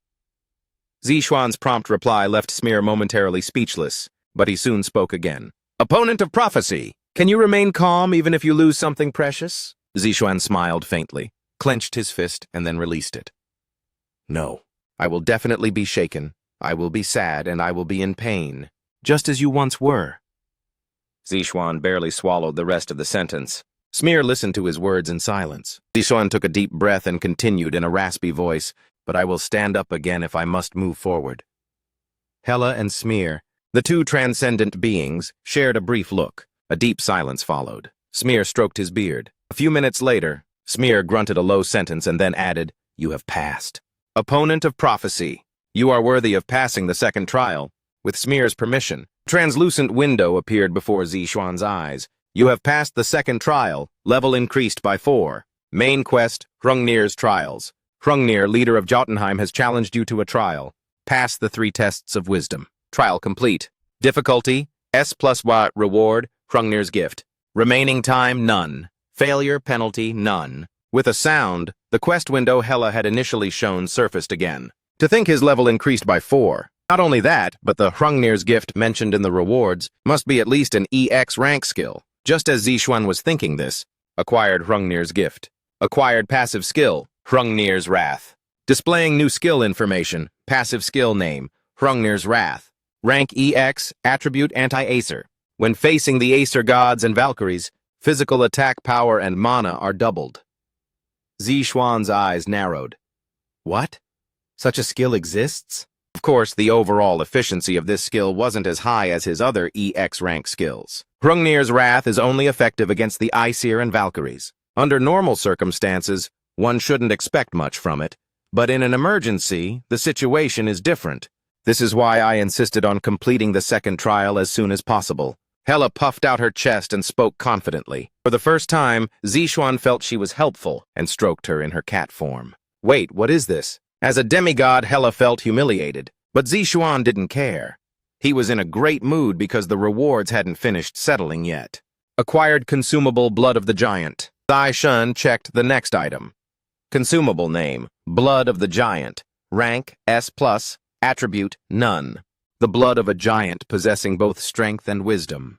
Upon consumption, strength and wisdom attributes will increase drastically. Strength and wisdom attributes +30. This item requires a minimum qualification to use. Minimum qualification, strength and wisdom attributes of 150 or higher. Though the blood of the giant had restrictions, it was a good item. I was planning to increase my strength lately anyway. His wisdom was already over 150, but his strength was still under 100. Perhaps this was why the second trial was ranked S. To reach an attribute of 150, it's impossible without reaching S rank. It was indeed difficult, but there was no need for deep contemplation. Thanks for your help. The moment Zixuan gave his thanks, the final notification rang out. Acquired title, one who overcame the second trial. Title name, one who overcame the second trial. Rank, A+. A title granted to the opponent who overcame the second trial and the trials of Hrungnir. Effects. 1. Favorability with all giants +50. 2. All attributes +20. The increase of 20 points to all attributes was valuable enough, but Zixuan focused more on the former.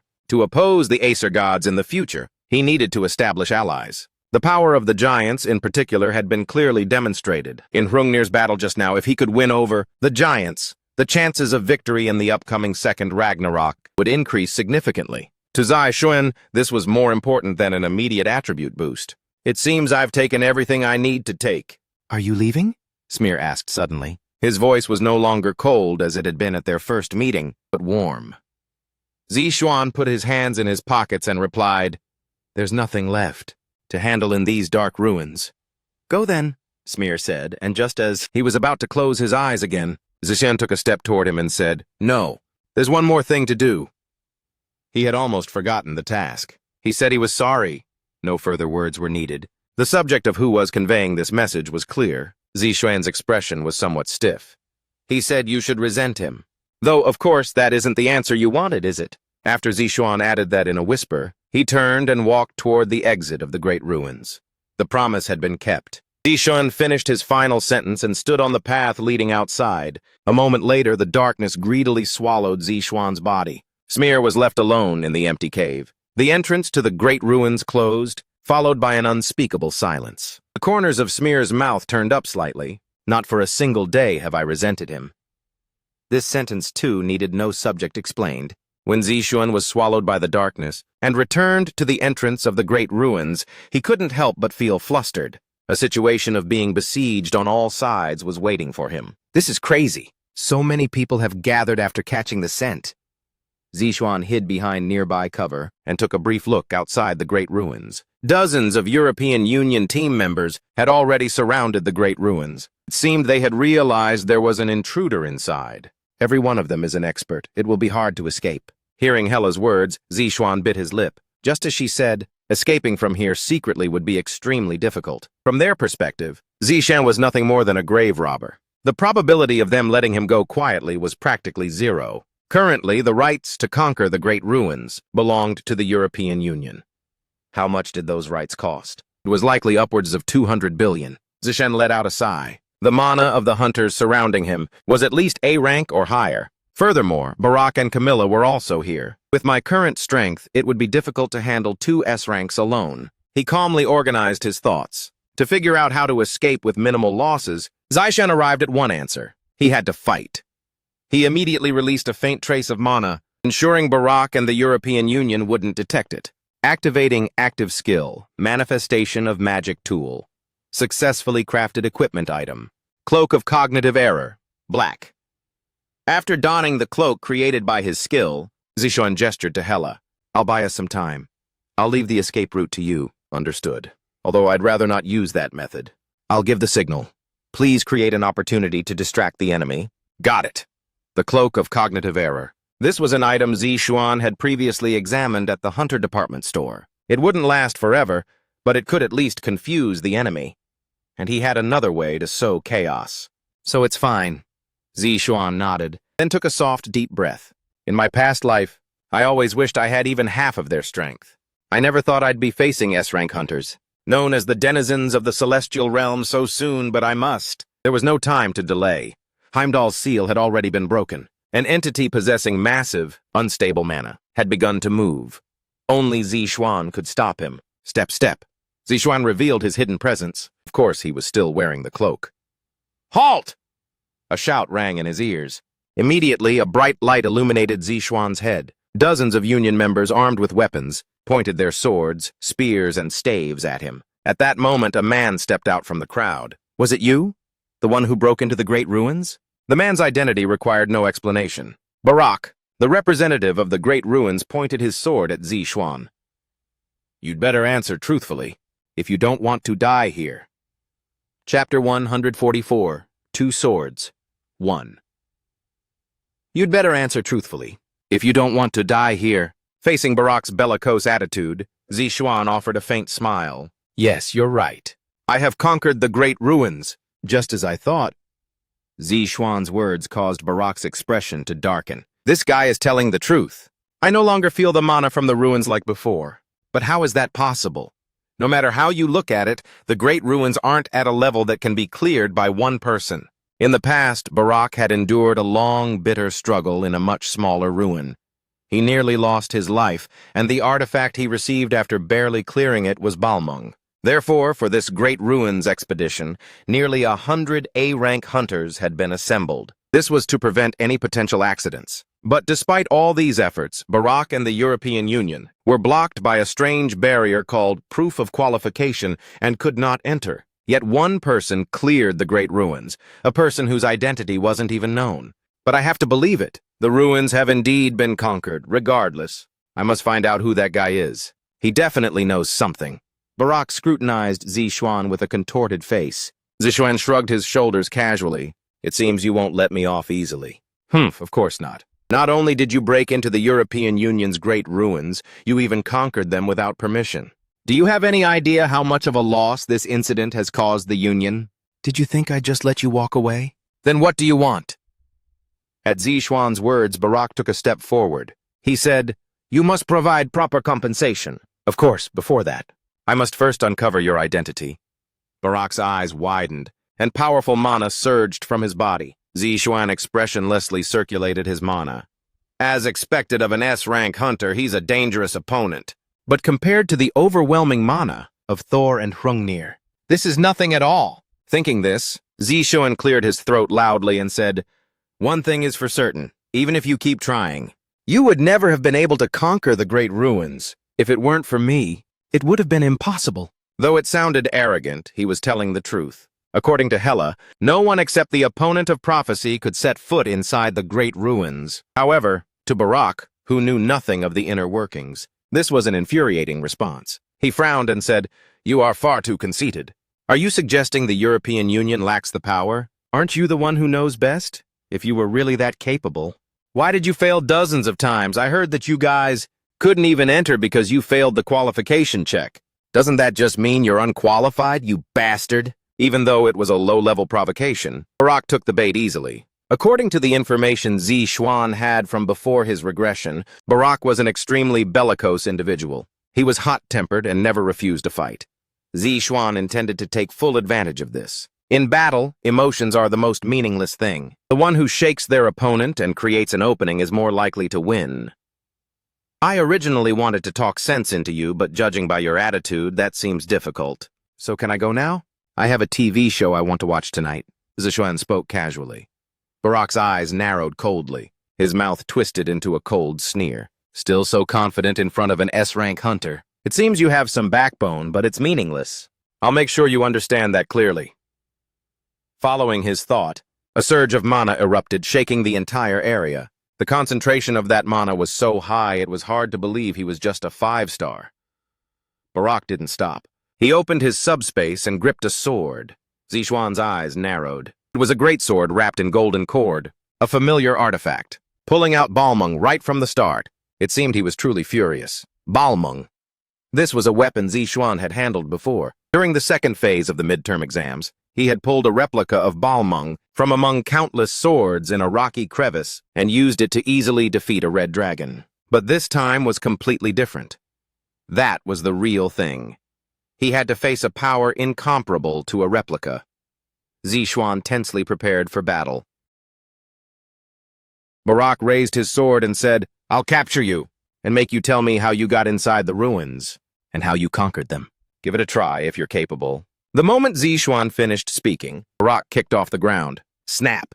Despite there being no distance to build momentum, Barak was instantly in front of Zixuan. He pivoted and swung his sword horizontally. This was a speed that an ordinary hunter could absolutely never react to. But whoosh! The sword only sliced through empty air. Zixuan successfully evaded Barak's attack. Barak's eyes narrowed as his strike missed.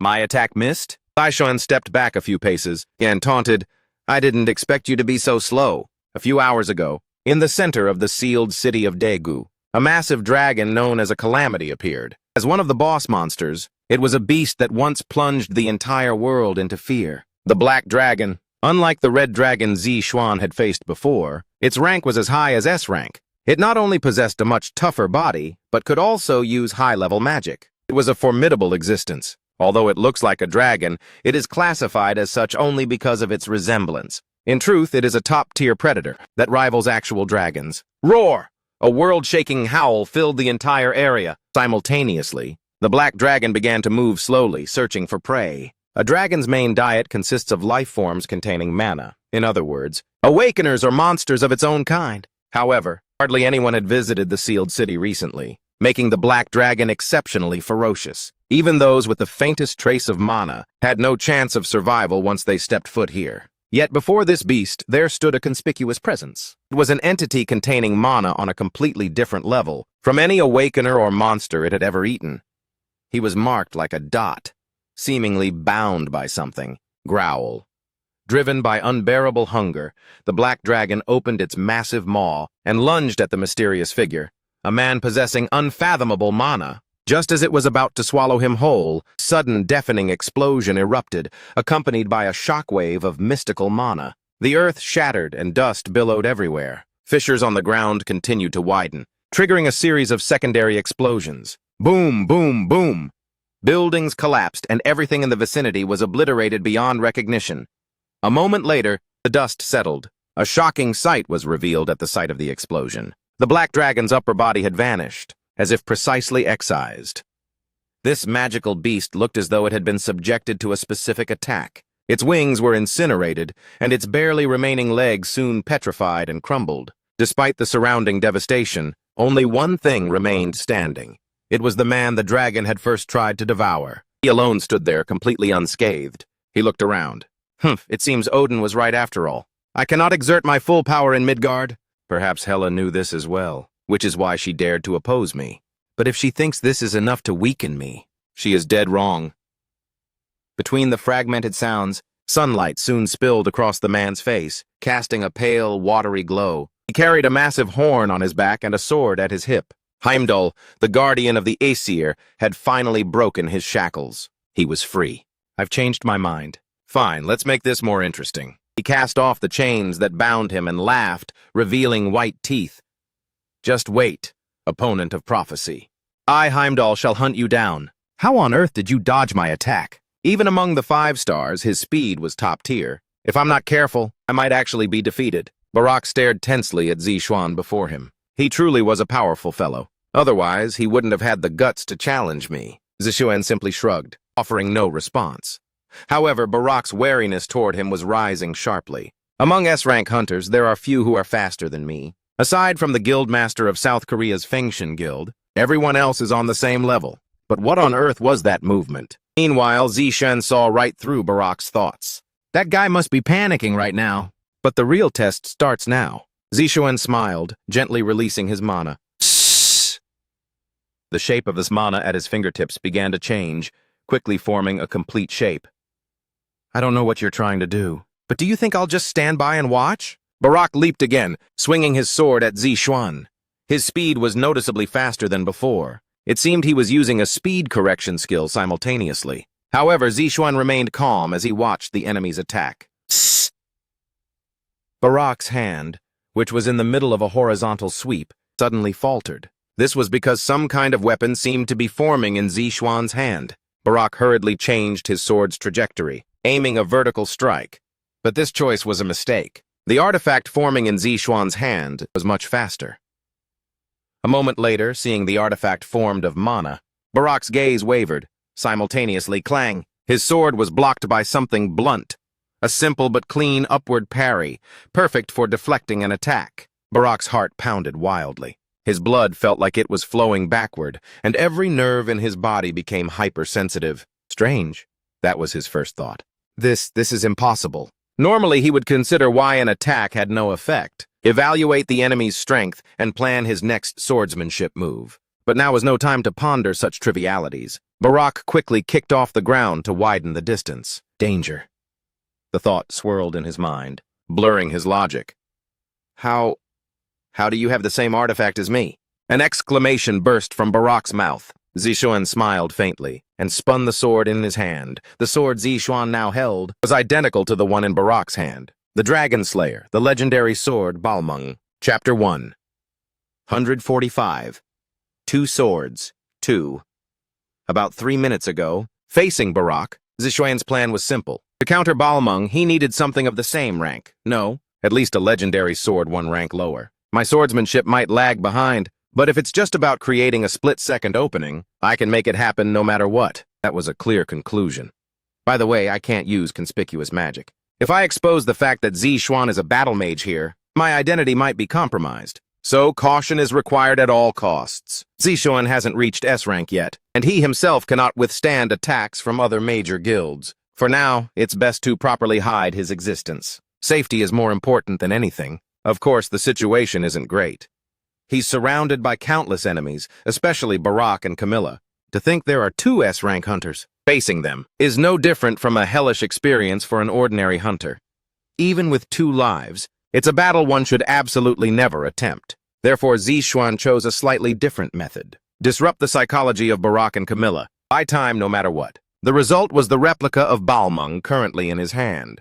Activating active skill. Manifestation of magic tool. Crafting equipment item, Balmung Replica A. Passive skill, Wizard of Weapon Crafting activated. The rank of Balmung Replica increases by 1. Crafted Dragon Slayer Sword, Balmung. Equipment item, name, Dragon Slayer Sword Balmung. Crafted item rank, S. The beloved sword of the ancient human hero Siegfried, who slew Fafnir. Effect 1, Strength plus 100, Agility plus 50. 2. Acquired passive skill, Dragon Slayer S. Zixuan smiled as he brandished the sword in his hand. The corners of his mouth turned up. Luck happened to play a part at this very moment. Even the passive skill was triggered. It seems the fate of death doesn't exist today. The skills passed down by the anti-Aesir forces are indeed powerful. I didn't expect copying an S-rank item to be possible. During the midterm exams, when Zixuan first got hold of a Balmung replica, he had thought to himself, even if it's a replica, Balmung will be very useful for hunting dragon-type magical beasts later. Wouldn't it be great if I could craft it? Just before entering the ruins, Zixuan had the chance to briefly review Manifestation of Magic Tool. The characteristics of this skill. Active skill name, Manifestation of Magic Tool. Manifestation 55, rank EX. Utilize mana during battle to manifest desired weapons. The higher the higher rank weapons can be crafted. If mana is not continuously infused, the weapon will disappear. 1. Manifest magic tools. 2. Options and ranks are randomly assigned based on level. Current minimum rank, C. 3.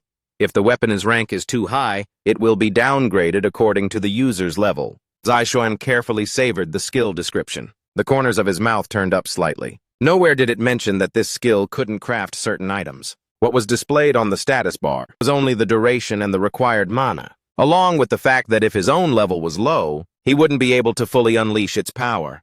Then even if the rank is lowered, if I utilize the skill well, can't I craft S-rank artifacts? In fact, Zixuan later conducted experiments in this area, and the result was a massive success.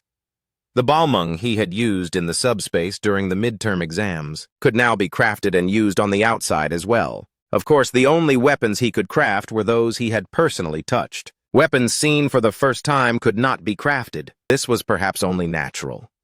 If that were possible, it would mean he could replicate any weapon appearing on television, without any restrictions. That would be a severe disruption of the system's balance. Why? Isn't it better to have 2 Balmungs? Zixuan's joking remark filled the room with a deep mana. It was Barak's, of course.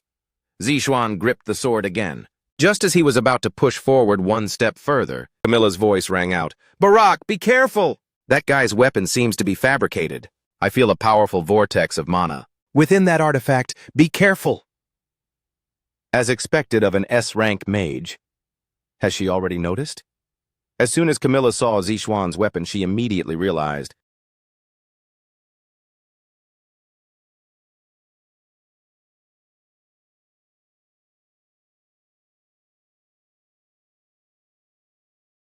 It was an item created with magic. For Zixuan, who was hiding many things, this was not a good situation. Fortunately, Barak was not rational enough to look around. "How dare you steal my weapon? I will absolutely never forgive you."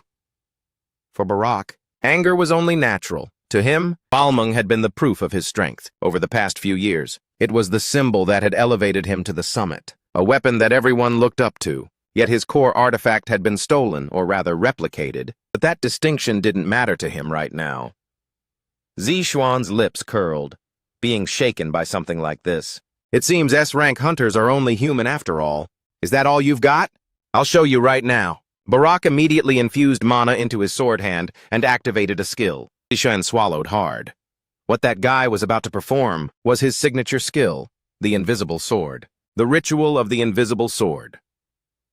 This was one of the swordsmanship techniques Barak used frequently, and it was his representative skill. By using mana to make the sword transparent, it made it impossible for the enemy to read the sword's path. Use mana to make the sword transparent. Make it impossible for the enemy to read the sword's path. Then, attack the enemy's openings. Zixuan frowned. There were only 2 ways to block the ritual of the invisible sword. Either predict the enemy's sword path in advance, or exert extraordinary reflexes to counterattack any strike that enters your range. Neither was easy. The former was clearly difficult if one was not proficient in swordsmanship. The latter was equally difficult because possessing such extraordinary reflexes was a challenge in itself. But Zixuan's hesitation did not last long. He gave a light smile and channeled power into his sword, choosing the latter. The moment Zixuan made his decision, the color of the sword in Barak's hand changed. A crisp special effect lingered on the blade, then it lost all color and faded away. So that is the invisible sword that pushed Barak to the summit? Zixuan adjusted his breathing.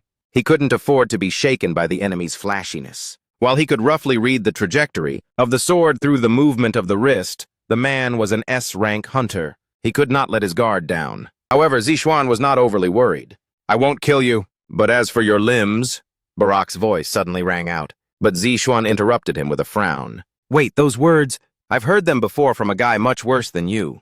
It's a bit traumatic." Consequently, powerful mana erupted from Zixuan's body. "Could you just be quiet?" "What? What did you say?" Barak's brow furrowed tightly, his face turning beet red. Looking at his face, which seemed ready to explode, Zixuan chuckled softly. "Snap!" Barak kicked off the ground. The sound of his figure slicing through the air echoed. However, Zixuan did not waver this time either. He simply waited quietly for the enemy to approach him. Meanwhile, Camilla, who had been watching from the sidelines, gritted her teeth. "Barak, you idiot! What was the most important rule in the European Union? Understand the opponent's strength, and always enter battle while maintaining a calm demeanor. Haven't I taught you repeatedly that as long as you do this, you can survive dozens of certain death battles?" As the representative of the Union, to be swayed by such low-level provocation, Camilla, this was unbearable. The other members of the Union didn't even dare to interfere in this fight. Camilla couldn't help but let out a curse as she reached out toward Barak. "That piece of trash, that fool! No wonder his wife cheated on him." The sound of surging mana hissed as a defensive barrier was cast upon Barak. Simultaneously, 6 protection spells were layered through multicasting. He began to channel it, preparing for the impending impact. "I'm only saving you this once." As Camilla's mana surged, the magic protecting Barak grew even stronger. Jae-hyun, who had been silently observing him, let out a soft laugh. "Just as I thought." Camilla wasn't just going to stand by and watch. Of course, that didn't matter to Jae-hyun, as long as he could activate the magic at lightning speed before the enemy noticed. Skill activated. Absolute calculation. The light defense magic was easily shattered. Jae-hyun's abnormal behavior caused veins to gradually bulge on Camilla's face. What on earth is going on? Why was the magic destroyed? The fact that the magic was broken was incomprehensible to him. To think that someone could actually crack an S-rank mage's defensive magic. The enemy was clearly a combat specialist. Though his style was unrefined, he had the strength to go up against Barak. Yet he could even destroy magic?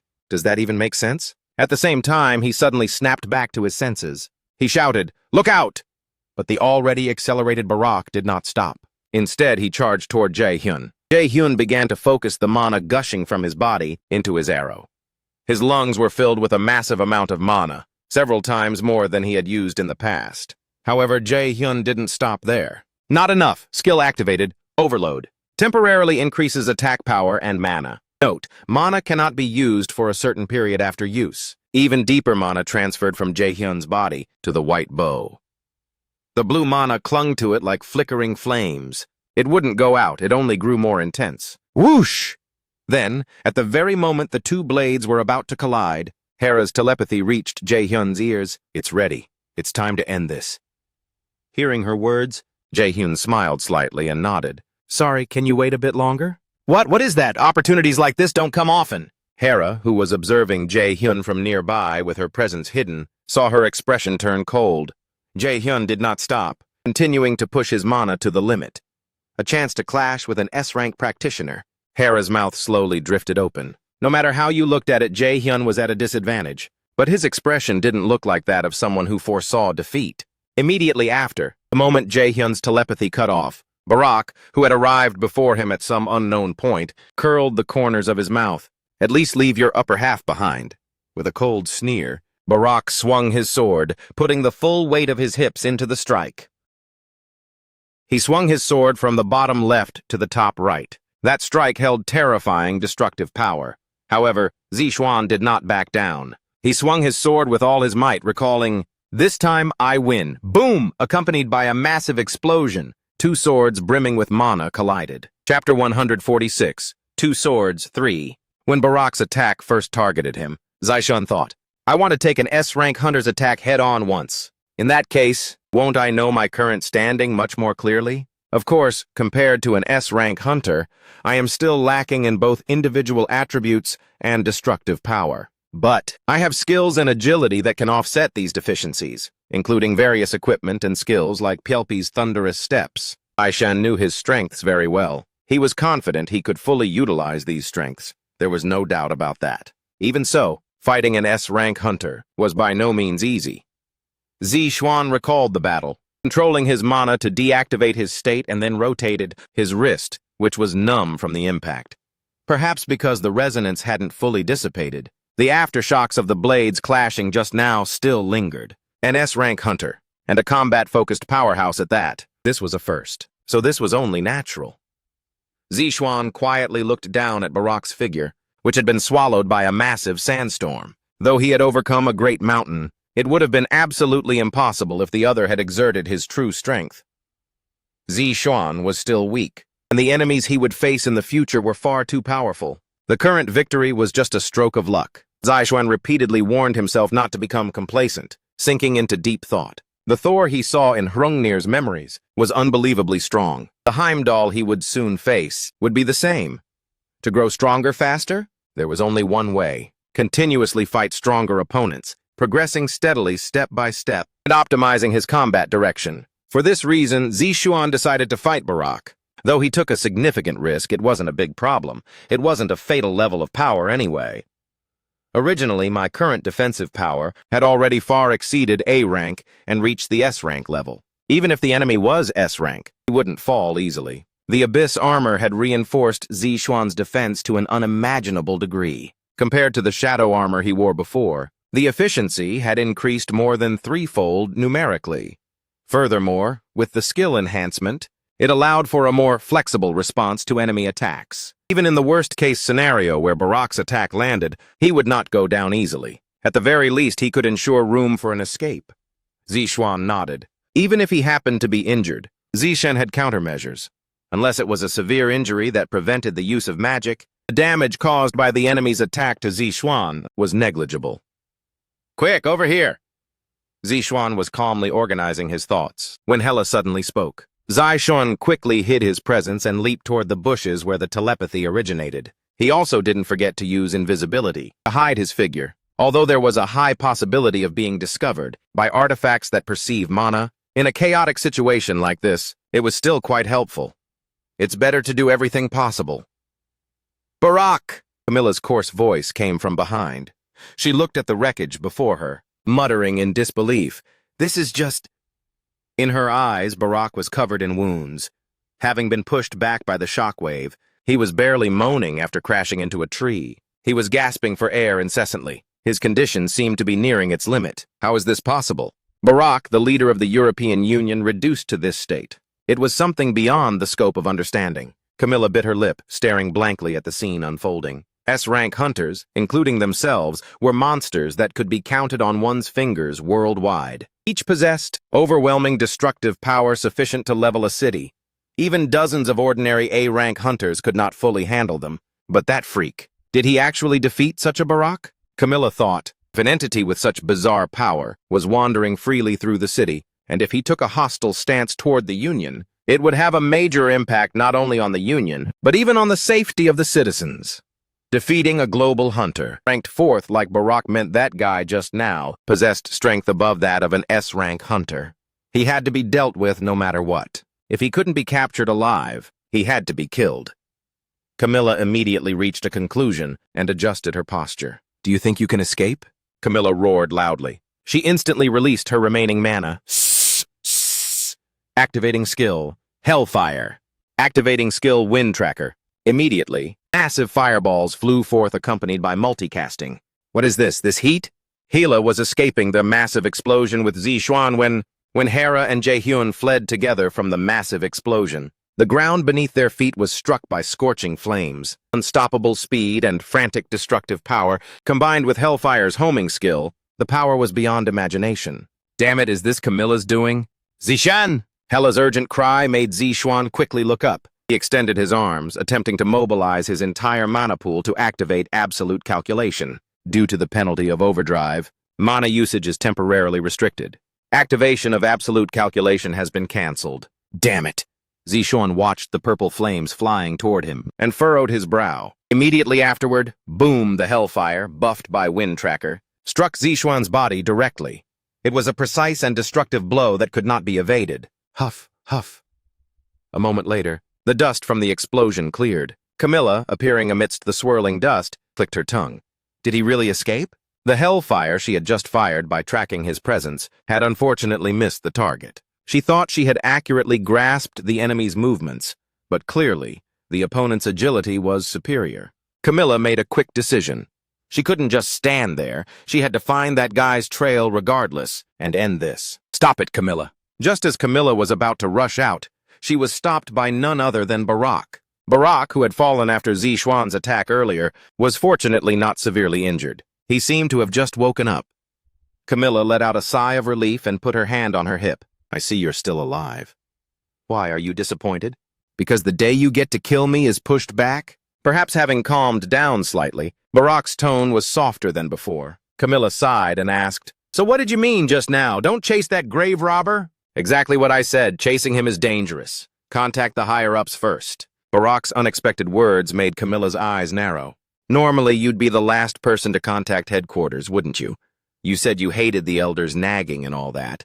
Because Barak always found various excuses to ignore regular check-ins, Camilla couldn't help but be surprised by his change. Camilla bit her lip, lost in thought. There was only one reason Barak could maintain his position as the Union's leader: overwhelming strength. He possessed an awe-inspiring power that others couldn't match, and that strength maintained his status. But for someone like him to realize the severity of the situation first and intend to contact the higher-ups, what's wrong?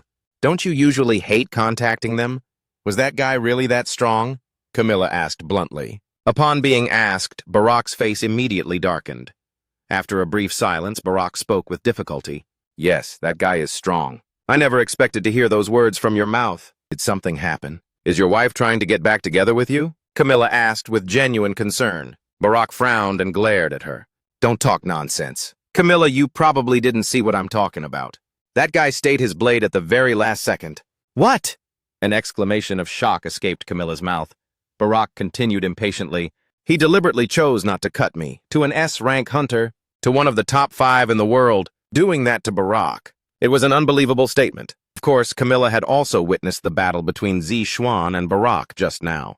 But as a mage type, she wasn't as proficient in physical combat as Barak was. If Barak said it, then it was credible, at least regarding swordsmanship. That's why I'm saying we shouldn't chase him. Sending anyone else would just be sending them to their deaths. Fine. Then I'll contact the higher-ups. Please do, I need to rest for a bit. Barak spoke through gritted teeth. His retreating back as he turned to leave was filled with a deep fighting spirit. I don't know who you are, but we will meet again someday. Next time I won't say. At the same time he made his resolve, Camilla was surrounded by an indescribable sense of unease. She didn't know what it was, but that guy had to be dealt with quickly. It couldn't be confirmed yet, but both S-rank hunters had a faint inkling. The mysterious black-robed entity they just confronted would bring chaos, and in the very near future. Phew, I really thought I was a goner this time. Guess I got lucky, huh? Zishuan panted in a hotel near the Great Ruins, muttering to himself. He had just escaped the Great Ruins and fled here. Hela replied in an irritated voice. You make it sound so easy. That magic just now was truly dangerous. If it had hit you directly, even you would have been severely injured. Well, it didn't hit me and I learned something. How can you be so optimistic? Hela shook her head in horror. Zishuan chuckled. He recalled the moment Camilla attacked. Passive skill, Shadow Fusion activated. Evading enemy attack, the activation of Shadow Fusion. That was the reason Zishuan could dodge Camilla's attack. It was a new skill from the Abyss armor. Has a 2% chance to evade enemy attacks. The probability wasn't high, though he hadn't placed much hope in it, but it triggered exactly at the critical moment. He hadn't expected such a benefit. As expected, pay to win is the way to go. Zishuan nodded with satisfaction. Investing hundreds of millions in shadow ore to strengthen the Abyss, armor was worth it. That said, the attack of an S-rank mage is truly extraordinary. Though the casting time is longer, the destructive power of the mage type far exceeds the combat type. As an opponent, Camilla's mana is not inferior to yours. She's a remarkable person.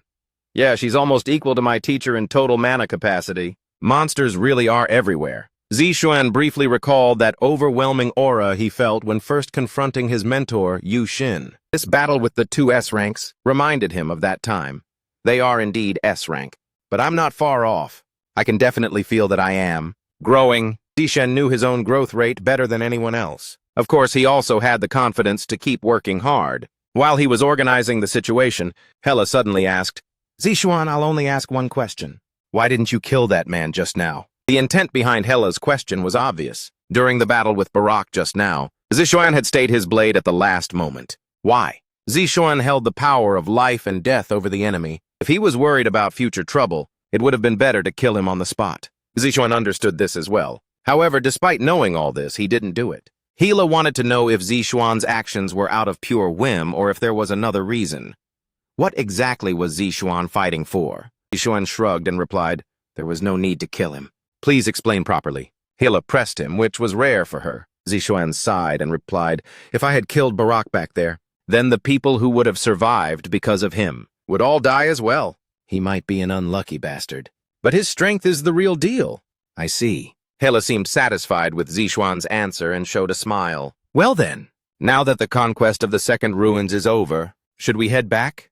All right, let's get going. Hearing Zixuan's words, Hela let out a soft meow. It was the sound she usually made when she was in a good mood. Looking at her like this, she really did seem like a cat. Zixuan smiled and walked toward the Reykjavik Central Teleportation Center. The destination was South Korea. It was time to go back. The first thing to greet the returning Zixuan was a missed call from Seo Yina.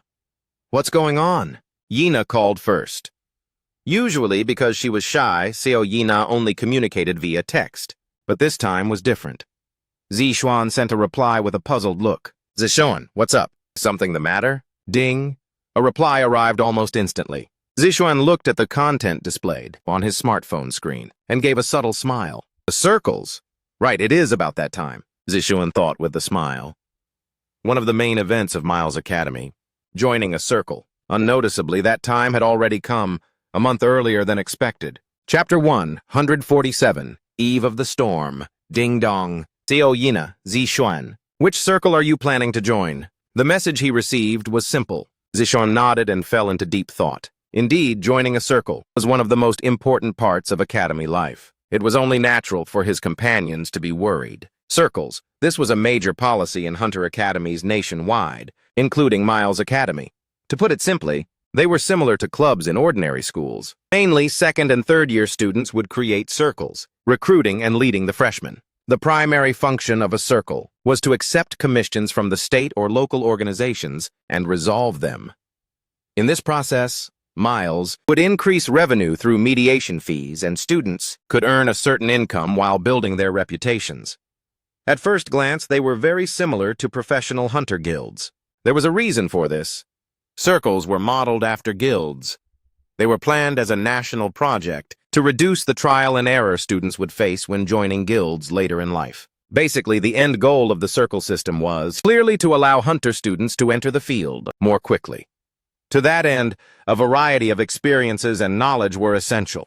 By experiencing circle activities in advance, students familiarized themselves with guild rules and collective action while gaining experience through commissions. The intention was good, but Zixuan knew that these benefits could only be enjoyed in high-ranking circles. Joining a low-ranking one was actually a disadvantage. My past life was full of all sorts of messes. Zixuan recalled the past with a bitter smile. Before his regression, he had joined and been active in a low-ranking club. In fact, he hadn't wanted to join at all, but Miles's rules required everyone to join one, so Zixuan had no choice. Regardless, he worked desperately in that club but gained nothing. Those so-called seniors just put on airs and openly ignored Zixuan for his poor grades, despite their own low ranks. As a result, Zixuan felt a strong aversion toward clubs, but now things were different. The club system had many aspects that could be exploited. Zixuan flashed a smile. In reality, the Miles Club system offered many advantages, especially since clubs with an S-rank rating held a very strong voice within Miles. Of course, to quickly raise a club's rank, the personal reputation of its members was vital. In this regard, Zixuan held a massive advantage that others lacked. He possessed multiple S-rank and A-rank skills despite being only a freshman. He was even the one who had shattered all the midterm exam records. This is why Zixuan was an extremely attractive talent for high-level circles. From the start, I intended to join the same club as the kids. In fact, Zixuan had planned from the beginning to join the same circle as his companions. After all, he had been helping them grow specifically for this situation. However, it wouldn't be fun if they all joined together too easily. The kids need to learn to appreciate it. With a slight smirk, Zixuan typed out a reply and sent it. Zixuan. I haven't decided yet. I'm looking for a suitable circle. Seo Yina. The others are talking about finding a circle to join together, if you're okay with it. Would you like to join us? Zishan. I think I'd rather join one alone. For some reason, Seo Yina, who usually replied instantly, didn't respond to the last message for a long time. Did I hurt her feelings? Zixuan thought, scratching his head. Buzz, buzz. She was actually calling him. How rare. Is it really that serious? Although Zixuan was a bit surprised, he slowly calmed himself down. A professional must remain calm at times like this. Zixuan waited about 3 seconds and then answered the phone with a voice that sounded like he had just woken up. Hello? Zixuan. How could you do this? You're going to join a circle alone? What about us? Are you going to abandon us? As soon as the call connected, a deafening voice blasted through the speaker. Of course, the owner was Kim Yu-jung. Zixuan frowned, temporarily pulled the phone away, then put it back to his ear. Hey, Kim Yu-jung, you startled me. We never had an agreement to join a circle together anyway. Since we've been on a team together, shouldn't you take some responsibility? It was pure sophistry. Zixuan listened with one ear while ignoring her with the other, but there was one thing he decided to make clear. Hey, let's be honest. You're just trying to seduce me because you're greedy for my top-of-the-class privileges, aren't you? Though there was a brief silence, Zixuan immediately understood their intentions. Kim Yu-jung, did you really think I wouldn't know? Ho-ho-ho-young. An Ho-young said we should switch callers. What? What? Why give it to me all of a sudden? I don't have the confidence to persuade Zixuan either. Who was that? You guys are really too much. Zixuan shook his head helplessly and gripped his smartphone tight again. After listening to An Ho-young's nonsense for a moment, he smirked and said, Fine, joining the same circle isn't that hard. Really? An Ho-young's surprised voice came from the other end. This guy is such an easy mark. Though he's a good person, he's too simple-minded. For Zixuan, this was a good thing. It's the best personality type to exploit. Zixuan continued, but there's one condition. As expected of Zixuan. Seo Yina's sigh could be heard in the background, though he felt a bit guilty. He quickly brushed it aside. Zixuan. Zixuan, conditions between friends, that's too much. If you don't like it, then forget it. Even among friends, these things need to be clear. Haha, as expected, you are very calculating and rational. An Ho-young gave a compliment that didn't sound much like one. Z.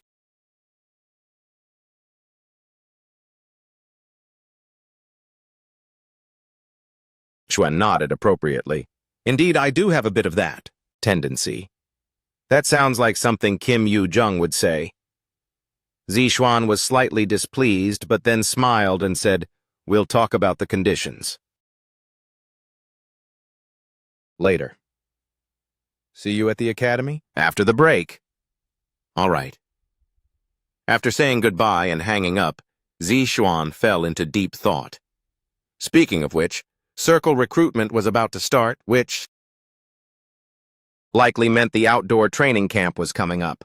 For Zixuan, this was something he couldn't help but worry about. The outdoor training camp held during the circle promotion and temporary activity period. The location was the issue. The sealed area of Daegu, that's where the next activity would take place. Zixuan bit his lip. The final battle with Heimdall was not yet over. According to Hela, even though Heimdall had long been freed from his restraints, he hadn't attacked yet. Coincidentally, the last place he appeared was that sealed area. Zixuan pondered, is this really a coincidence? No, impossible. There must be a reason Heimdall hasn't attacked me yet. And that reason is likely related to Heimdall's abilities and future predictions. Hela said Heimdall possesses the power to see the future. He might be actively using his power to destroy Zishuan, and in that process he likely, in order to destroy Jae-hyun, he actively utilized his own power, and in the process, it is very likely that saw Zishuan's future. Right now Heimdall is waiting for the cruelest opportunity to destroy Zishuan. And perhaps that opportunity is the outdoor training camp. Heimdall will attack me and my companions then because he believes that will be the moment of my most tragic collapse. Zishuan sneered and looked out the window with a cold gaze. I know I'm being toyed with. Zishuan had already determined his course of action, a frontal confrontation. As always, Zishuan predicted all variables. It was tedious. All that remained was the strength and confidence to put it into practice. On the roof of Zishuan's house, where the moonlight spilled down, Hela, who hadn't looked at the moon alone in a long time, fell into deep thought. Why did Zishuan say that? He'll die. Certainly. The words she heard earlier while discussing countermeasures to stop Zishuan and Heimdall had been eating away at Hela's nerves. At that time, Zishuan asked, Hela, Heimdall's goal is to make me break, right? Yes. Eroding the human heart until it finally collapses. That is how the Aesir gods dominate and brainwash other forces. Hela's words made Zishuan think for a moment before he spoke. Can I ask you for a favor? Can you please protect my companions and my mother? Hela could only show a troubled expression. That's difficult. Even if we join forces, Heimdall is a persistent opponent. I can't split my power to deal with him. I know, but there's no other way. Please. Zishuan's voice was low, with a calm tone unlike his usual self. Ever since, returning from the great ruins of Helgrind, his attitude had visibly changed. He had become more detached, more indifferent. Now he understood the weight of the fate surrounding him. Considering what he had experienced, a change in mindset was not surprising. Hela thought this as she looked at Zishuan with an expression hoping he would take back his decision. But Zishuan's will was stubborn. Once again, in a heavy voice, please. Ultimately, Hela had to accept his proposal. I understand, but don't count on my help when facing Heimdall. And there's only one person I can help. I can't protect more than that. Then, please protect my mother. I'll figure out the rest. Zishuan's words made Hela's eyes widen. Just how did Zishuan always maintain this attitude? Come to think of it, he had always been like this. When he first met Smear in the Great Ruins, Zishuan never gave up. To persuade him to go back, he took out his cold weapons to fight. Eventually, becoming able to handle the trial, he was a bit different. No, it should be said that Zishuan lacks the emotion of despair. Just how he achieved this is unknown. Even before his regression, he repeatedly experienced despair, self-pity, and always envied the lives of others. But now it's different. Zishuan has grown.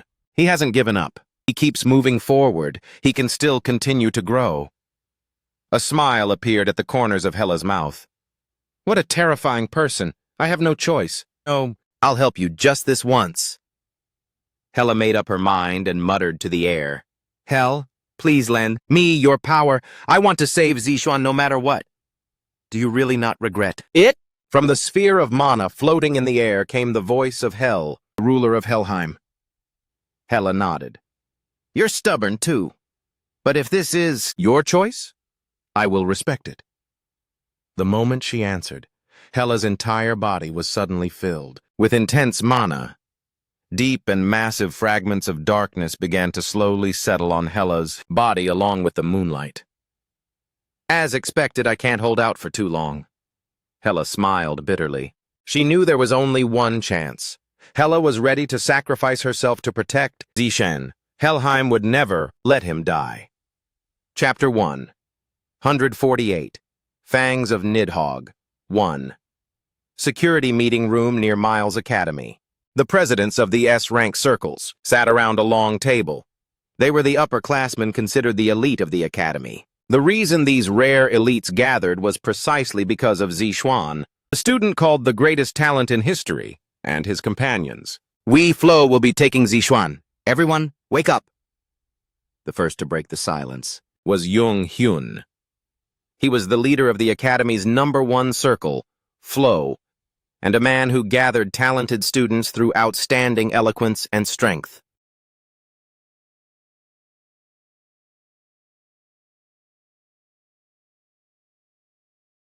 However, the others were not the type to listen quietly. No, this time it's Holy Grace's turn. Didn't you guys snatch up all the talented freshmen last year? We will not back down on Zixuan. The one responding to Jung Hyun was Han Ji-an. He was the top healer in the academy.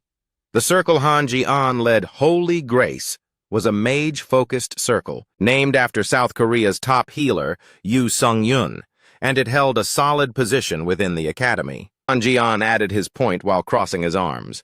Originally, the magic department and the combat department didn't infringe on each other's territory.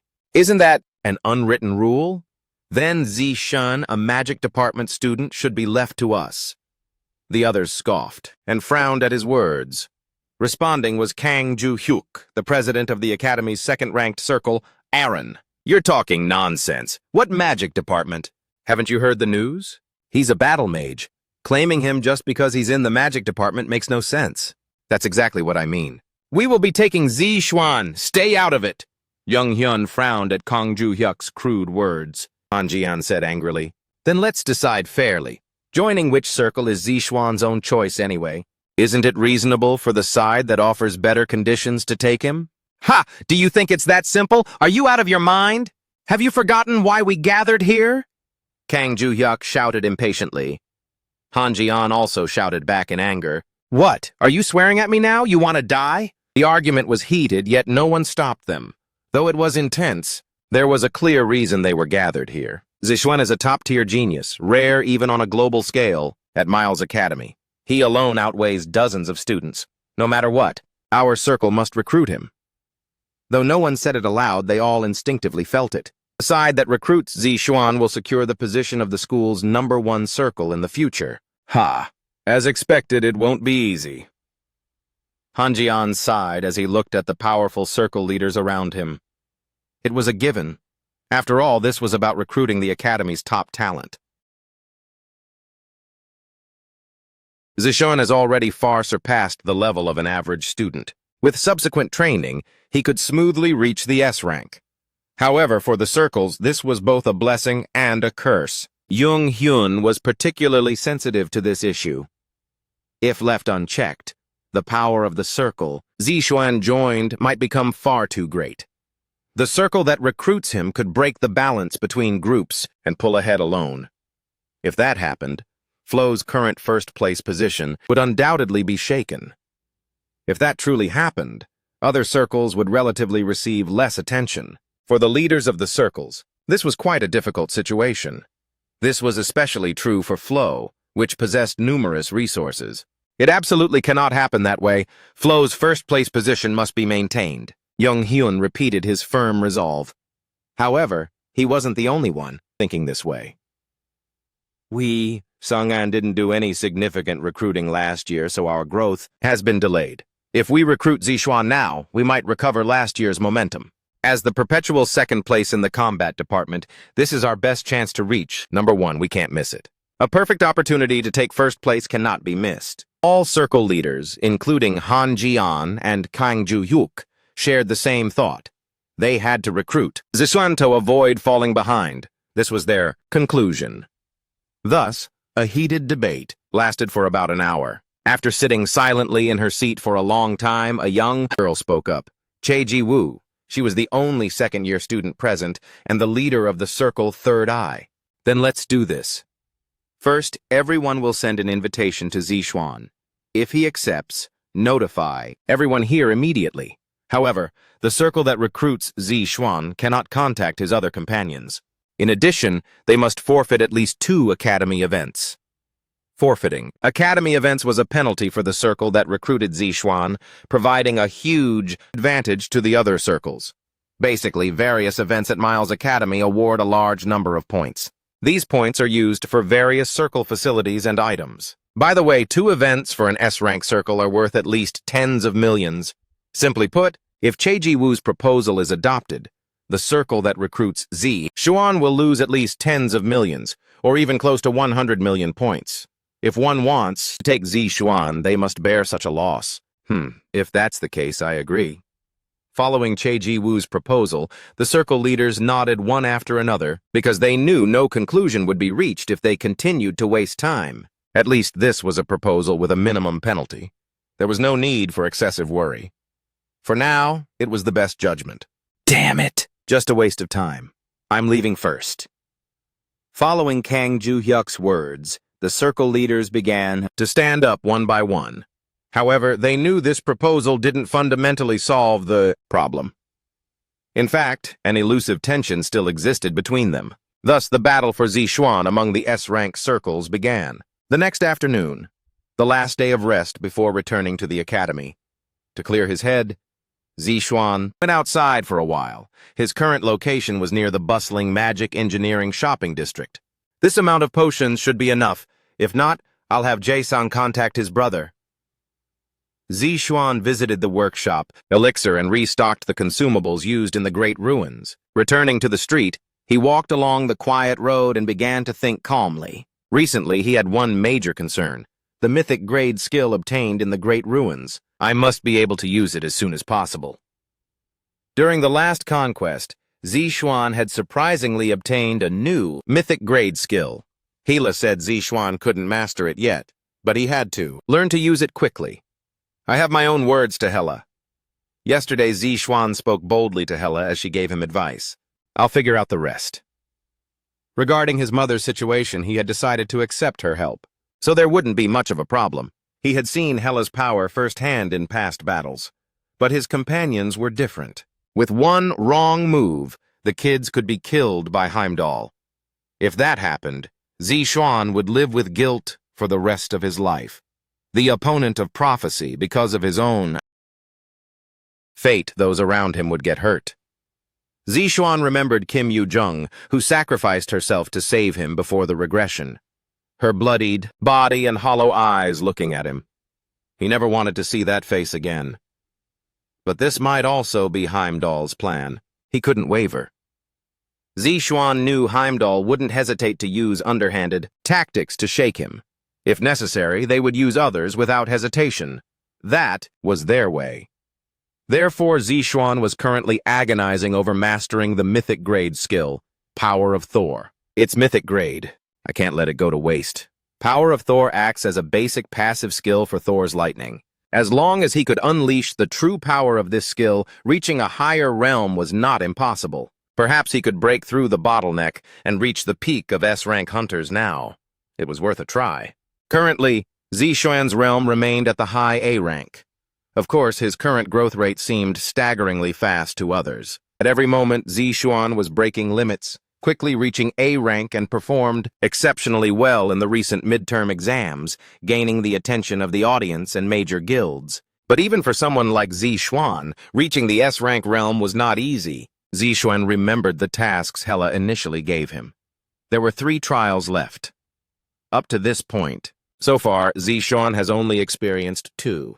He hasn't reached the turning point yet. But in that one strike at Helgrund, he already required S-rank strength. If he doesn't get stronger, this kind of good luck won't happen again. First, he must at least reach the S-rank realm. Zixuan has to break through this point, and to go one level higher, what is required is the growth of his skills. Hela mastering a mythic grade skill. That must be difficult, right? Zixuan asked, looking back at Hela sitting on his shoulder. Hela frowned and rubbed her claws. Of course. Mythic grade skills are different from S-rank or unique grade skills. If the user's body can't support it, just using it could cause the body to collapse. To use that kind of skill so recklessly. Her raised claws dug into Zixuan's shoulder. Really, the more I think about it, the more I wonder what you were thinking when you did that. Hela glared as she spoke, but Zixuan didn't blink. Forget it. Since it's already come to this, don't worry too much. Besides, a skill at this level is actually fun to tame. How can you say such light-hearted things? Didn't I tell you before? For you, a mythic grade skill is still way too early. Hella's scolding made Zixuan briefly recollect the past. That was back before the conquest of the Great Ruins, when they were evolving the key and planning the strategy. At that time, Hella said, "You probably haven't realized yet that the blank card isn't something that can only copy S-rank or unique skills." Wait, what do you mean by saying this all of a sudden? Have you forgotten? Odin's Lost Eye is a mythic grade item. You haven't even unleashed half the power of the blank card yet. Not even half? If you guide the artifact's evolution, you'll be able to copy the skills of gods and giants. The blank card was originally made for this purpose, to be an opponent against Odin's weak rivals. To copy a god's skill. Is that really possible? Of course. From now on, you will master a completely new rank of skills beyond S-rank and unique mythics. Grade skills. However, for now, it is still too early. And even if you copy a skill now, you won't be able to use it properly. Hearing this news, Zixuan smiled meaningfully. Hela felt an ominous vibe and hurried to add, and remember, absolutely do not attempt to copy a mythic grade skill. Do you understand? Okay, of course. Zixuan didn't listen to Hela's words. He copied the skill. However, just as she said, he didn't plan on immediately using the mythic grade skill. Yet he did want to increase the number of cards in his hand for future battles. To be honest, Thor is a bit annoying, Zixuan mocked softly. Hela narrowed her eyes as she looked at him. Truly cunning. Ignoring Hela, Zixuan opened the skill window. Passive skill. Name, Power of Thor, rank, mythic. Attribute, contains the lightning of the thunder god Thor. The efficiency and power of lightning attribute skills are drastically increased. 1. Damage of lightning attribute skills increased by 300%. 2. Efficiency of lightning attribute skills increased by 50%. 3. This is a toggleable skill. Caution. This is a skill with a rank far higher than the user's level. The skill cannot be sustained for a long time. Violating this regulation will lead to permanent physical damage. Permanent physical damage. Actually, I'm a bit wary. I could find Yu Xin for treatment, but it's unwise to count on him appearing exactly during a crisis. For now, protecting himself properly was the smartest move. Just as Zixuan finished organizing his thoughts, Hela suddenly spoke. By the way, it seems we have a guest. Along with her words, the exhaust note of a luxury sedan roared in his ears. Vroom, vroom. Zixuan let out a soft sigh and put his hands in his pockets. Who knows whether it's a guest or not? Zixuan curled his lips upward. Just as expected, the vehicle came to a precise stop in front of him. I'll know once I hear it for myself. Meanwhile, the car window rolled down, and a woman's figure was revealed. Zixuan looked her over inside the car with slight surprise. He didn't expect to meet such a big shot here. It seemed it wasn't a coincidence. Is something the matter? Zixuan fixed his gaze on the woman and asked calmly. The woman smiled and slowly turned her head to lock eyes with Zixuan, fair skin and red lips. Of course, she was someone Zixuan was familiar with, Baek Ji-yeon, the leader of the Curator Guild. She addressed him, "Hello, Zixuan. I have something I want to talk to you about." Hearing Baek Ji-yeon's words, Zixuan thrust his hands into his pockets, acting as if nothing were wrong. I apologize for the sudden visit. It must be a bit inconvenient. Let's talk about your situation first, shall we? That won't be difficult. Baek Ji-yeon added with a confident smile, "We would like to invite you to join our Curator Guild." Hearing this, Zixuan pulled his hands out of his pockets. Look at this. Things are getting interesting. To think she'd dare to target me, the chief negotiator of Lotus and the disciple of Yu Xin. And as a mere merchant guild, no less. I already have a guild, although you probably already knew that before coming to see me. We will provide the Fangs of Nidhogg. Baek Ji-yeon's declaration made Zixuan's eyes narrow. The Fangs of Nidhogg? While Zixuan was stunned, Baek Ji-yeon quickly added, "As long as you join our guild, We will unconditionally hand this artifact over to you. Zixuan's expression stiffened. Fangs of Nidhogg? Does she mean the same Fangs of Nidhogg that I know of? Faced with such a shocking proposal, Zixuan looked at Baek Ji-yeon with a furrowed brow. An S-rank item of astronomical value, one of only a few in the world, and she's just going to give it to me? Chapter 1 149 Fangs of Nidhogg 2 S-rank item, the Fangs of Nidhogg was also a top-tier artifact in Zixuan's memory. Nidhogg, the malicious striker or slaughterer of mockery. The name of this demonic beast, as a descendant of dragons, inhabits the springs of Niflheim, specifically Vergelmir. Legend has it that he constantly gnaws at the roots of Yggdrasil. By the way, according to myth, Nidhogg's fangs are venomous, containing a lethal dose enough to melt everything in the world, the most potent poison. Zixuan had once seen a story about Nidhogg's fangs on television. It was a show that showcased the weapons of high-level hunters and evaluated their value. In terms of pure attributes, the fangs of Nidhogg might seem inferior to other items because it's not a long weapon, but a short dagger. Thus, it has limitations in combat, and the damage it can cause is limited. But the value of this weapon is not limited to that. Its true value lies elsewhere: extreme toxicity.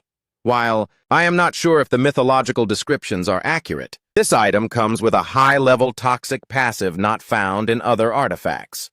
For a combatant who primarily uses daggers or relies on speed, there is no better weapon. Therefore, the value of this item ranks second among all S-rank items throughout history, breaking the record previously held by Balmung. At a small cafe on the outskirts of the Magic Engineering shopping street, Zixuan, Baek Ji-yeon, and her secretary Kang Ju-yeon sat together. The two observed each other's expressions, trying to gauge the other's intentions. In the silent atmosphere, Baek Ji-yeon was the first to speak. Let's continue our talk. Zixuan? No, Hunter Zixuan? Baek Ji-yeon lightly corrected the form of address. Ice cubes made a crisp clinking sound in her Americano as they settled. She was skilled. As a master of social interaction, Baek Ji-yeon was very adept in conversation. Zixuan slightly turned the corners of his mouth and picked up the thread. I'm still a student. You can speak casually. Zixuan smiled innocently like any other kid his age. Watching this, Baek Ji-yeon also smiled slightly. Interesting, Yushin, so you raised such a monster.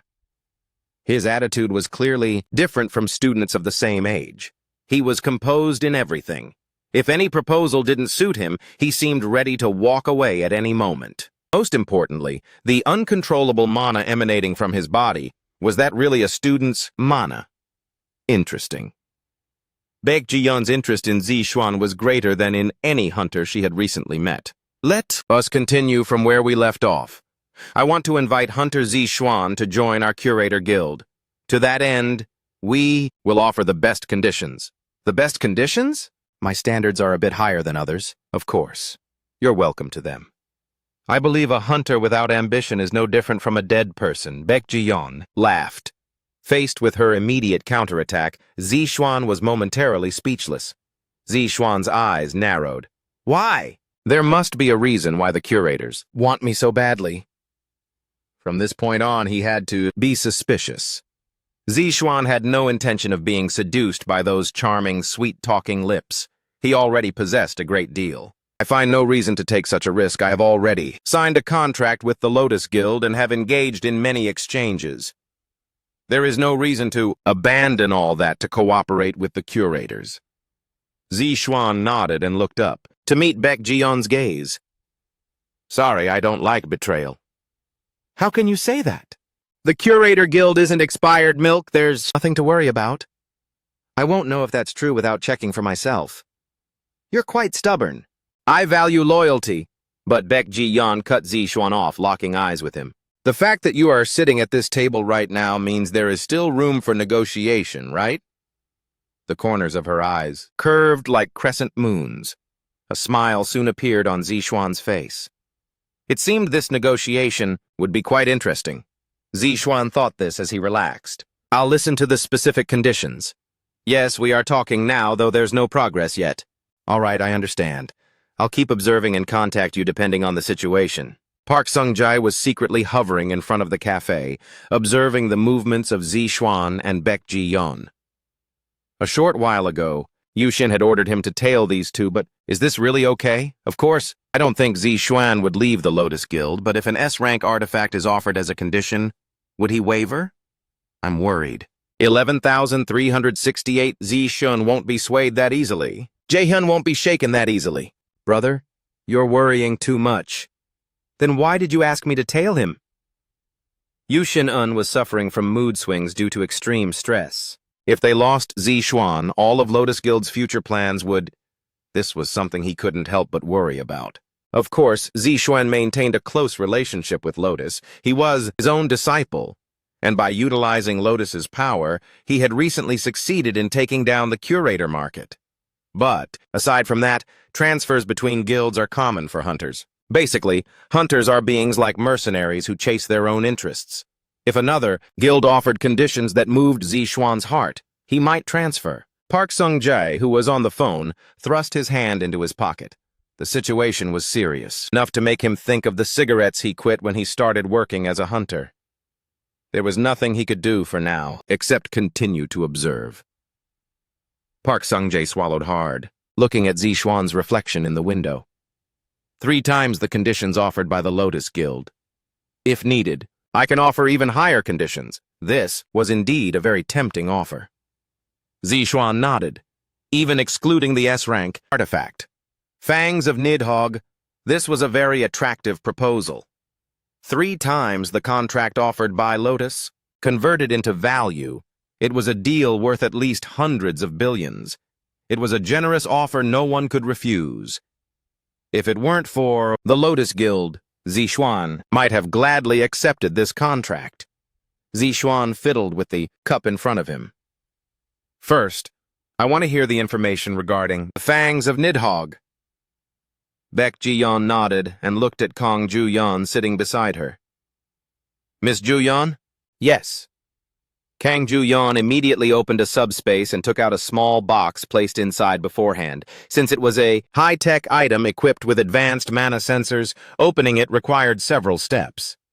Baek Ji-yeon gently blew on the box and then waited a moment. Click. The box opened, finally revealing the full glory of the artifact inside. Zixuan showed a faint smile. This was indeed the Fangs of Nidhogg that I knew. Excellent. Zixuan tried to hide his greedy expression and began to inspect the item carefully. It had the form of a machete. Its practicality was certain. 11,396 machete, a short blade shaped like a jungle knife. It had a straight blade of about 18 inches and a pitch-black body. 2. Machete, a short blade similar in shape to a kukri. It features a straight blade of about 18 inches and a pitch-black body. 2. Confirm more detailed information. Zixuan brought up the status window.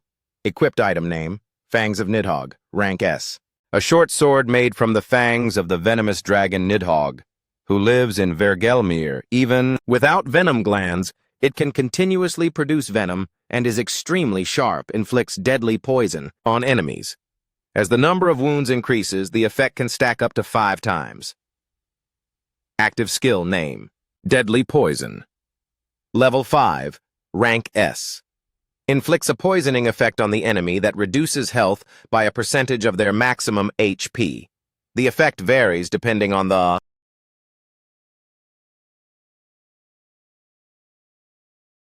enemy's attributes. Zixuan, who had maintained an indifferent expression, could no longer hide a smile. Noticing the change, Baek Ji-yeon watched Zixuan's face and laughed. As expected of an S-rank item, a hunter like him will definitely be swayed, she thought to herself. Suddenly, Zixuan moved his eyes away from the item and asked, Well, besides that, I'd like to hear the official story. That's the whole story. Hearing Baek Ji-yeon's words, Zixuan gave a cold laugh and replied, You don't actually believe that, do you? Zixuan adjusted his clothes and said, So why is an S-rank item being offered to someone who is just a student? If you don't want to, tell me, I'll be leaving. This has always been the part I'm curious about. It was a fact that Zixuan's value had skyrocketed through various events, such as the downfall of the curator's market leader, the midterm themed dungeon, the freshman hunt, and so on, but it would never reach this level. A contract wagering an S-rank item is a level usually reserved for recruiting S-rank hunters. There must be a hidden motive. Zixuan reached a clear conclusion. After a moment, Baek Ji-yeon clapped and laughed. You're getting more and more attractive. Do you know that, Hunter? Zixuan? You're such an interesting person. Do you hear that often? Occasionally. Baek Ji-yeon nodded and said, All right. I'll tell you the reason I approached you. Zixuan swallowed hard. What was the curator's goal? Why approach him? After a moment of silence, Baek Ji-yeon spoke with a relaxed smile. We curators want to establish a connection with the Hunter Management Headquarters. The Hunter Management Headquarters? Yes. We wish to build a link with the headquarters, although we run a merchant guild. There are many things that require attention. Zixuan chuckled. There was enough here to be convincing. The curators were a merchant guild, which meant they inevitably dealt with a massive volume of goods. In such a situation, it was only natural that they would generate a large amount of taxes. At this point, Zixuan could be of great help. One of the greatest privileges for a management-level member of the Hunter Management Headquarters is tax reduction. This is applied to the guild the member belongs to. I understand. We curators place high value on Hunter Zixuan's worth. If you join us, you will never regret it.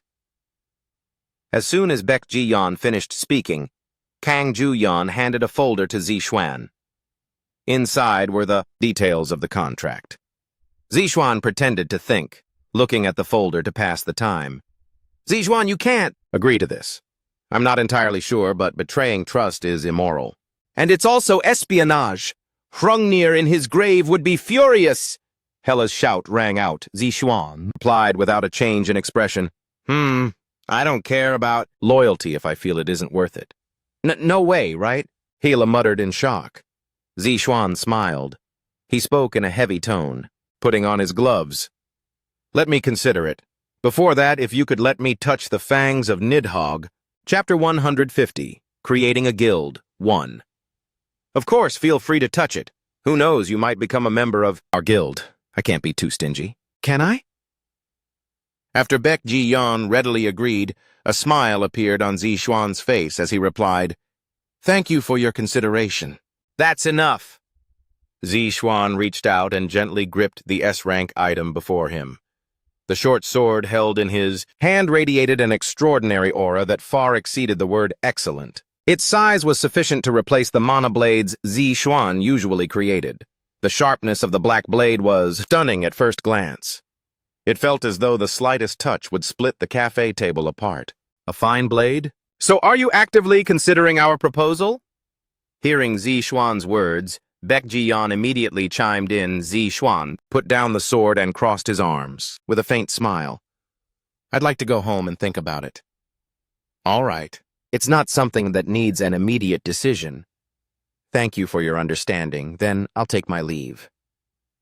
Ending the conversation, Zixuan stood up and left the cafe first. A moment later, Baek Ji-yeon, remaining in the cafe, bit her lip and fell into deep thought. Something strange. What was with that attitude just now? An inexplicable sense of disharmony welled up in her heart. In the end, Zixuan's actions were clearly unusual.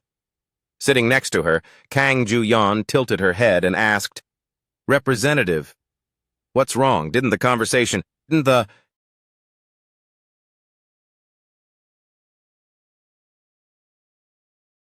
go smoothly? Regarding Zixuan, don't you think it was a bit strange? What? How so? Kang Ju-yeon couldn't help but feel confused. Why did Baek Ji-yeon suddenly say that? Hadn't the conversation just now gone smoothly? No matter how you look at it, it was odd.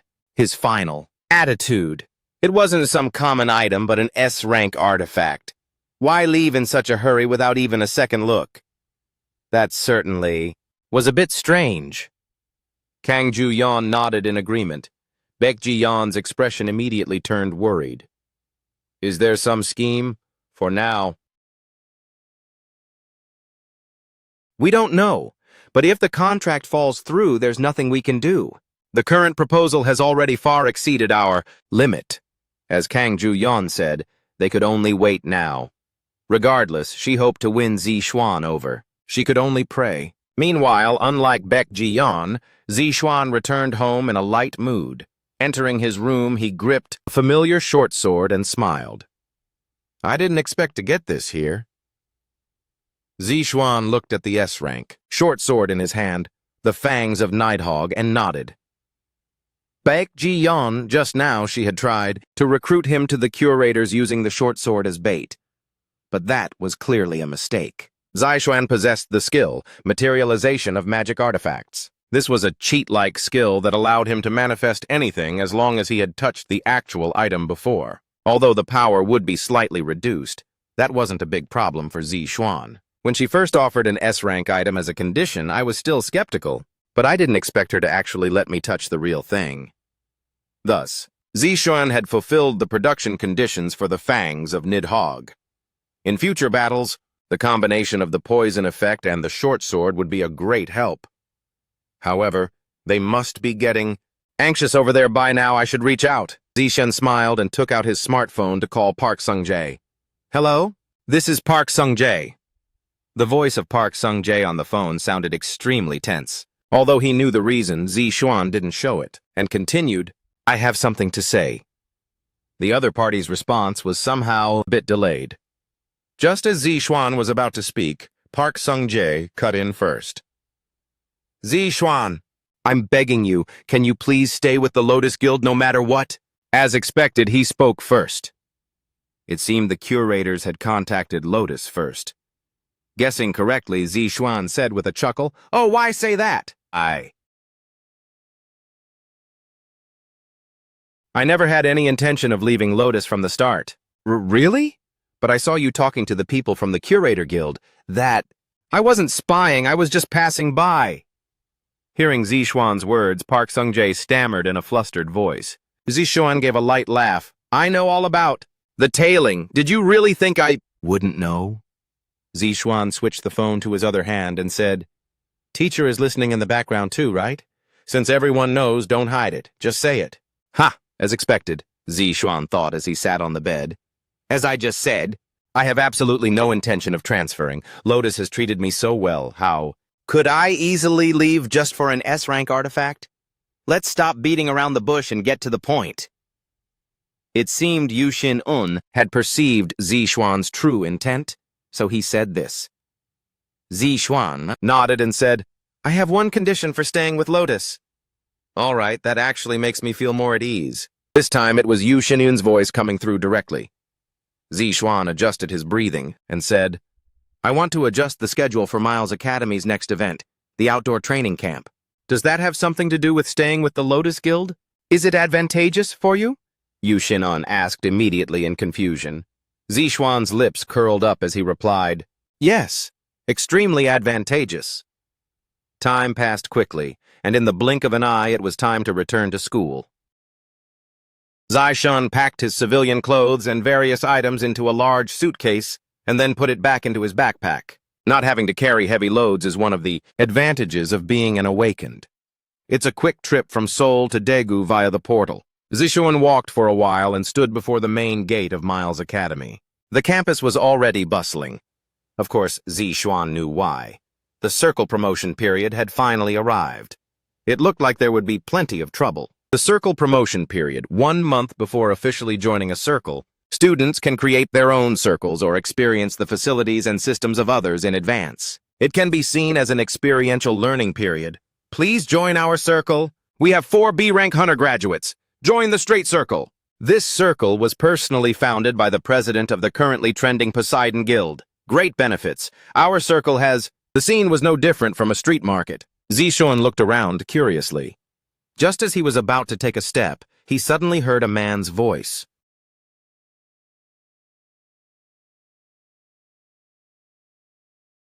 Zixuan, I've been waiting for you. Is something the matter? Zixuan looked at the clothes of the person addressing him and spoke. He felt the face was familiar, but he couldn't recall who it was. While he was trying to remember, the man in front of him frowned and said, "You don't recognize me? Is he suffering from a superiority complex?" Zixuan couldn't help but think that he didn't look very well. Not long ago, he had fought against the S-rank Hunter Barak. For a mere student, to ask why I don't know who he is.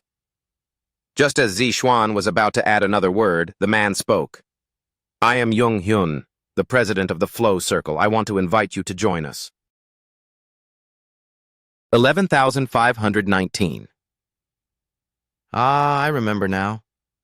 Zixuan smiled slightly. Now I remember. Jae-hyun smiled slightly. Jung Hyun, the representative of the Flow Circle.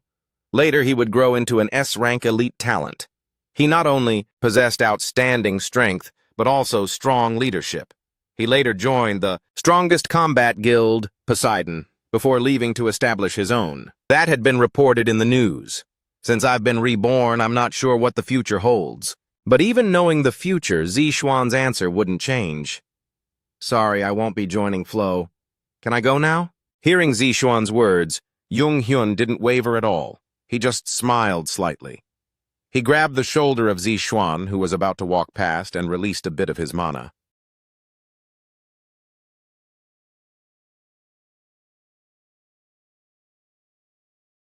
"I hope you'll reconsider." Reconsidering. His actions seemed completely unrelated to the request. 11,528 Zixuan looked at Jung Hyun, who was tightly gripping his shoulder, and released his own mana, refusing to be outdone. Could it be? Looking at Jung Hyun, who was clutching his shoulder, Jae-hyun released his mana, refusing to be outdone. "Do you want to embarrass yourself here?" Zixuan said with a smile. A hint of provocation flashed in Jung Hyun's calm, steady eyes. At the same time, their mana erupted.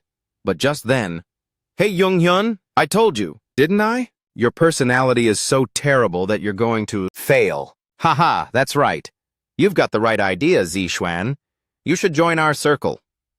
Kang Ju-hyuk, the president of the second-ranked combat circle, cut in. Of course, this was a face from Zixuan's memory. Zixuan impatiently thought about ignoring them both and walking away. "No, Zixuan is going to be recruited by our Holy Grace Circle." Han Ji-an, the president of Holy Grace, cut in from behind. It was an absolute mess. Zixuan barely suppressed a headache and spoke. "I'm sorry, but won't be joining any circle." Zixuan's words fell heavily. The circle leaders who had gathered to recruit him were visibly shaken. "What do you mean not joining a circle?"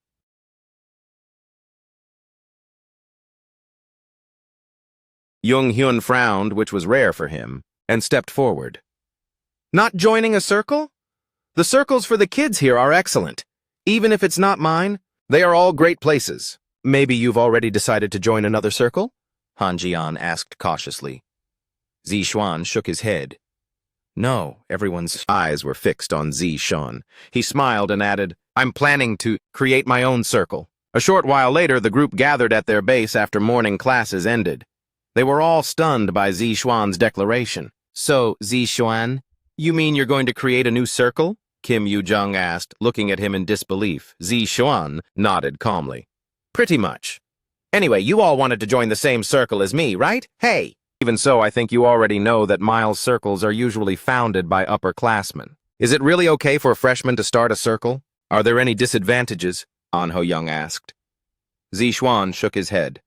"Of course not. There's no rule saying freshmen can't create a circle. It's entirely based on merit.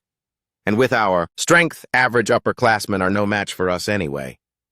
"Is there an issue?" Zixuan said in a confident voice. But the others' expressions didn't look great. "Even so, won't we be ostracized by other circles?" Lee Jae-sang asked. Recently, he had been busy with the opening of his workshop and had left his previous club without joining a new one. "If the strength gap is wide enough, they won't. Brother, you're worrying too much." Zixuan remained composed, and the group had to nod in agreement. Zixuan's strength was already comparable to veteran hunters, at least A rank. That was Zixuan's realm. At least regarding strength, there was no room for doubt. After a moment of silence, this time it was Seo Yina who asked, "Have you thought it through? Freshmen know fewer instructors, and renting a circle room is difficult. There will be many challenges." Regarding joining other circles, these were practical problems. Even if freshmen are strong, these issues are hard to solve. Networking. Even if Zishuan is the top of the class, networking problems are tough to settle. You guys know, right? I have a deep relationship with the president. Zishuan's sudden remark made the group realize the truth, and their faces immediately brightened. Zishuan was close to instructor Kim Ji-yeon. Not only that, he was a priority negotiator for the Lotus Guild, and also Yu Shin-eun's direct disciple. Perhaps, if played right, it might actually work. Zishan is truly amazing. Everyone looked at Zishan with admiring eyes. I will formally make the proposal. Zishan looked around at his companions with a relaxed smile. So is everyone willing to join my circle? The eyes of the group shone brightly. The answer was already obvious. Chapter 1 151 Circle Establishment 2 I'll join. Unexpectedly, Seo Yina was the first to answer with a determined expression. Perhaps she had wanted to join a circle with Zishuan from the start. I certainly welcome it. Even when he first experienced the mock dungeon incident with Seo Yina, Zishuan thought he shouldn't get involved with her anymore. He worried he might hinder her future, or even get her involved in danger and injured. This was the same for the other companions, Lee Jae-sung, An Ho-young, Kim Yoo-jung, and even the somewhat awkward Seo Ah-hyun. Zishuan worried he would get these people hurt, so he always tried not to establish deep relationships with them. Once a relationship deepened, he would have to expose his flaws and secrets. For Zishuan, who originally harbored a sense of distrust toward others, this was an extremely difficult thing. So he once thought about giving up on building relationships and just focusing on himself. But now he seemed to understand that such a way couldn't achieve what he wanted. Zishuan only now realized this simple truth.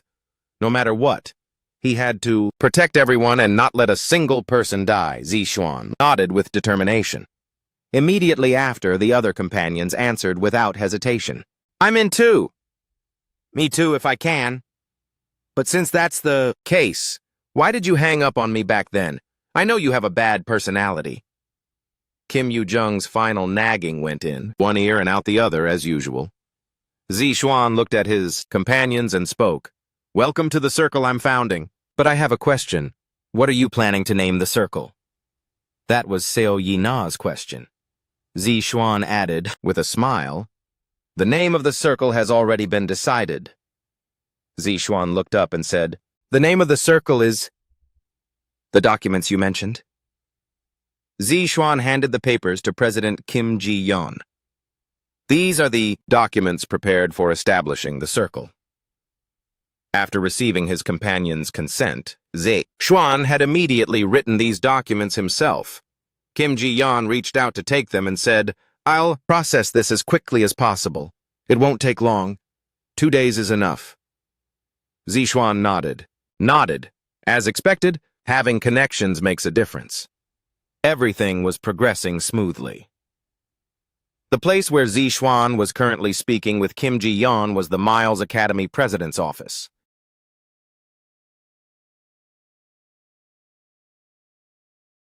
In the past, it was used by Ju Jae-in and was filled with eccentric white furniture, but now it had become Zishuan's second base. President Kim Ji-yeon is a member of the Hunter Management Headquarters, and I am also a hunter belonging to the headquarters. As president, Kim Ji-yeon had to be mindful of Zishuan's mood. After all, he attained his current position entirely through the help of Zishuan and the Lotus Guild. For him, this was undoubtedly a situation that required extra care.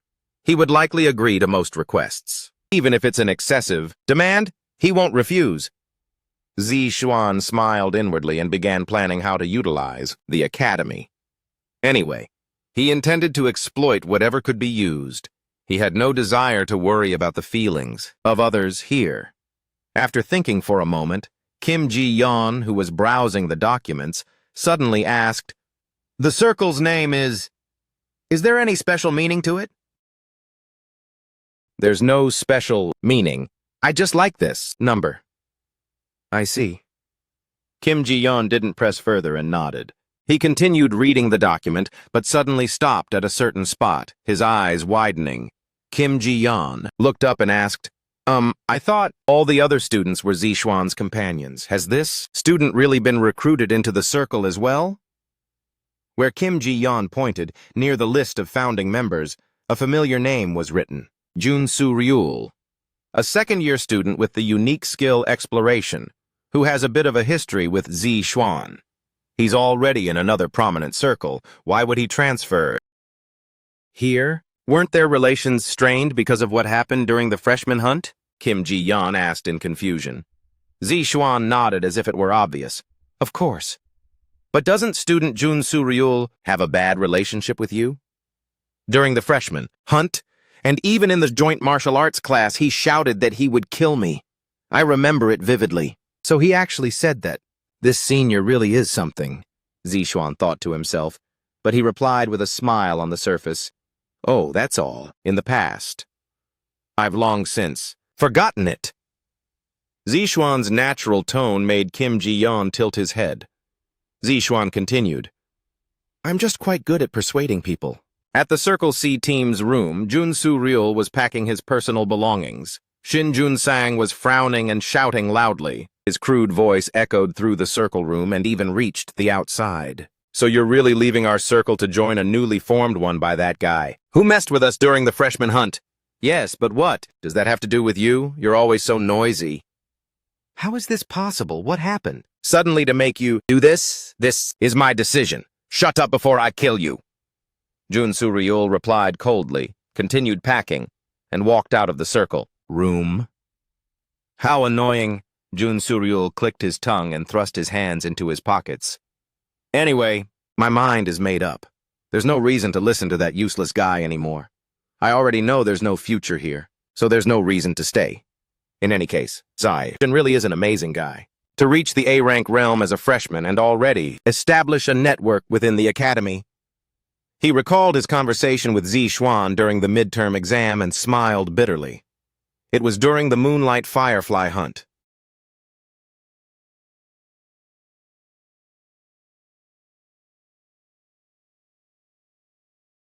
So, what exactly are you proposing to me? Please join my newly established circle. A circle? You must be joking.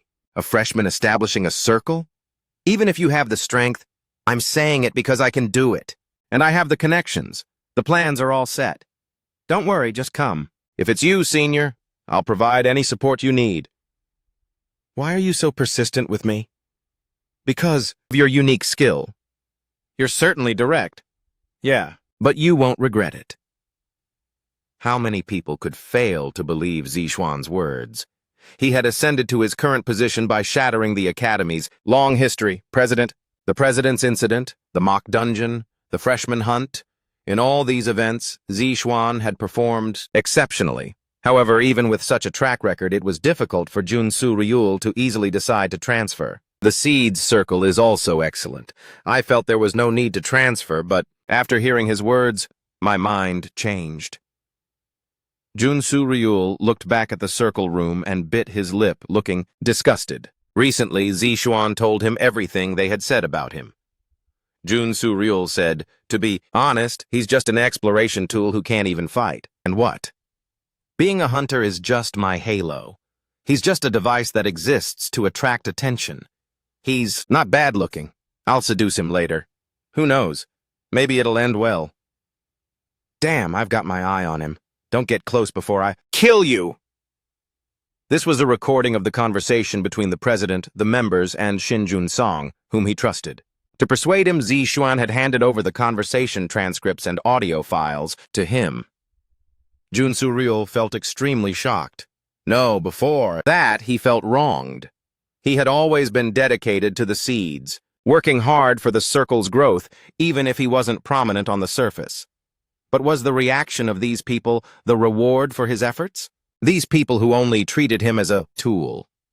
Jun Soo-ryul felt disappointed by this. Filthy bastards, I don't feel anything for them anymore. Their circle's scale was the only regret, but even that had become meaningless now. It would soon be destroyed by that guy anyway. Junsu left with a smile. Looking at him blankly, Shin Jun-sang frowned and made a call. There was no doubt Zixuan had done something. This thought surfaced in his mind. All right, now everyone is here. All 6 founding members were present. Zixuan spoke with his arms crossed as the 5 circle members sat around him and nodded. This was a relaxed greeting session. After all, everyone already knew each other. This was just a social gathering in the name of a greeting. I knew you had connections, but I didn't expect you to be one of the shareholders of the Elixir Workshop. Junsu Ryul looked around the meeting room on the 2nd floor of the Elixir Workshop. Because of the whispering voices, he felt a bit intimidated and appeared somewhat weak. Sister, it's good to meet you. Thank you for helping me. Kim Yoo-jung seemed to have forgotten the initial awkwardness and greeted her warmly, changing the address from senior to sister. Junsu Ryul also nodded pleasantly. Yes, please look after me. Me too. Please look after me. Right, please look after me. Please look after me. After the members finished their casual greetings, they looked at Zixuan. Zixuan smiled slightly. The reason for gathering today was to provide advance notice of the preliminary plans for the soon-to-be-established Circle 9. This would be the starting point for Zixuan's formal debut and for increasing his own value. First of all, because it is still the Circle's temporary activity and promotion period, we aren't a formal circle yet. Zixuan observed the others' reactions after speaking. As expected, it didn't seem like anyone would leave.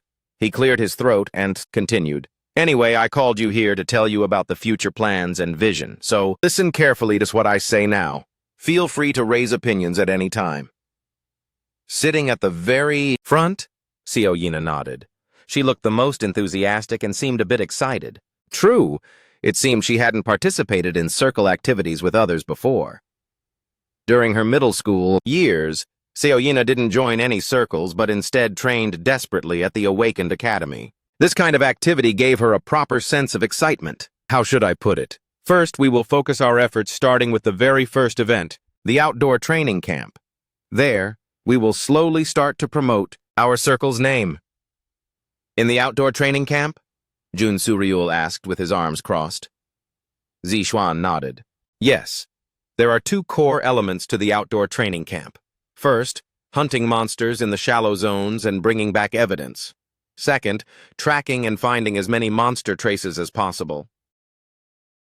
Fortunately, our circle has Senior Suriel, who possesses exploration abilities, Zixuan said with a greedy smile. He smiled at Junsu Ryul. Junsu Ryul let out a sigh. I avoided those pieces of trash only to find this place is also full of people planning to use me. However, despite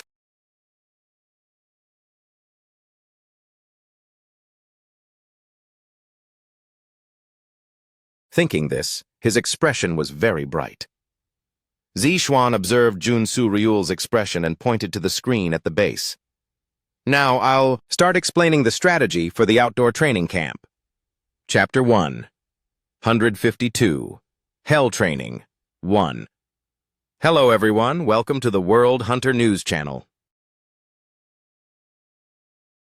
Today we've invited 2 guests to consult on the mysterious tomb robbing incident that occurred at the Iceland Great Ruins a few days ago. S-rank hunter and EU representative Barack, as well as the world's first S-rank mage and fellow EU member Camilla.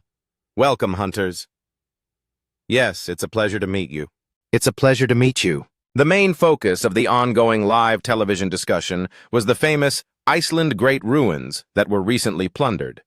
Barack and Camilla were invited to participate in the hearing as guest speakers because they were on site guarding the location when the incident occurred. However, despite being invited, the audience's reaction to them was not friendly. The reason was simple. They suspected the European Union was involved in the plundering of the Great Ruins. Barack sighed. since it was a freeform broadcast. There were no specific restrictions on behavior, but this was clearly a rude reception. Camilla gave him a look, but he ignored it. I didn't even do anything wrong. Why should I care about their looks? Of course, it wasn't that he didn't understand their position. There was a reason the audience displayed such an attitude. When the great ruins were plundered, there were actually 2 S-rank hunters on the scene.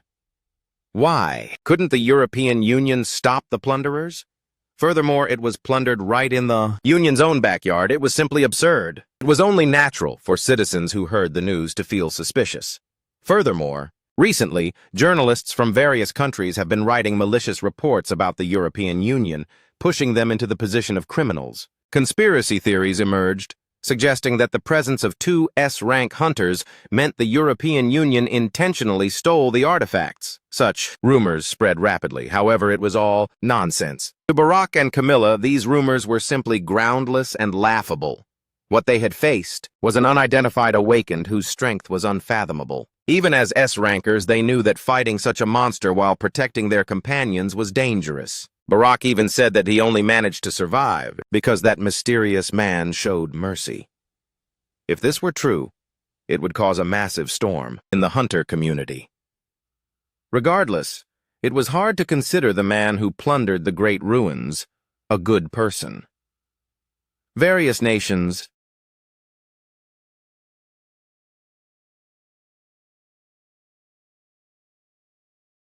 must formulate countermeasures through negotiations to stop that mysterious man. A countermeasure must be established as soon as possible.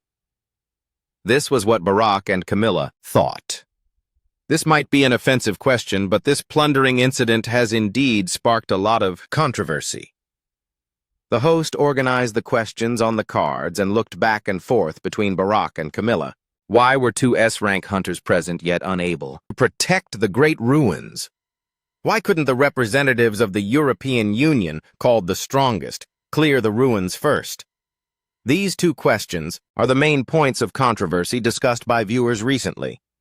Regarding this, do you have any views you can share? There is nothing to say. This was our failure, Camilla responded calmly. Their purpose was obvious, to guide them into saying something disadvantageous so they could write provocative reports. Even if hunters risked their lives fighting on the front lines, the next day's headlines would read, "Dozens dead due to dungeon break." The incompetence of the European Union. Is that really okay? Faced with such a potential headline, Camilla sighed softly and looked at Barack. In fact, it wasn't that there was no way to end the controversy created by the host and the audience. Barack could confess everything that happened. However, this was no easy task. It was impossible for Barack to admit his own defeat. For an S-rank hunter to admit their lack of ability in public, especially for a representative of the European Union, known as one of the world's strongest, no matter how one thought about it, it was impossible. Camilla lowered her head, trying to shake off the thoughts.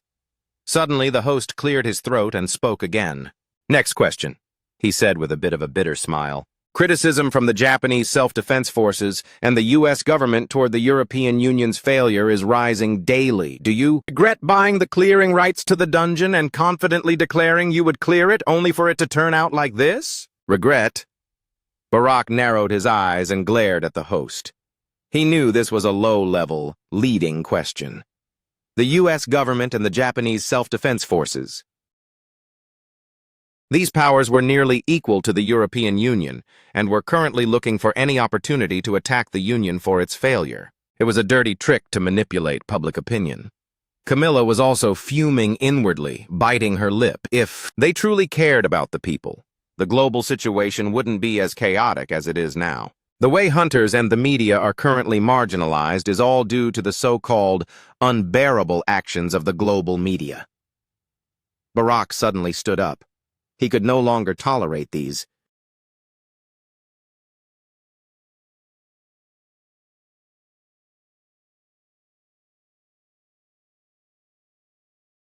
People continuing to talk this trash. He bared his teeth at the host and said word for word, "Yes, I am deeply regretful.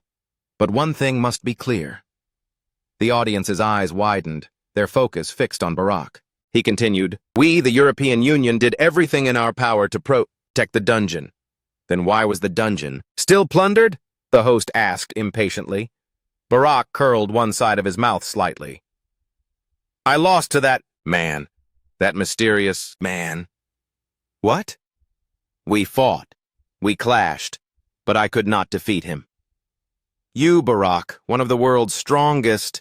You're admitting defeat? The host muttered in shock. 11,768.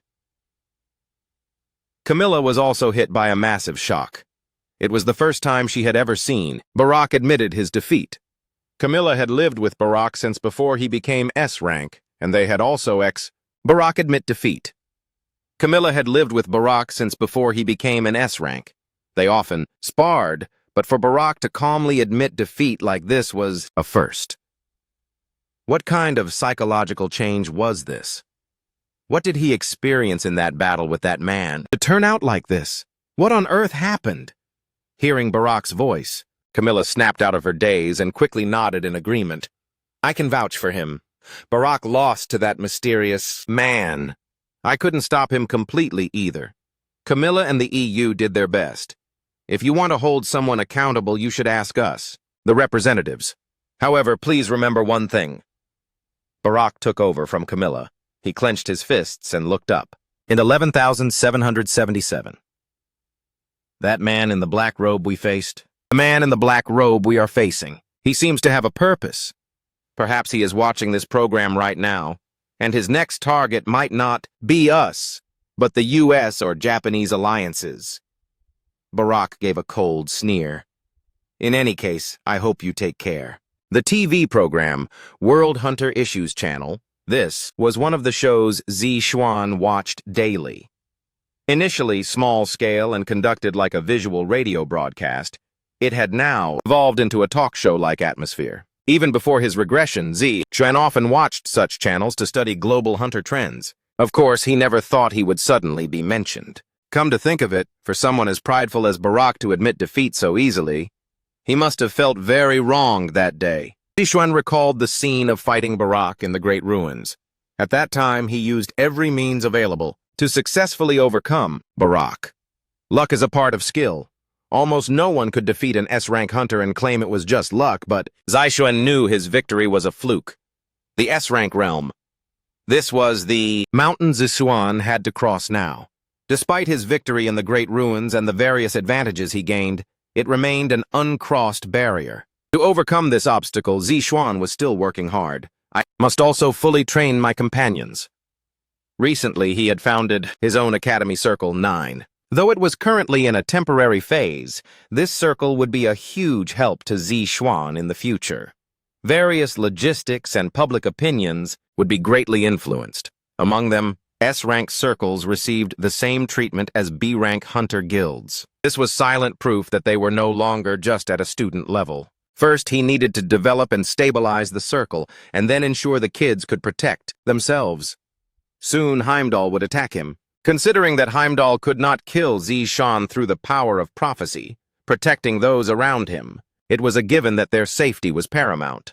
If it were his mother, he could hide her with Hela's dark magic, but he couldn't do the same for his other companions. With Zi Xuan's current strength, trying to both protect everyone and fight at the same time was difficult.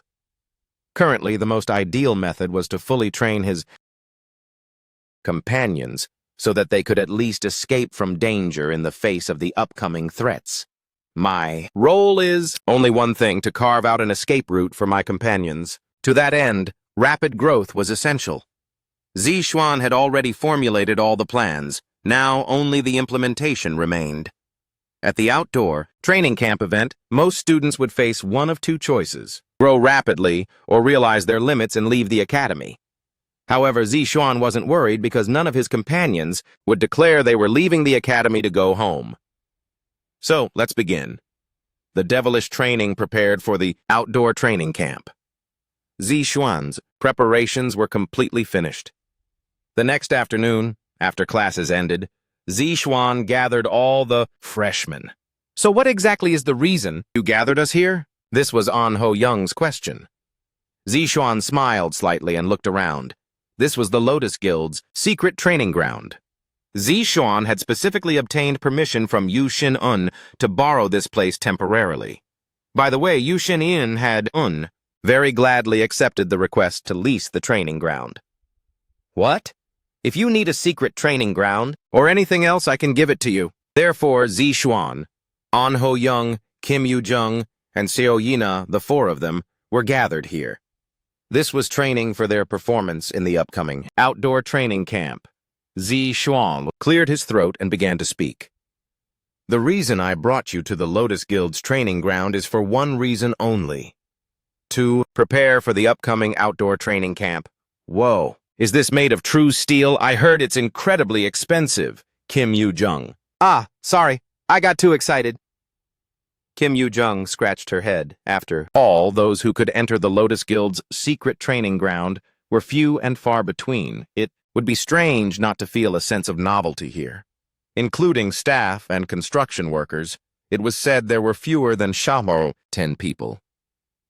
Zishan smiled lightly, recalling the words Yu Xin had once let slip while showing off. He had unconsciously developed a habit of boasting about the Lotus Guild and himself. Perhaps this was part of a strategy to ensure Zishuan wouldn't gain interest in other guilds. So, Zishuan lowered his head, lightly brushed aside his thoughts, and said, "Our circle starts now. We will receive support from Lotus. To be honest, we could leverage the power of the president or instructor Kim Ji-yeon, but that method won't last." That's true, Kim Yu-jung agreed. An Ho-young also nodded and crossed his arms. After all, Miles Academy was an institution based entirely on merit. While connections aren't unnecessary, expecting too much from them would lead to trouble. I never liked being judged by anything, other than my strength anyway, Xiao Yina chimed in, also crossing her arms. Zi Xuan spoke softly. Yes, but to be honest, your strength isn't yet enough to defeat the top upperclassmen. Of course, you have talent, but currently, you are just the top 5 freshmen.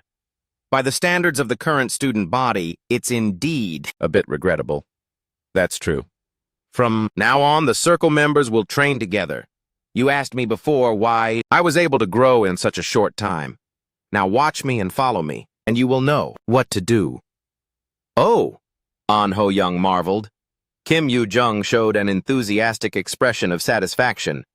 Finally, Zishan's secret notes were being revealed.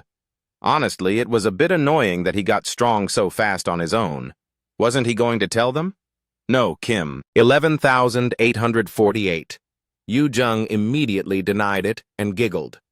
Turning her head, she saw Seo Yina's expression was also determined. Yu-jung immediately denied it and chuckled. Turning her head, she saw that Seo Yina's expression was also firm. It seemed that recently they weren't too satisfied with their own growth speed. Well, with me around, they couldn't help but feel that way. Of course, it was impossible for them to catch up to Zishuan. Growth speed. After all, the systems they use are different. Zishuan, through various opportunities, has constantly broken through his own limits to a level that is incomparable to other students or even veteran hunters. So, Zishuan, what do you plan to start teaching us? Even for someone in the combat department like me, surely you can teach me something, right? An Ho-young asked expectantly. Zishuan tilted his head in confusion and replied, What are you talking about? When did I ever say I was going to unilaterally teach you?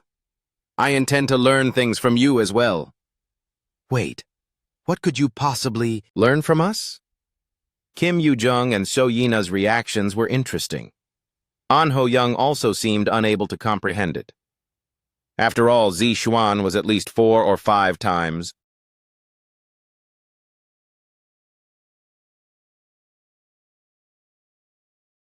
stronger than them, wasn't he? So what on earth did he want to learn from? Them? Regardless of what they thought, Zishan just smiled. Then let's begin the preparatory training for the outdoor training camp. Also, Senior Jun Surreal, come on in. Stop hiding back there. At this point, except for the non-combatant Lee Jae-sang and the middle schooler Seo Ah-hyun, all circle members were present. Formal circle training began. Chapter 153. Hell Training 2. Understanding one's own deficiencies. There is no more important quality for growth. For a hunter, the opportunity to realize one's limits and fill the gaps in one's abilities does not come easily. Only those who correctly grasp this can ascend to high positions. This is a very simple truth. Moreover, there isn't just one path to becoming stronger. Sometimes a shortcut is needed. Zixuan knew this well. These kids were strong, but they were too upright. They didn't look for easier ways. Now was the time for some proper technique. They needed someone to guide them, whether it's studying or learning other things. Being upright is a great help, but what if you add the right techniques? Naturally, the opportunity for growth will arrive much faster. Blooming. In the hunter world, this kind of rapid growth is called blooming. People who have experienced this process and broken through their limits will eventually face a moment of reawakening. Zixuan planned to bring this awakening moment forward. Of course, as I said initially, I don't plan to rely on them completely. To become stronger, I need to absorb the talents and knowledge of my companions. This was also an important training for Zixuan himself. Furthermore, one of the areas Zixuan currently felt he lacked most was, "You want me to teach you swordsmanship?" "Yes, I'd like to learn a bit of swordsmanship." Hearing Zixuan's words, An Ho Young tilted his head in surprise. This was only natural. Even though Zixuan was a battle mage, he wasn't strictly in the magic department, yet he wanted to seriously study swordsmanship. What exactly did this mean? During the midterm exam not long ago, I realized I hadn't fully utilized the advantages of being a battle mage. I don't know what weapons I'll use in the future, but the sword is the most common. It might have many uses, so I want to learn. In his recent battle with Barak, Zixuan won by a stroke of luck. If he hadn't had skills like overdrive or magic item materialization, if he hadn't had the help of those overspec skills, he absolutely could not have defeated him. Facing off against an S-rank combat specialist, Zixuan truly realized, in terms of swordsmanship, I am still very unskilled. It was a simple story. Recently, Zixuan had focused on magic, researching its foundations deeply. However, in reality, he had neglected the swordsmanship he was originally good at. I can't rely solely on magic in the future. I must enhance my physical prowess now. The powerful enemies I will face in the future will likely know my weaknesses and strengths. This means they won't just know that I primarily use magic, they'll know exactly what skills I have. Facing such an enemy, using only magic would clearly be foolish. I must truly master martial arts, and swordsmanship is the first step. Learning it will broaden the scope of my future battles. Since he was originally from a combat background, he also wanted to study the blade, so making this decision wasn't difficult. That's the reason. Can you help me? Zixuan added, convincing An Ho Young. To An Ho Young, he stood to gain more than he would give, and since Zixuan was his friend, he couldn't refuse. Although he was a bit worried about Zixuan wanting to master swordsmanship while already using magic, it was ultimately Zixuan's choice. Sometimes, An Ho Young trusted Zixuan more than himself. He had no reason not to help. There had to be some profound meaning behind it. An Ho Young looked at Zixuan with heavy eyes. Suddenly, Xiao Yina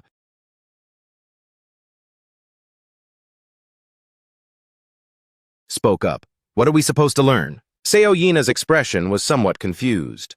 She wasn't sure what she could teach, but Zixuan smiled and said, "First, I'll learn support skills and their applications from Kim Yu-jung, skill condensation and reaction from Yina, and unique skills. My support-type skills are at the highest level in the academy," Kim Yu-jung said, crossing her arms proudly. However, So Yina's reaction was the complete opposite.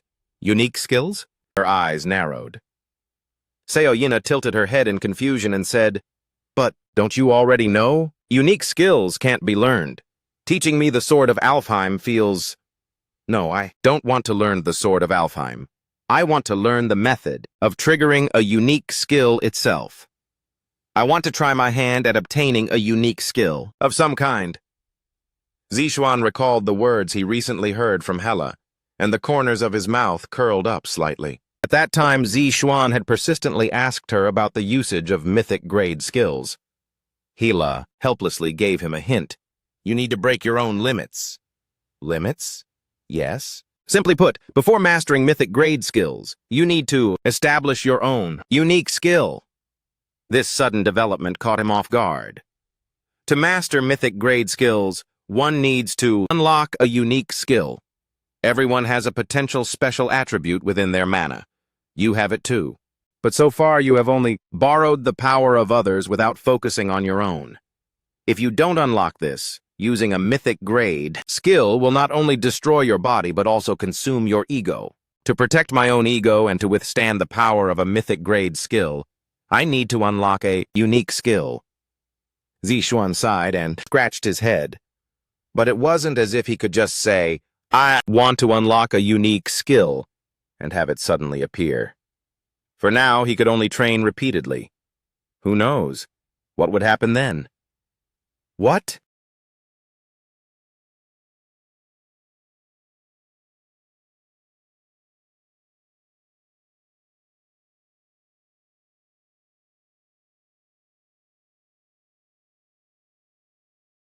Does that mean? Well, I'll open a bit of a shortcut for you. You're welcome. At that moment, a long-forgotten crisp chime rang out, and a system window was activated. Main quest, unlock unique skill. The opponent, unaware of their own incompetence, forcibly imitated a mythic grade skill, enraging the great goddess, Hela. To overcome the limit, find and fulfill the conditions to unlock a unique skill. Conditions. Unlock unique skill. Difficulty, S+. Reward, unlock unique skill. Zixuan hadn't ignored this issue. In the past, even before his regression, Zixuan had looked up with admiration to those who possessed unique skills. South Korea's first S-rank Hunter Lee Jae-shin, Lotus Guild's president Yu Shin-un, and also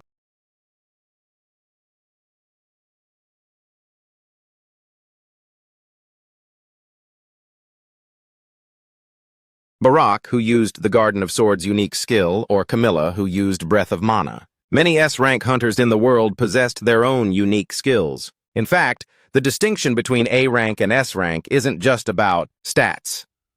The grade of skills is also vital. The difference between having a unique skill and not is like night and day. I want to unlock my unique skill as soon as possible. Coming out of his musing, Zixuan's words made Kim Yu-jung agitated. Hey, do you think unique skills are that easy to unlock? It's not something just anyone can have. Of course, you aren't an ordinary person, Kim Yu-jung muttered vaguely. To her, Zixuan had already far exceeded the level of an ordinary student. Zixuan nodded. Silently. The possibility was there. Other than hunters who were born with skills, everyone else unlocked their skills later in life. Since I am here, and since all of you are here, it's not impossible for you either. So, do you want me to tell you? Me? Did you unlock a unique skill later on?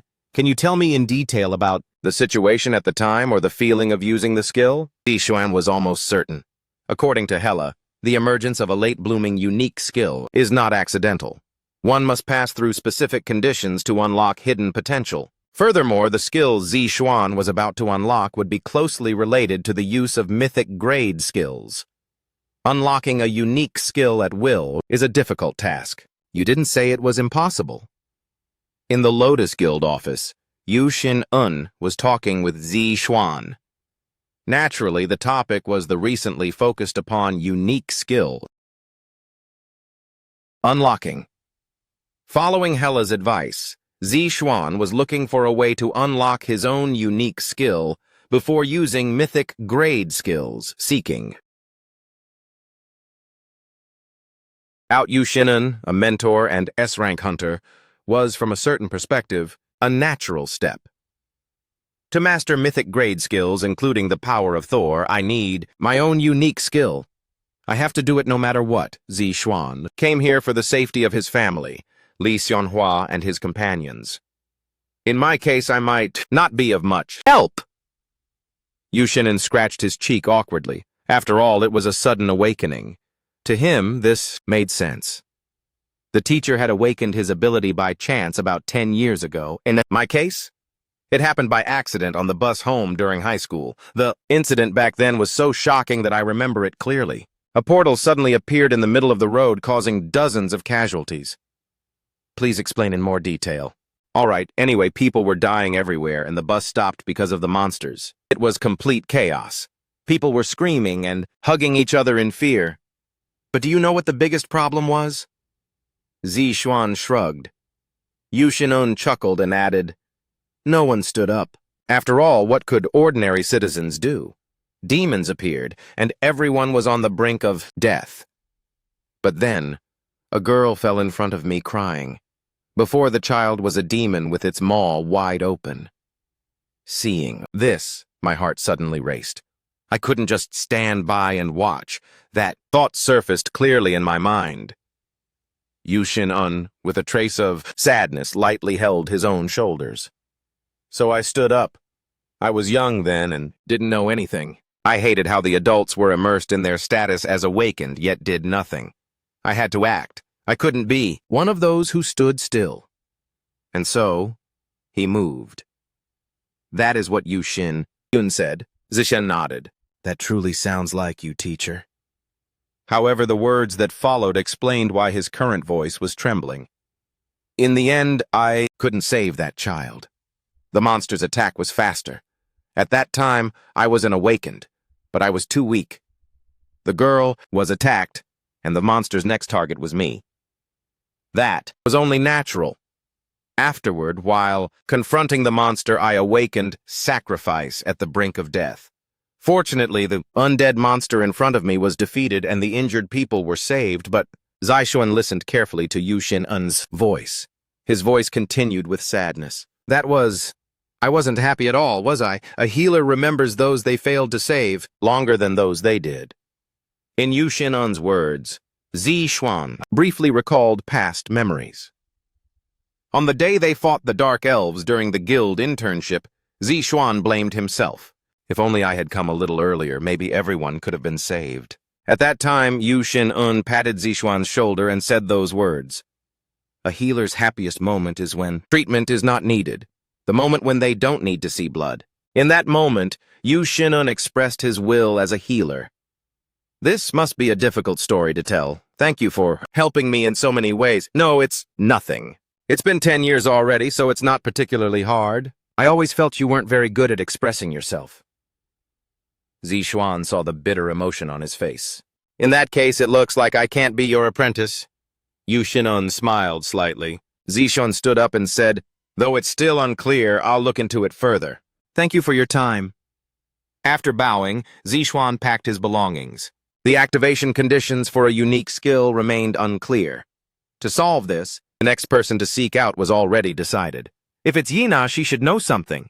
Zixuan made up his mind to ask Seo Yina about the timing of her unique skill awakening, even though it was a very dangerous move. If my memory serves me right, Seo Yina awakened her unique skill when her family passed away, and also when she witnessed the death of someone she hated. User info confirmed. Student Seo Yina is heading out. Seo Yina left her hotel room and let out a distracted sigh. It was because of what Zixuan said yesterday. I have a favor to ask. Tell me about the circumstances when you awakened your unique skill. Zixuan's request. This was an extremely difficult matter for her. Her own past. Why was it a fragment of her having to destroy herself to move forward? Showing these to someone else felt like exposing herself completely. For the naturally shy Seo Yina, this was a rather unsettling situation, but she couldn't say no. Thinking about everything Zixuan had done for her until now, she wanted to agree to this request, no matter what. Recently, Seo Yina had noticed subtle changes in Zixuan. For example, back on the day of the meat party, Zixuan's sleeves were stained dark. The sleeves meant he had shed tears. Sensing an extreme psychological shift, she wondered why Zixuan, who had never wavered before, would cry. Or was it that he had looked a bit restless lately? Is it just my imagination? Like someone about to face a major event, Zixuan had been excessively overextending his busy daily routine. Whatever happens, today let me tell my story. If it can be of help, I also want to know why you are struggling so much, Zixuan. Thinking of him, Seo Yina's lips curled up slightly. She gradually felt herself changing. Why was this happening? Is it really because of Zishan? Seo Yina thought as she walked toward the meeting spot. It was now 2:50 p.m. Although it was slightly later than expected, there was still time to arrive early. Always arriving 10 minutes early for an appointment, that was Seo Yina's principle. Chapter 1 154 Seo Yina 1 Have you been waiting long? Seo Yina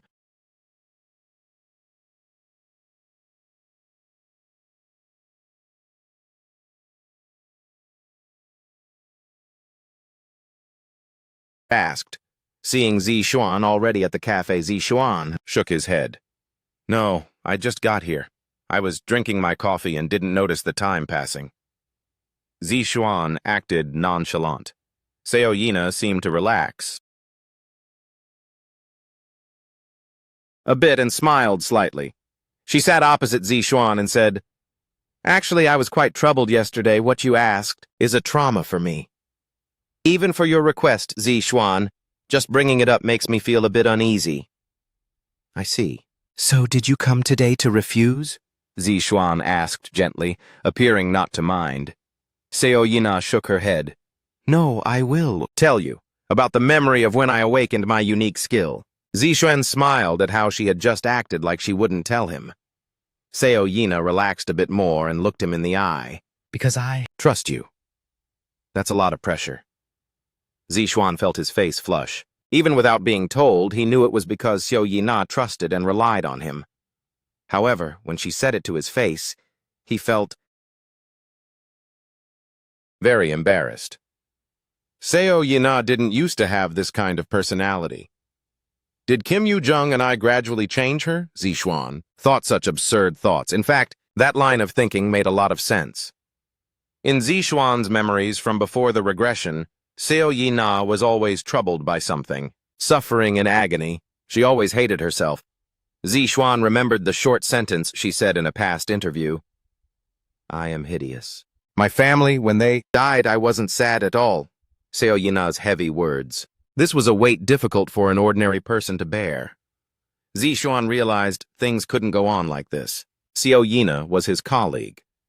Zishuan couldn't turn a blind eye to her past trauma. To empathize with the pain she experienced and offer help. This was also his responsibility as a circle, leader, and as a colleague. It was the right thing to do. Furthermore, this would help the stagnant Seo Yina break through her walls and take another step forward. Simultaneously, a colleague's growth would become his own advantage. Moreover, the reason why Seo Yina awakened a unique skill might have a significant connection to the future world. Understanding this here could be beneficial. In the past, there was only one instance where Seo Yina lost her sanity.